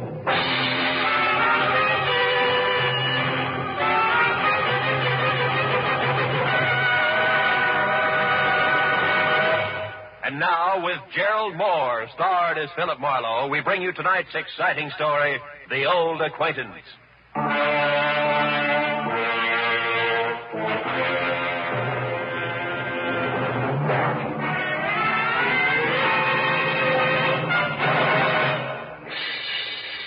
At 6 o'clock in the last evening of the year, I was sitting with my feet up on my office desk thinking of impossible New Year's resolutions and what the girl on my butcher's 1949 calendar would or would not be wearing. But at that present point, there was a soft, almost apologetic knock on my office door. I said, "Come in," and saw a quiet man in quiet clothes who extended a quiet hand. He introduced himself as Paul Riker, a Beverly Hills insurance broker. But the tremor in his voice said very worried client, which on New Year's Eve was something I could do without. Mr. Marlow, you've got to find Nancy Marshall for me. Just for a springboard, Mr. Riker, who is Nancy Marshall? She's my fiancée. We were to be married at my place in Beverly Hills tonight. On New Year's Eve? Yes, you see, it was at a New Year's Eve party a year ago that we met for the first time. Oh, when'd you last hear from her? 2 hours ago. She called and said that she was in terrible trouble, that nobody, especially the police, could help her, that the wedding was off. I see. You're sure it's not just a matter of your being left at the altar, huh? Another man? Oh, no. I'm certain that's not it. Now, please, Mr. Marlowe, will you help me? Mr. Riker, to you, New Year's Eve means wedding bells, but to me, it's something else, specifically a cozy little apartment on Wilshire Boulevard where there's a very nice girl and a couple of chilled bottles of sham. Oh, what is it, Mr. Marlowe? What's wrong? Somebody outside. Riker, get away from that door, quick! Whoever threw those shots through the frosted glass in my office door wasn't interested in checking up on his marksmanship, because by the time I got to my feet, he was taking the stairs to the street. When I got outside, I was just in time to see him pile into a pickup truck and roar off. And the best I could do was get a face full of exhaust fumes and the last 3 numbers on his license plate, which read 711. When I got back to Riker and the glass on my office floor, I found the potential groom whiter, shakier, and less quiet than at our first meeting. Marlowe, did you get him? Do you know who it was? No, I don't. Now, relax a minute, Riker, and Yes. Who could possibly object to you and Nancy getting married? But that's just it. There's nobody I know of, Mr. Marlowe, and I'm positive that the same is true of Nancy. All right, now tell me, where does Nancy live? In a villa at 1428 North Havenhurst Drive, number 12. Mm-hmm. But I've already been there, and she's gone. Were you inside? No, the door was locked. But, Mr. Marlowe, I thought you had specific plans for this evening. I do. But from the way things stack up right now, they've got a better chance of keeping than Nancy Marshall. Now, look, go back to your place in Beverly Hills, stay away from frosted glass windows, and wait till you hear from me. If we're real lucky, Mr. Riker, it still might turn out to be a happy new year.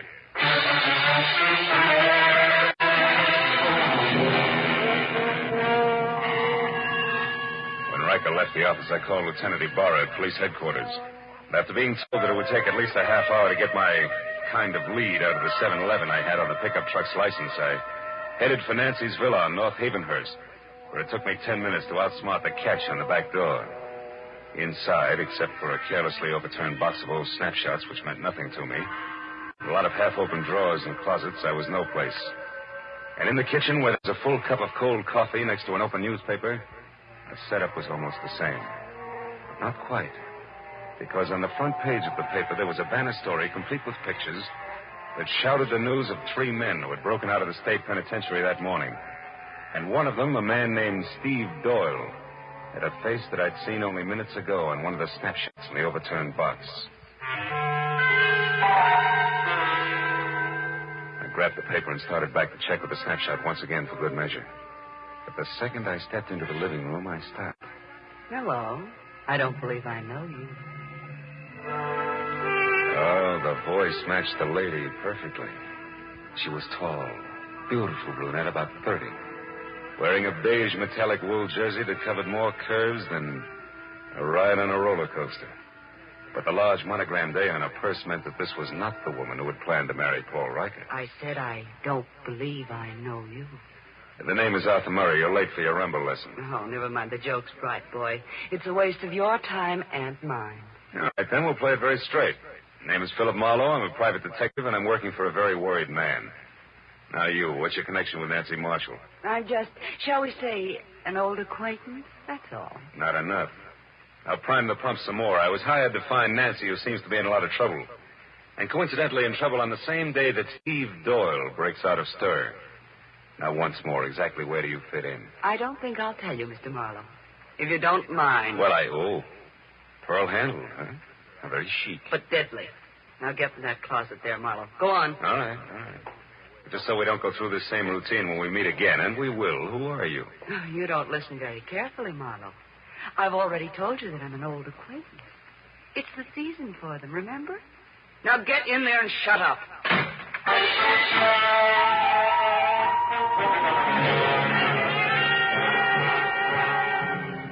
Nancy Marshall's villa was post-war construction at its worst, closets included. So I didn't stay tucked away with the mothballs any longer than it takes to say old acquaintance. The minute I kicked my way out, I went right for the telephone and my only 100% bona fide lead. The number's 711.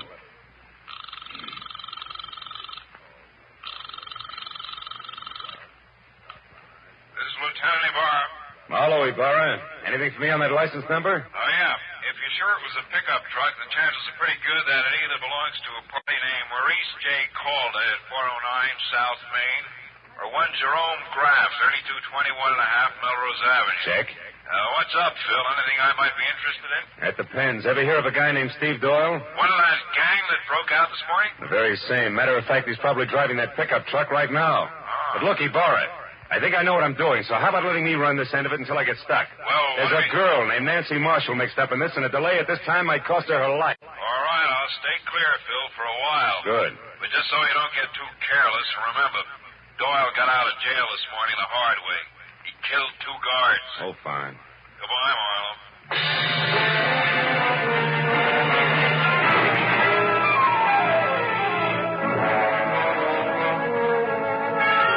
I got the 409 South Main. I knew that my first choice had to be wrong because Maurice J. Calder turned out to be a bankrupt junkman, and his pickup truck, which was loaded with everything, including the kitchen sink, had 3 flat tires and hadn't moved in a week.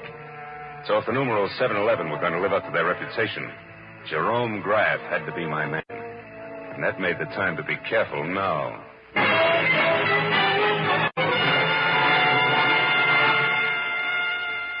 3221.5 Melrose was a tired cottage set back about 50 weed-covered feet from the sidewalk. And from the rusted sign, Jerry Graff, mechanic, dangling at a crazy angle from a weather-beaten beam over the front door. I gathered that the place doubled as both Mr. Graff's living quarters and shop. I didn't see any truck out front, so I decided to try the alley in the rear before I knocked on any door. It was then that I noticed for the first time I was being watched by a short man with a long face who was slouched against a nearby tree like a marionette with no strings attached. If you're lost, mister, maybe I can help you. Maybe? I was looking for a pickup truck. Seen one around? A pickup truck? Mm-hmm. Now, I wonder what that could be. Well, it's a small deal, about a half a ton, and... Oh, I get it. Okay, here. Here's 5. Now my question. Jerry Graff owns a pickup truck, but it ain't here. It's been out since dark. But Jerry's in. He's working late tonight. Working at what? Come on, you got your 5. Talk. Okay. It ain't no secret. Jerry's a nursemaid for one-armed bandits. Slot machines, huh? Is that his racket? Yeah. He used to be a big boy with them, too. But times have changed. Now he just works on them for other guys. What other guys? Oh, mister, I wouldn't answer that for even another 5. I wouldn't stay in business very long if I did. But I'll tell you one thing for free in case you're going to visit Jerry. What's that? Watch out for him. He's a very nasty man. Thanks, but I can take care of myself, Buster.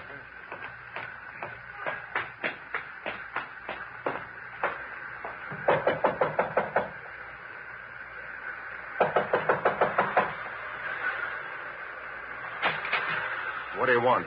Information. Where's your pickup truck, Beth? Somebody stole it, but he didn't leave his card. Why, what are you, a private dick? That's right, but one that works close to the law. So why don't we call the boys in blue and tell them all about it? The cops? No, wait a minute. I don't like the law pattern around here. Come on in, I'll tell you what you want to know. Let's not skip any of the details, huh? Like, for example, the name Steve Doyle. Doyle? I don't know. Well, okay, fella, you win. The story goes something like this. Want to try again? Maybe a monkey wrench will convince you. You don't throw any straight in your talk, Pat. Come on. What do you say? Do we place the law? Come on, talk. Come on. Come on. Wait a minute. What talk? All right. Enough. So far, I know a girl named Nancy Marshall's in some kind of trouble because Steve Doyle broke out of the pen this morning. Now, you fill in the blanks. Oh, sure. Why not? Oh, Steve Doyle, he used to be crazy about Nancy, but she didn't go for him. About a year ago, a little more, maybe, Steve got picked up knocking over a grocery store. He figured he was caught because Nancy tipped the law to get him out of her hair. Now he's out to get Nancy for revenge, is that it? Yeah, that's it. And anyone who's close to her gets the same treatment. Oh, chummy. Now tell me, was Doyle here? Is he the one who's driving a pickup truck? Yeah, but it wasn't my idea. He shoved a gun in my face, said we were old friends, and asked for the keys. You know where he is now? No, but if I did, I'd keep it to myself. Doyle's full of hate, brother. You can count on that. Now, what do you say about clearing out of here? Just as soon as I find out one more thing. Now, there's another girl mixed up in this. She's a brunette with a lot of curves and the initial A. Calls herself an old acquaintance of Nancy's. Any idea who she is? No, not the slightest. You're a liar, Graff, and if I had time, I'd beat the truth out Well, of you. you haven't, believe me, because if you don't hustle, mister, when you do catch up with Nancy Marshall, you're going to catch up with a corpse. Nothing more.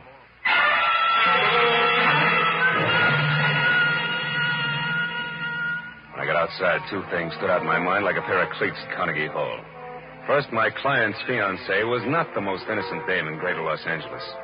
And second, I wasn't going to get any place until I could locate the old acquaintance. But then, just as I started for my car, the slouch who had sold me the dirty thumbnail sketch on Jerry Graff came running toward me. Hey, mister. Did everything work out all right? I was called away on some other business, or I'd have been here waiting. Waiting for what?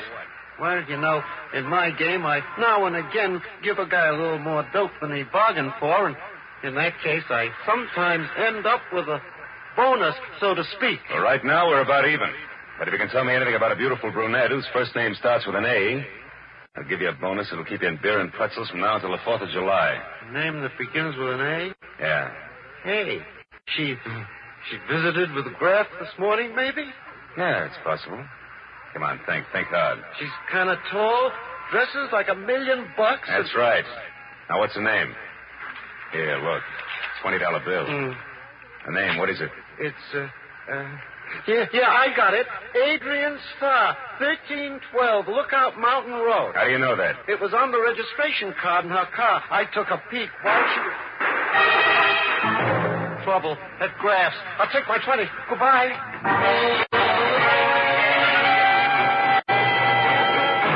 I beat it up to walk to Graff's. When I got inside, I found exactly what I expected. Doubled up on the floor in the middle of a lot of oily machine parts and still holding his stomach with both hands was Jerome Graff, a very dead man. I started for a telephone to call Lieutenant Ibarra, but then I noticed something small and gold lying a few feet away from the body. When I picked it up, I saw it was an ornamental buckle, the kind that a lady might wear on a coat. So I decided to skip Lieutenant Ibarra for the time being and call my client instead.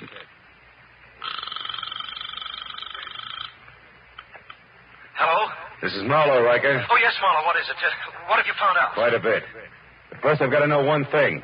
Does Nancy Marshall have a gold belt buckle? Gold belt buckle? Yeah. Why, yes, she does on her black coat.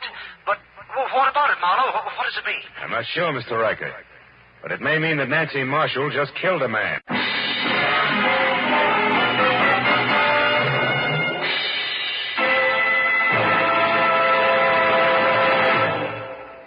In just a moment, we will return to the second act of The Adventures of Philip Marlowe. But first, by this time, a week from tonight, Jack Benny will have made his first broadcast exclusively on the CBS network. Starting next Sunday, you'll find Jack here with Mary Livingston, Phil Harris, Rochester, Dennis Day, Don Wilson, and all the others who have made the Jack Benny Show a regular Sunday evening delight for millions of Americans. Just for fun, the Jack Benny kind of fun, make a New Year's resolution to hear the Jack Benny Show every Sunday starting a week from tonight, January 2nd, over these same CBS network stations.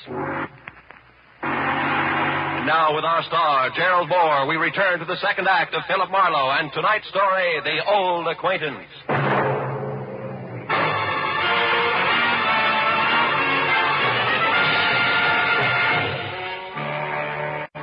I told Paul Riker that the chances were good that his bride-to-be had just knocked off a slot machine operator. My client reacted like I'd kicked him in the stomach. When he caught his breath again, he started telling me I was wrong and didn't stop until I hung up on him. Next thing on the agenda was I called Lieutenant Ibarra.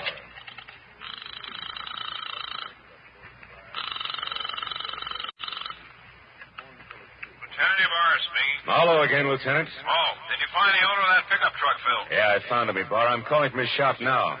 I had a talk with the guy. It was Jerry Graff. What do you mean, was Jerry Graff? Well, somebody came in here and shot him just after I left. He's dead. He knew Steve Doyle all right, but I'm pretty sure Doyle didn't kill him, Ibarra. No, then who did? Any idea, Marlow? Well, looks very much like my client's fiancée, Nancy Marshall. I still don't know where she is or how it all fits together, but look, I got a lead on an old acquaintance of Nancy's named Adrian Starr. She lives up on Lookout Mountain Road. Now, if you don't hear from me in, say, an hour, you might check. Number 1312. That's my next stop. Okay, just be sure it's not your last stop. Goodbye.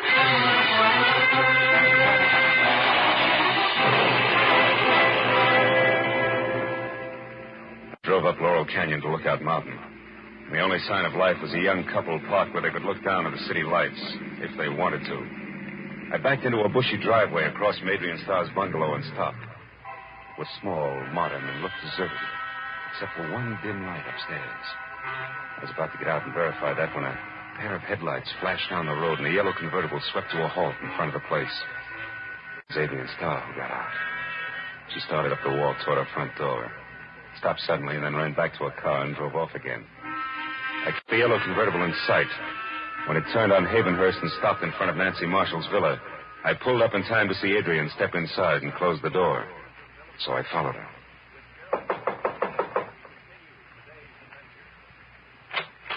Marlow, what do you want? I want to know what Jerry Graff means to you, Adrian. I don't know any Jerry Graff, so it means nothing. Come on, stop it. You went down to his shop to see him this morning. I thought you might like to know that he's dead. Dead? Mm-hmm. The cops are hungry for anybody who so much as knew his name. Maybe I better come inside and talk it over, don't you think? Yeah, maybe you better. Just a minute. Thanks.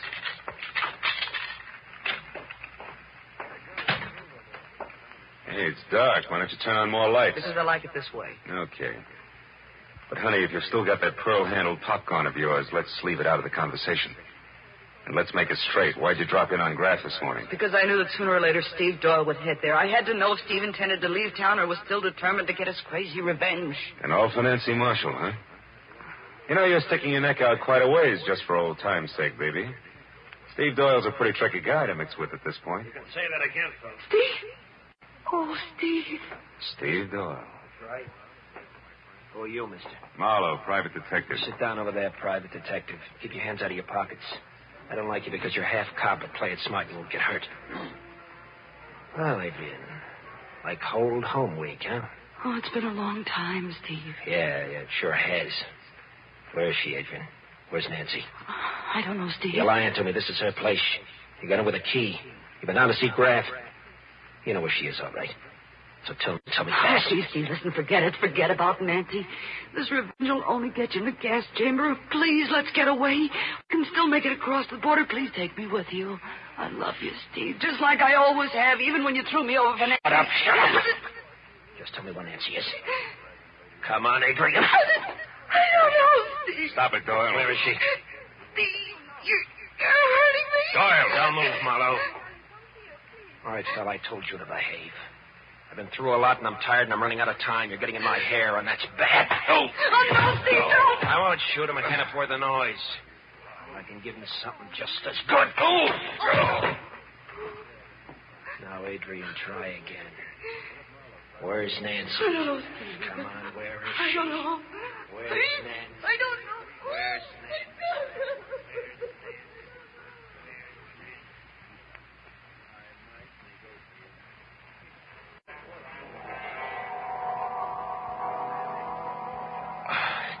I couldn't remember where I was, or how long I'd been lying there, but gradually I got the crazy idea that I was being robbed by a very unhappy crook. Because I was sure that somebody was crying and going through my pockets at the same time. Oh, I tried to open my eyes, but all I could see was a little gold buckle danced back and forth in front of me. When it finally disappeared altogether, I rolled over and hauled myself up onto my knees. And then it all came rushing back to me. I'd been in Nancy Marshall's villa with Steve Doyle and Adrian Starr. Only they were gone now, and I was alone. I heard a car start outside, so I got on my feet and made it along the wall to the door. It was Adrian, and she was behind the wheel of my coupe. Stay away from me, Marlow. Where's Doyle? He took my car. He's going up to Nancy. I've got to stop him, Marlow, so get out of the way. Somehow I managed to jump back just in time to keep from getting a press job with the tread of my own fist tires. And it took 10 minutes of steady concentration to get it through my throbbing head that Adrian had actually stolen my car and was gone. Oh, the cold air must have helped me because one thought led to another, and I finally began to separate the facts from the fancies. I hadn't dreamed all I thought I had. And when I realized that, the whole idea hit me, and hit me hard. I knew that I'd better get out to Lookout Mountain in a hurry. I made it to Sunset, hailed a cab, and collapsed in it. Where to, mister? Lookout Mountain Road. Get fast. That's rugged in this crowd. New Year's Eve, you know. Here's $10. Does that help? It's important. Oh, it helps plenty. I know, great shortcut. A new road that's not yet finished. But how are you on bumps? Few more won't matter, pal. Let's go.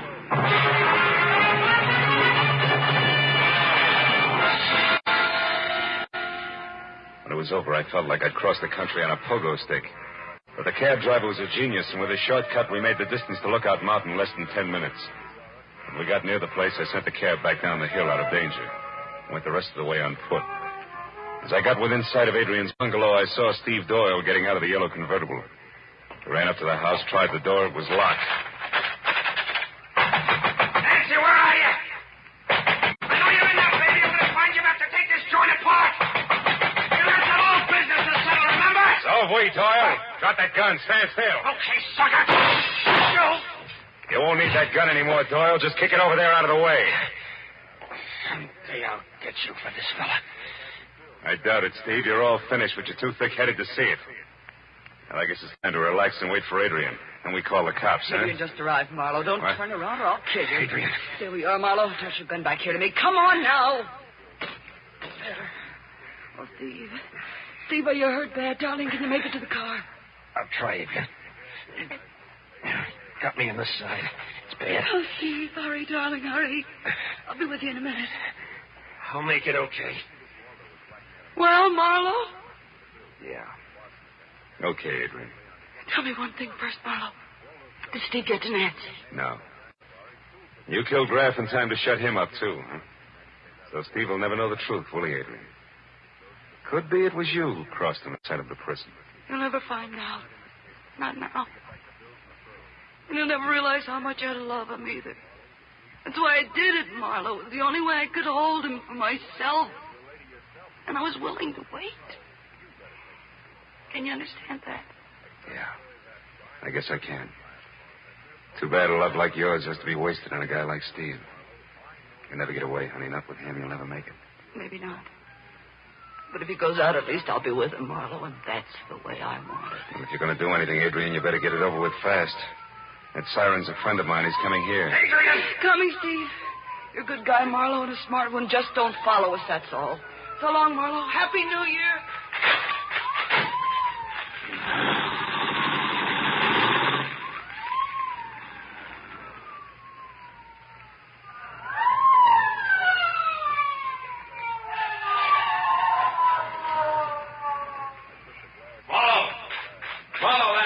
Pull out of here. Who was in it? Steve Doyle and Adrian Starr, Ibarra. That road makes a horseshoe turn. That'll bring them out down below us there at that junction.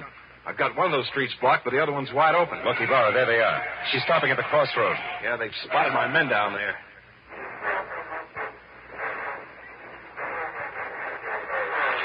She's turning around. They're heading out the other way. She must be crazy, Marlowe. They'll never make that curve at that speed. They're not slowing down, Ibarra. She's heading straight for that stone wall.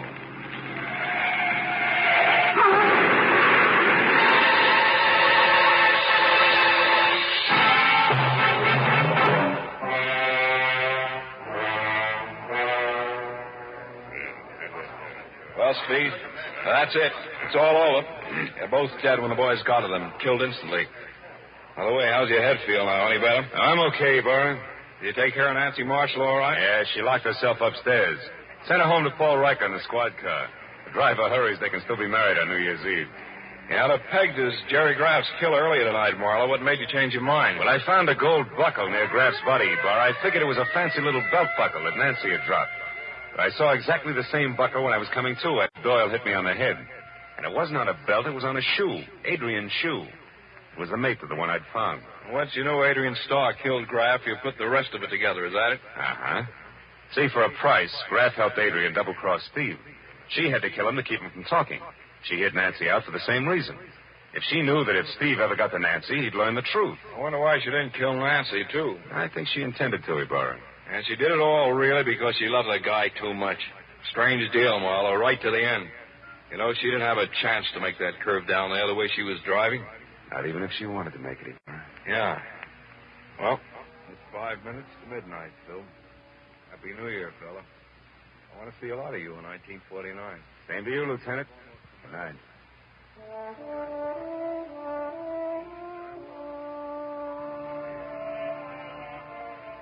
After Ibarra and the others left, I stayed up on Lookout Mountain and watched the New Year come to Los Angeles. A new year.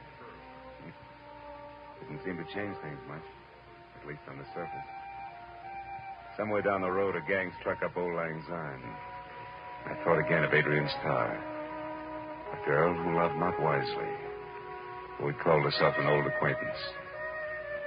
Yeah, I'd never forget her. As I walked back to my car, the city was ringing out the old and ringing in the new. And I wished then that someplace on everybody's list of resolutions, they'd make room for that cup of kindness they were singing about. And then a guy could say, Happy New Year, and mean it.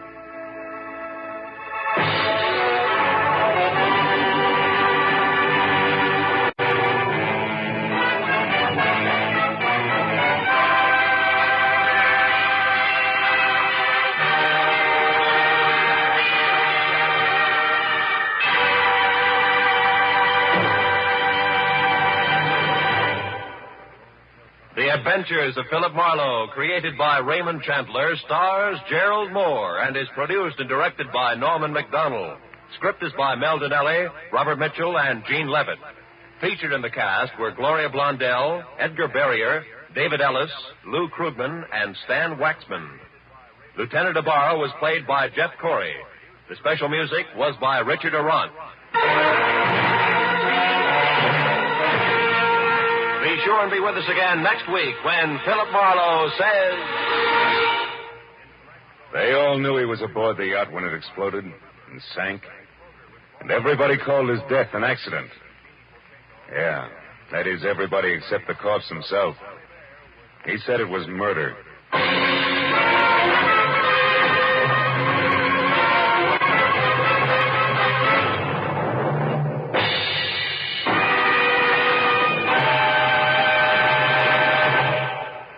An hour of wonderful, delirious comedy is still to come to you tonight on CBS. You'll soon hear Hollywood's Eve Arden starring as the unusual schoolmistress, our Miss Brooks. Later, Lum and Abner will open the doors of the Jot 'em Down store in Pine Ridge, Arkansas, and let you stock up on the last from their never-failing supply of wisdom and good humor. Our Miss Brooks, starring Eve Arden, is heard at 9:30. And Lum and Abner at 10 o'clock, both Eastern Standard Time, over most of these same CBS network stations. Starring on the Electric Theater, which follows immediately, over most of these same CBS stations.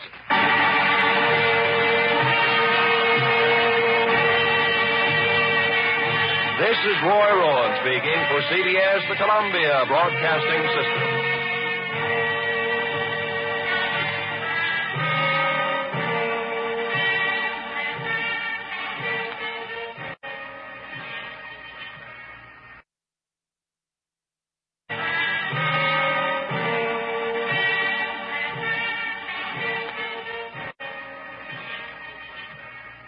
He was aboard the yacht when it exploded and sank, and everybody called his death an accident. That is, everybody except the corpse himself.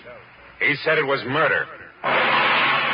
From the pen of Raymond Chandler, outstanding author of crime fiction, comes his most famous character as CBS presents The Adventures of Philip Marlowe.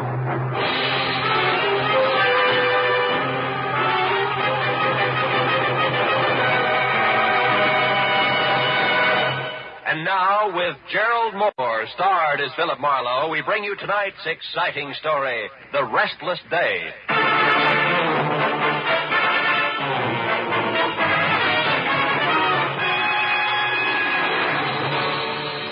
It had been a long, hard Saturday night that topped off a long, rugged week. When I finally got to bed dog-tired at 5 a.m. Sunday morning, I was planning to stay there until I'd caught up on all the sleep I'd lost and gained a running head start on the coming week. And by 3 in the afternoon on the day of rest, I figured that job was only about half done. But whoever it was that started riding my doorbell had a different idea. I held out until the buzzer stopped, but it was only a change of tactics, so I gave up. All right, I know when I'm licked. Just a minute. Thank heaven you're in, Mr. Marlowe. I don't know what I'd have done otherwise. Sorry. Sorry. Here, read this. This story on the front page. What? No, down here. Oh, yacht explosion, death label accident. Huh? Yes. Mystery blast which destroyed the Rollins yacht at Santa Monica Friday night, and in which Benjamin Rollins, noted cosmetics manufacturer, was killed, was established today by police investigators as accidental. I spoke too much. That's all right. The explosion which shattered and sank the 50-foot pleasure boat was caused by a leaking fuel line. Rollins, known to be a chain smoker, is believed by witnesses to have continued on page 7. Never mind, Marlow. I'll tell the rest. Yeah. Think you'll make it? There are two frightening things wrong with that story. Well, go ahead. Frighten me. First, the explosion was no accident. That fuel line was repaired a week ago. Second, Ben Rollins was not killed. You're shaking my faith in the American press. How do you know all this? Because I am Benjamin Rollins. Yes, well, look, fella, you better dial 116 on the phone and tell the police all about it, Oh, huh? no, that's exactly what I can't do. Someone's tried to murder me. If they find out I'm still alive, I'll be a target for a second attempt. Wait a minute. I need two things right now. One, a cup of coffee. Would you like some? No, milk, if you please. My doctor insists. Okay, come on. The other's a good, solid explanation of why everybody thinks you were aboard that yacht. So, first, they believe my body was lost in the explosion. You see, I intended to spend the night there because Lucille, my wife, and I quarreled. Mm-hmm. But I got a call, and I had to go out of town on business at the last minute. I went out to the boat, but only to pick up some papers. I was in a hurry. I must have left the lights on. I'd lost my hat in the wind on the way back. It was found in the water. Apparently, I didn't secure the dinghy because that was adrift offshore. Mind you, I read all this in the paper when I got back this morning. Back from where? Phoenix, Arizona. Figures. I came in on the California Limited. You can check on that. Marlow, I must know who tried to kill me before they know they've failed. That could be tough. Have you got any ideas? Yes, I have. It might be any one of 3 people. 3? For instance, Walter Pittman, my ex-partner, threatened to kill me less than a month ago in New York when I won another court decision from him. Mm-hmm. And there's my business manager, a fellow named Slater. I almost fired him last week, the arrogant fool. It's always when I get cross this company. I see. And I'm sorry to say it, but Mrs. Rollins herself would no doubt rather have me dead than alive. That's quite a lineup for a mere cosmetics chemist, isn't it? Yes, it is. Look, you haven't been running lipstick experiments with somebody else's live equipment, have you, Rollins? Oh, certainly not. I've been working so hard I haven't time for my wife. Say nothing of another woman. Oh, Marlow, I'm frightened. I must get to the bottom of this. I'll pay you double your usual fee. Will you help me? Okay, Rollins, it's a deal. If I hurry, I might get in on your funeral. Under the circumstances, that should make somebody due for a very big surprise.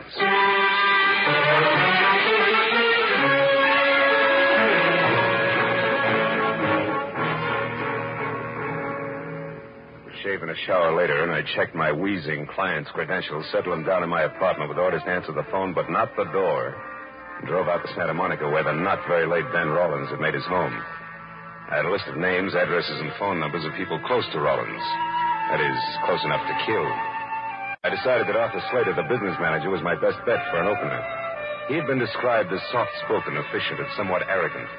And after I found his cottage on Seaview Drive and walked up to the door, I heard someone inside offering a similar description, but with more color. Mighty routine, Arthur Slater. If you think for 2 minutes you could throw little Angie over any time you feel like it after all the promises you've made, you're wrong. That's just about enough, Angie. Not by half, brother. I know which way the wind is blowing, and it's a nice big wind. Nobody kicks me out, and I mean nobody. So think it over, Mr. Big. Oh, get out of my way. Yes, ma'am. Cute kid. Friend of yours, Slater? Who are you? Another insurance investigator? That's right. My name's Marlow. May I come in? Yes, certainly. All the others did. Thanks. Who knows? I may be the last. Slater, I've got 3 reasons for believing that yacht explosion was no accident. Not an accident? What reasons are you talking about? For one, Walter Pittman. Pittman? You mean Rollins' ex-partner? You know him, huh? Well, only by name. I never met the man. All right, then. Let's talk about reason number 2, Lucille Rollins. How do you feel about her, Slater? Well, you must be out of your mind, Marlow. She and Ben fought constantly, yes. Slater, I asked how you felt about Mrs. Rollins. I don't like her. And now, what or who is reason number 3? You are. You had an argument with Rollins last week. He practically fired you. And you think I'd kill him over that? Could be. Look, Marlow, Ben Rollins drove himself like an overloaded truck. He had a cigarette cough, nervous shakes, and bad dreams. To me, bureau drawer eyelashes and glue-on fingernails simply aren't that important. So we had frequent arguments. Now, do you have any more smart reasons you'd like to discuss, or would you care to leave? Just one thing more. Why does your girlfriend think you're a little stuck up these days? You're becoming a bit too personal, Marlow. Get out. I'm not compelled to answer any of your questions. There's an established legal procedure. Skip it, Slater. If I need to, I'll be back. And I'm fairly chummy with boys in blue myself, so I'll get the answers if I want them. Good night, big shot.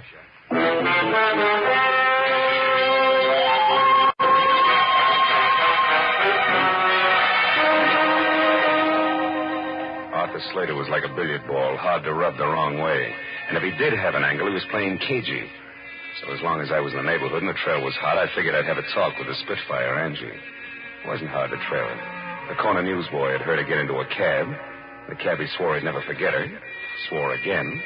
So finding her apartment was less trouble than unfolding a $5 bill. When I pulled up across the street from the place, I noticed a big car as big as the average garage and older than last year's college graduate parked in front.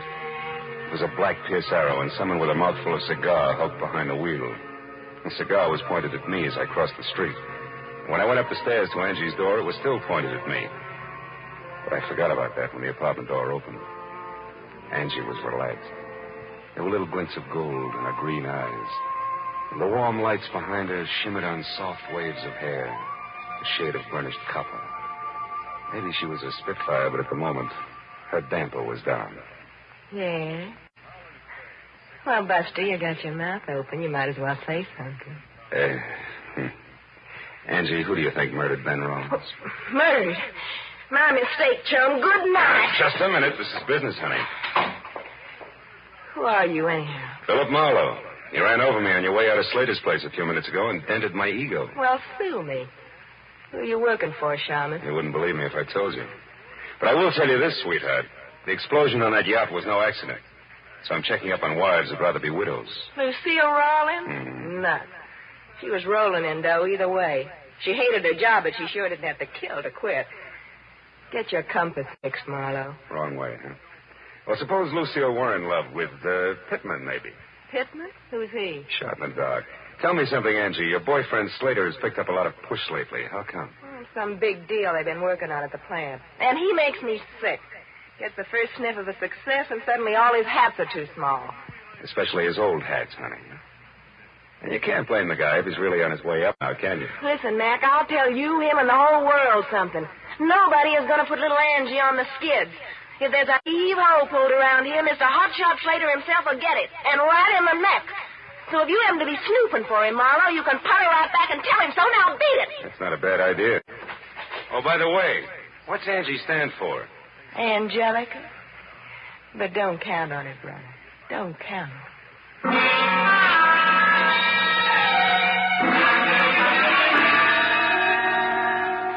As I went down the front steps, the cigar and the black Pierce Arrow lined up on me again and followed me as I crossed the street and got into my car. It was still pointing at me as I drove away, but after all, the street was public property and the guy could smoke a cigar if he wanted to.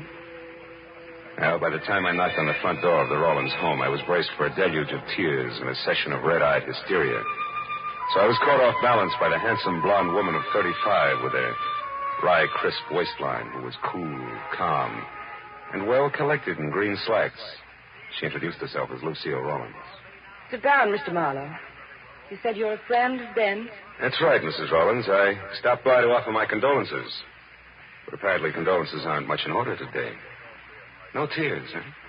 Not even crocodile tears. I'm not a hypocrite, Mr. Marlow, that's why. I'm merely stunned and confused over this terrible accident, and I'm not sure yet how I feel. Yeah, it was an accident, all right. Especially since that leaky fuel line that caused it was repaired a week ago. It had been repaired? Oh, yeah. It's interesting, isn't it? Who are you, Marlow? I'm a private detective, and I know a lot more than that. I know, for instance, that the insurance on the boat alone will keep you in pretty doodads for several years. And that's only a drop in a bucket. Mr. Marlow, I think you'd better leave. And I think you better climb down off that high horse and listen. Because I haven't even started yet. Ben was a hated man by Pittman, by Slater, and maybe by you. And I can prove he didn't die accidentally, baby, so I'd like some nice straight answers, huh? When did you see Pittman last? I've never seen Walter Pittman. I don't even know what he looks like. Ben and I were married 2 years ago. He broke with Pittman long before that. But you're pretty chummy with Arthur Slater. That's a lie. Why, we hardly spoke until a week ago. You picked a poor time to get friendly, baby. Listen here, Marlow. Mr. Slater, I ran into each other purely by accident one afternoon last week. I happened to stop in at a small bar in downtown Los Angeles. Mr. Slater was there at a table talking with some man, a stranger to me. When he saw me, he came over. He seemed upset. So upset that... Is there anyone else here now? Well, no. My maid went out to the movies. after that? I heard something, a noise. Sounded like it came from the service porch. Come on, let's have a look. Well, I don't know what any of this... The lights went off. Somebody turned them off. You better... Lucille, look out!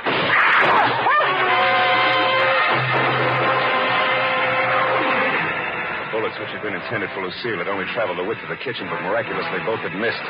However, had thrown them moved out fast, because when I got through the service porch and into the backyard, nothing stirred, except the restless ends of a pepper tree. But a second later, a heavy, clanking motor roared on the side street. And I got to the fence just in time to see a boxcar on rubber tires skid around the corner. It was a black Pierce Arrow.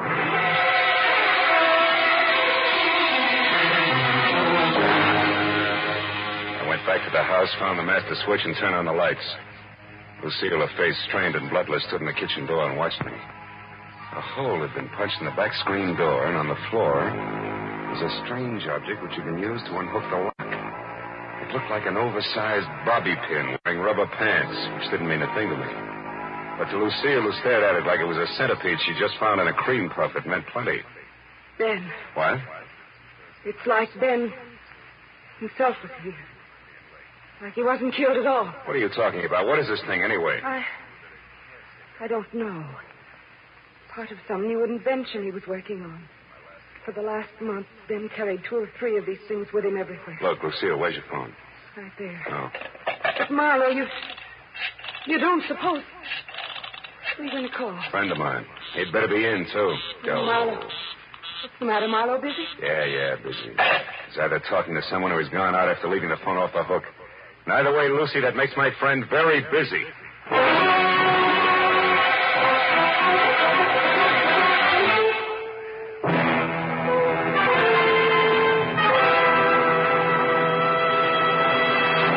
In just a moment, we will return to the second act of the adventures of Philip Marlowe. But first, it may have taken a little detective work finding a much-wanted man last week, but an unprecedented number of listeners seem to have turned Philip Marlowe. For Jack Benny's largest audience this season found him here on his opening show on CBS. Tomorrow night, Jack will be back with Mary, Dennis, Phil, Rochester, and Don for more of the fun that's made the Jack Benny Show the #1 comedy in radio. You'll find him right here on CBS every Sunday at 7 Eastern Standard Time. And now, with our star, Gerald Moore, we return to the second act of Philip Marlowe and tonight's story, The Restless Day.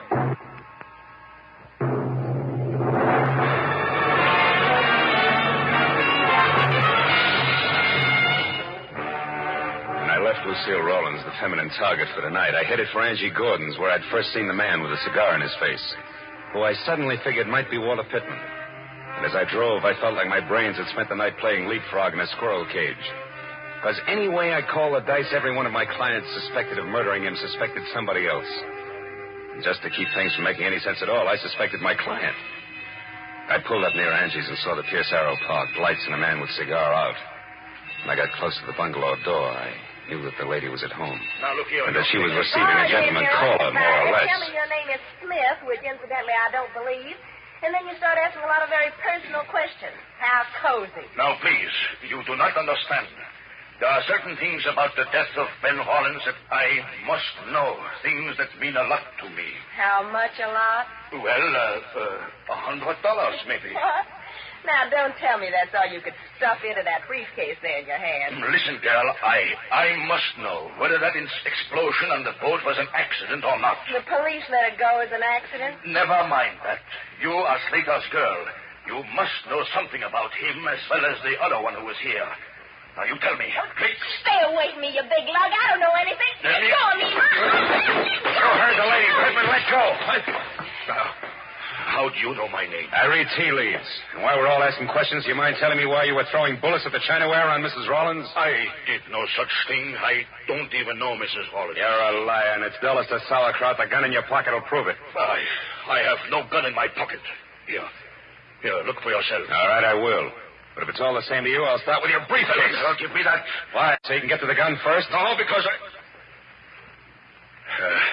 All right, Mr. Smart Man. Go ahead and look. See for yourself that there's absolutely nothing there that concerns you. Marlow. And don't look so astonished, friend. It's called a gun. Why, you little... Skip it, Marlow. This isn't my idea of returning a favor, but it is good business. You see, baby, little Angie sells out to the highest bidder. And no matter how I add things up, that isn't you. So exit Pittman, huh? Briefcase and... What are you staring at? That little gadget there. Must have fallen out of Pittman's briefcase. What is it? Twin brother of an item I found a little while ago, rubber pants included. What are you talking about, Marlow? Nothing, baby. Just tell me how long I sit here. As long as you like. Now, you see, Marlow, I just can't afford to let you get to Pittman ahead of me. Yeah. That good business you were talking about. Uh-huh. After all, a gal's got to make a living. One way or another, Marlow. Doesn't she? There was room to debate Angie's point, but no time. So I skipped her invitation for a drink. Both promised and threatened to see her again and headed for my car in the only direction left, the residence of the local pivot man, Mr. Arthur Slater. When I got to within a block of the place, I parked and then approached slowly, keeping to the shadows all the way. But the house turned out to be as dark and quiet as the inside of a coffin. And I was about to leave when some noise a dozen yards behind me said that I was no longer alone. I turned quietly and got ready for what I figured would be a reunion with my old buddy, Walter Pittman. But I was wrong. Sneaking through a nearby clump of orange trees with all the deftness of an ox with bunion trouble was no one else but my client, Ben Rollins. When I called his name out loud, he ran toward me, arms and legs flailing the wind like a Kansas scarecrow caught in a tornado. Marlow, I've been looking all over for you. Rollins, why aren't you back in my apartment where you're supposed to be? I couldn't wait any longer. I was afraid something had happened to you. When you didn't call, I was sure of it. I thought you might be here at Slater's. But I did call, and all I got was a busy signal. Oh, about an hour ago. Why, that was a friend of yours. He wanted to know if you'd play cards with him tonight. Now, do you believe me? No, for the time being, yes. Incidentally, Rollins, do these mean anything to you, these oversized bobby pins? Good Lord, the curlers. Where did you get those curlers, Marlow? They should be in my safe. Well, I found one at your house and the other in a briefcase that belonged to Walter Pittman. But, Marlow, these are samples of my newest invention, these hair curlers. They can produce a home permanent wave overnight that'll last for 6 months. It's worth millions to me. If you live. Yes. It should be easy to figure out who wanted to kill me. I'm not so sure. If you didn't even know these were missing, why should someone have to kill you to get hold of them? And second of all, how come the shooting's still going on? What shooting are you talking about? Over at your place. Somebody tried to kill your wife there just before I called you. And that brings us right back to your alibi about talking to Ibarra at the time. It's a little too pat, Rollins. Besides, that curler could very easily have dropped out of your pocket. But why should I shoot at Lucille? For the best reason in the books, you wanted to kill her. And when that yacht business almost boomeranged on you, you still hadn't changed your mind. And that led to this whole routine with me double-billed as Patsy and star witness both. You're out of your mind, Marlow. I couldn't have set that explosion on the yacht as a trap for Lucille. Why not? Because it was on account of me that Lucille wasn't on the yacht herself that night. What? After we argued, we decided not to spend any more time under the same roof. Lucille said that suited her fine and she'd sleep on the yacht. And we let it go at that till about noon on Friday. And you got small about things and said the yacht was yours, maybe? That you'd sleep on it? Yes. I was just bickering. Just a minute, Rollins. I've heard enough, and I think I finally understand this whole screwy deal. I'll know for sure just as soon as I can make one single phone call to your house. We'll get back to Slater. Come on.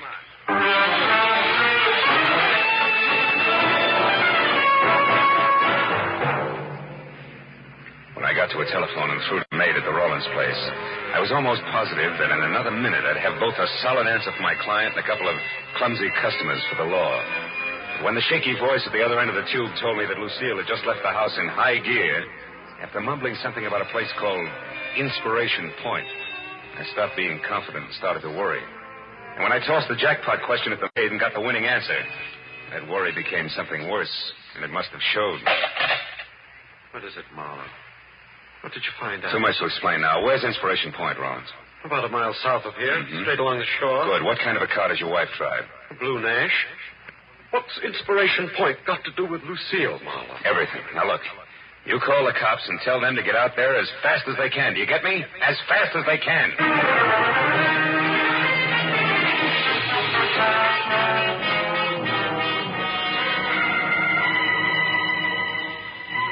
Inspiration Point turned out to be an acre of windswept rock that overlooked the cold January sea. After I saw Lucille's empty car, I crept, staggered, and fell down the narrow, winding trail that led from the road to the promontory itself. I was afraid that I was going to be too late to stop what I was sure was a hastily scheduled murder. But a minute later, when I rounded the last crazy turn in the trail, I felt better. Because standing only a couple of yards away from me, her hair slapping wildly against the upturned collar of her coat, and very much alive, was Lucille Rollins. I was about to breathe a sigh of relief when suddenly I caught the expression in her eyes. I turned to follow the line of her unblinking gaze, and I knew that I hadn't arrived any too soon. Because the lady was being held at the point of a gun held by Arthur Slater. I closed my hand tight around the cold .38 in my pocket and moved closer. When you called me at the house, you said that my husband was alive and with you. Why did you lie to me? Because I knew that would bring you running. I had to be alone with you, Lucille, so I could do what I missed doing last time. Last time? You mean the yacht? You did that? Yes. But somehow or other, Ben was out there instead of you. So that accident was a waste of time. But this one, the bereaved wife who jumped or fell to her death from the edge of Inspiration Point, won't be. But why, Slater? Why do you want to kill me? There's no time to explain, Lucille. And we'll take time, Slater. Marlow, you. Yeah, me. Don't you. Marlow! Marlow, he's going to kill me. Yes, honey, I know. He had to. But why, Marlow? Why? Because he stole your husband's invention to sell to Walter Pittman. He was going to go into business with him. And now when the cops get here, he's going first to a hospital and then to jail. For grand larceny and attempted murder. Attempted murder? What about Ben, Marlow? Ben was a near miss, honey, nothing more. You'll see what I mean in a minute.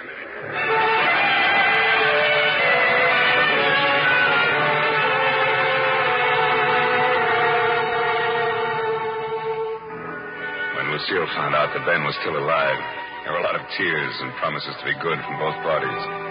And it wasn't until an hour had gone by and the police had already booked both Slater and Pittman, who was picked up heading back for L.A., that Mr. and Mrs. Rollins were in any condition to sit down and talk things over, even with the help of coffee and cigarettes in the Rollins home. Then the whole scheme, Marlow, was designed by Slater, who, as my business manager, had access to the new curlers. That's right.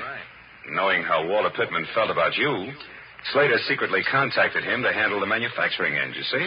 Yes, I see. Well, a few changes in the design, and the whole thing would have been patented and on the market while you and Slater pretended that Pittman was a stranger to him. We're still laboring away at last-minute changes. And when we learned about Pittman's product, Slater would act as surprised as Ben here. You're so right, Lucille. That was the plan. Oh, but it fell apart. See, it fell apart when you accidentally ran into Slater in that small bar in downtown L.A., do you remember? Yes. When he was with Pittman, the man you described him as the stranger? Yes, of course. All right. Well, he realized then that with Pittman's product a success, you would sooner or later see a picture of Pittman, the newly rich inventor, and recognize him as the man you saw with Slater before Pittman's product was on the market. So that meant that Slater either had to get rid of Lucy or give up his entire plan. Mm-hmm. Have you got a match, Mr. No, I'm going to give them up. Well, Marlow, was Pittman involved in the murder attempt, too? No. He drew the line at the theft. See, when he found out you had died mysteriously, he turned up here to check on Slater because he couldn't afford to be mixed up in your murder. I see. But how did you figure all this, Marlow? Well, after I had tangled with everybody, I was no place. Angie Gordon was looking for an angle. You, Lucille, were getting shot at. Poor darling. Yeah, and Pittman and Slater were not on the same team. At least as far as the business on the yacht was concerned. Nobody seemed to have a clear-cut motive. But when I told you that Lucille herself was supposed to stay on the yacht that night, you had the answer. That was the time. After I called your house and asked the maid the jackpot question, which was, who aside from you, Ben, knew that Lucille was going to sleep on the yacht Friday night? And she said Slater, didn't she? Yeah. Said something else, too. She also said that you had left for Inspiration Point in a big hurry. Yes. Then Slater tried to kill me first on the yacht, second in the house here, and finally out on the point. Mm-hmm. But in the end, it worked out fine, darling. Because the third time was the charm. For us.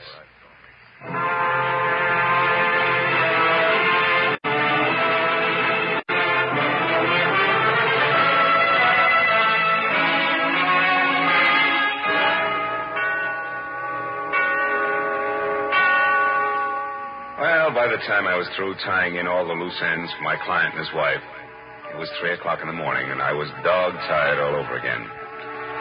When I got into my car and started away from the place, Ben and Lucille were standing in the doorway waving at me and smiling.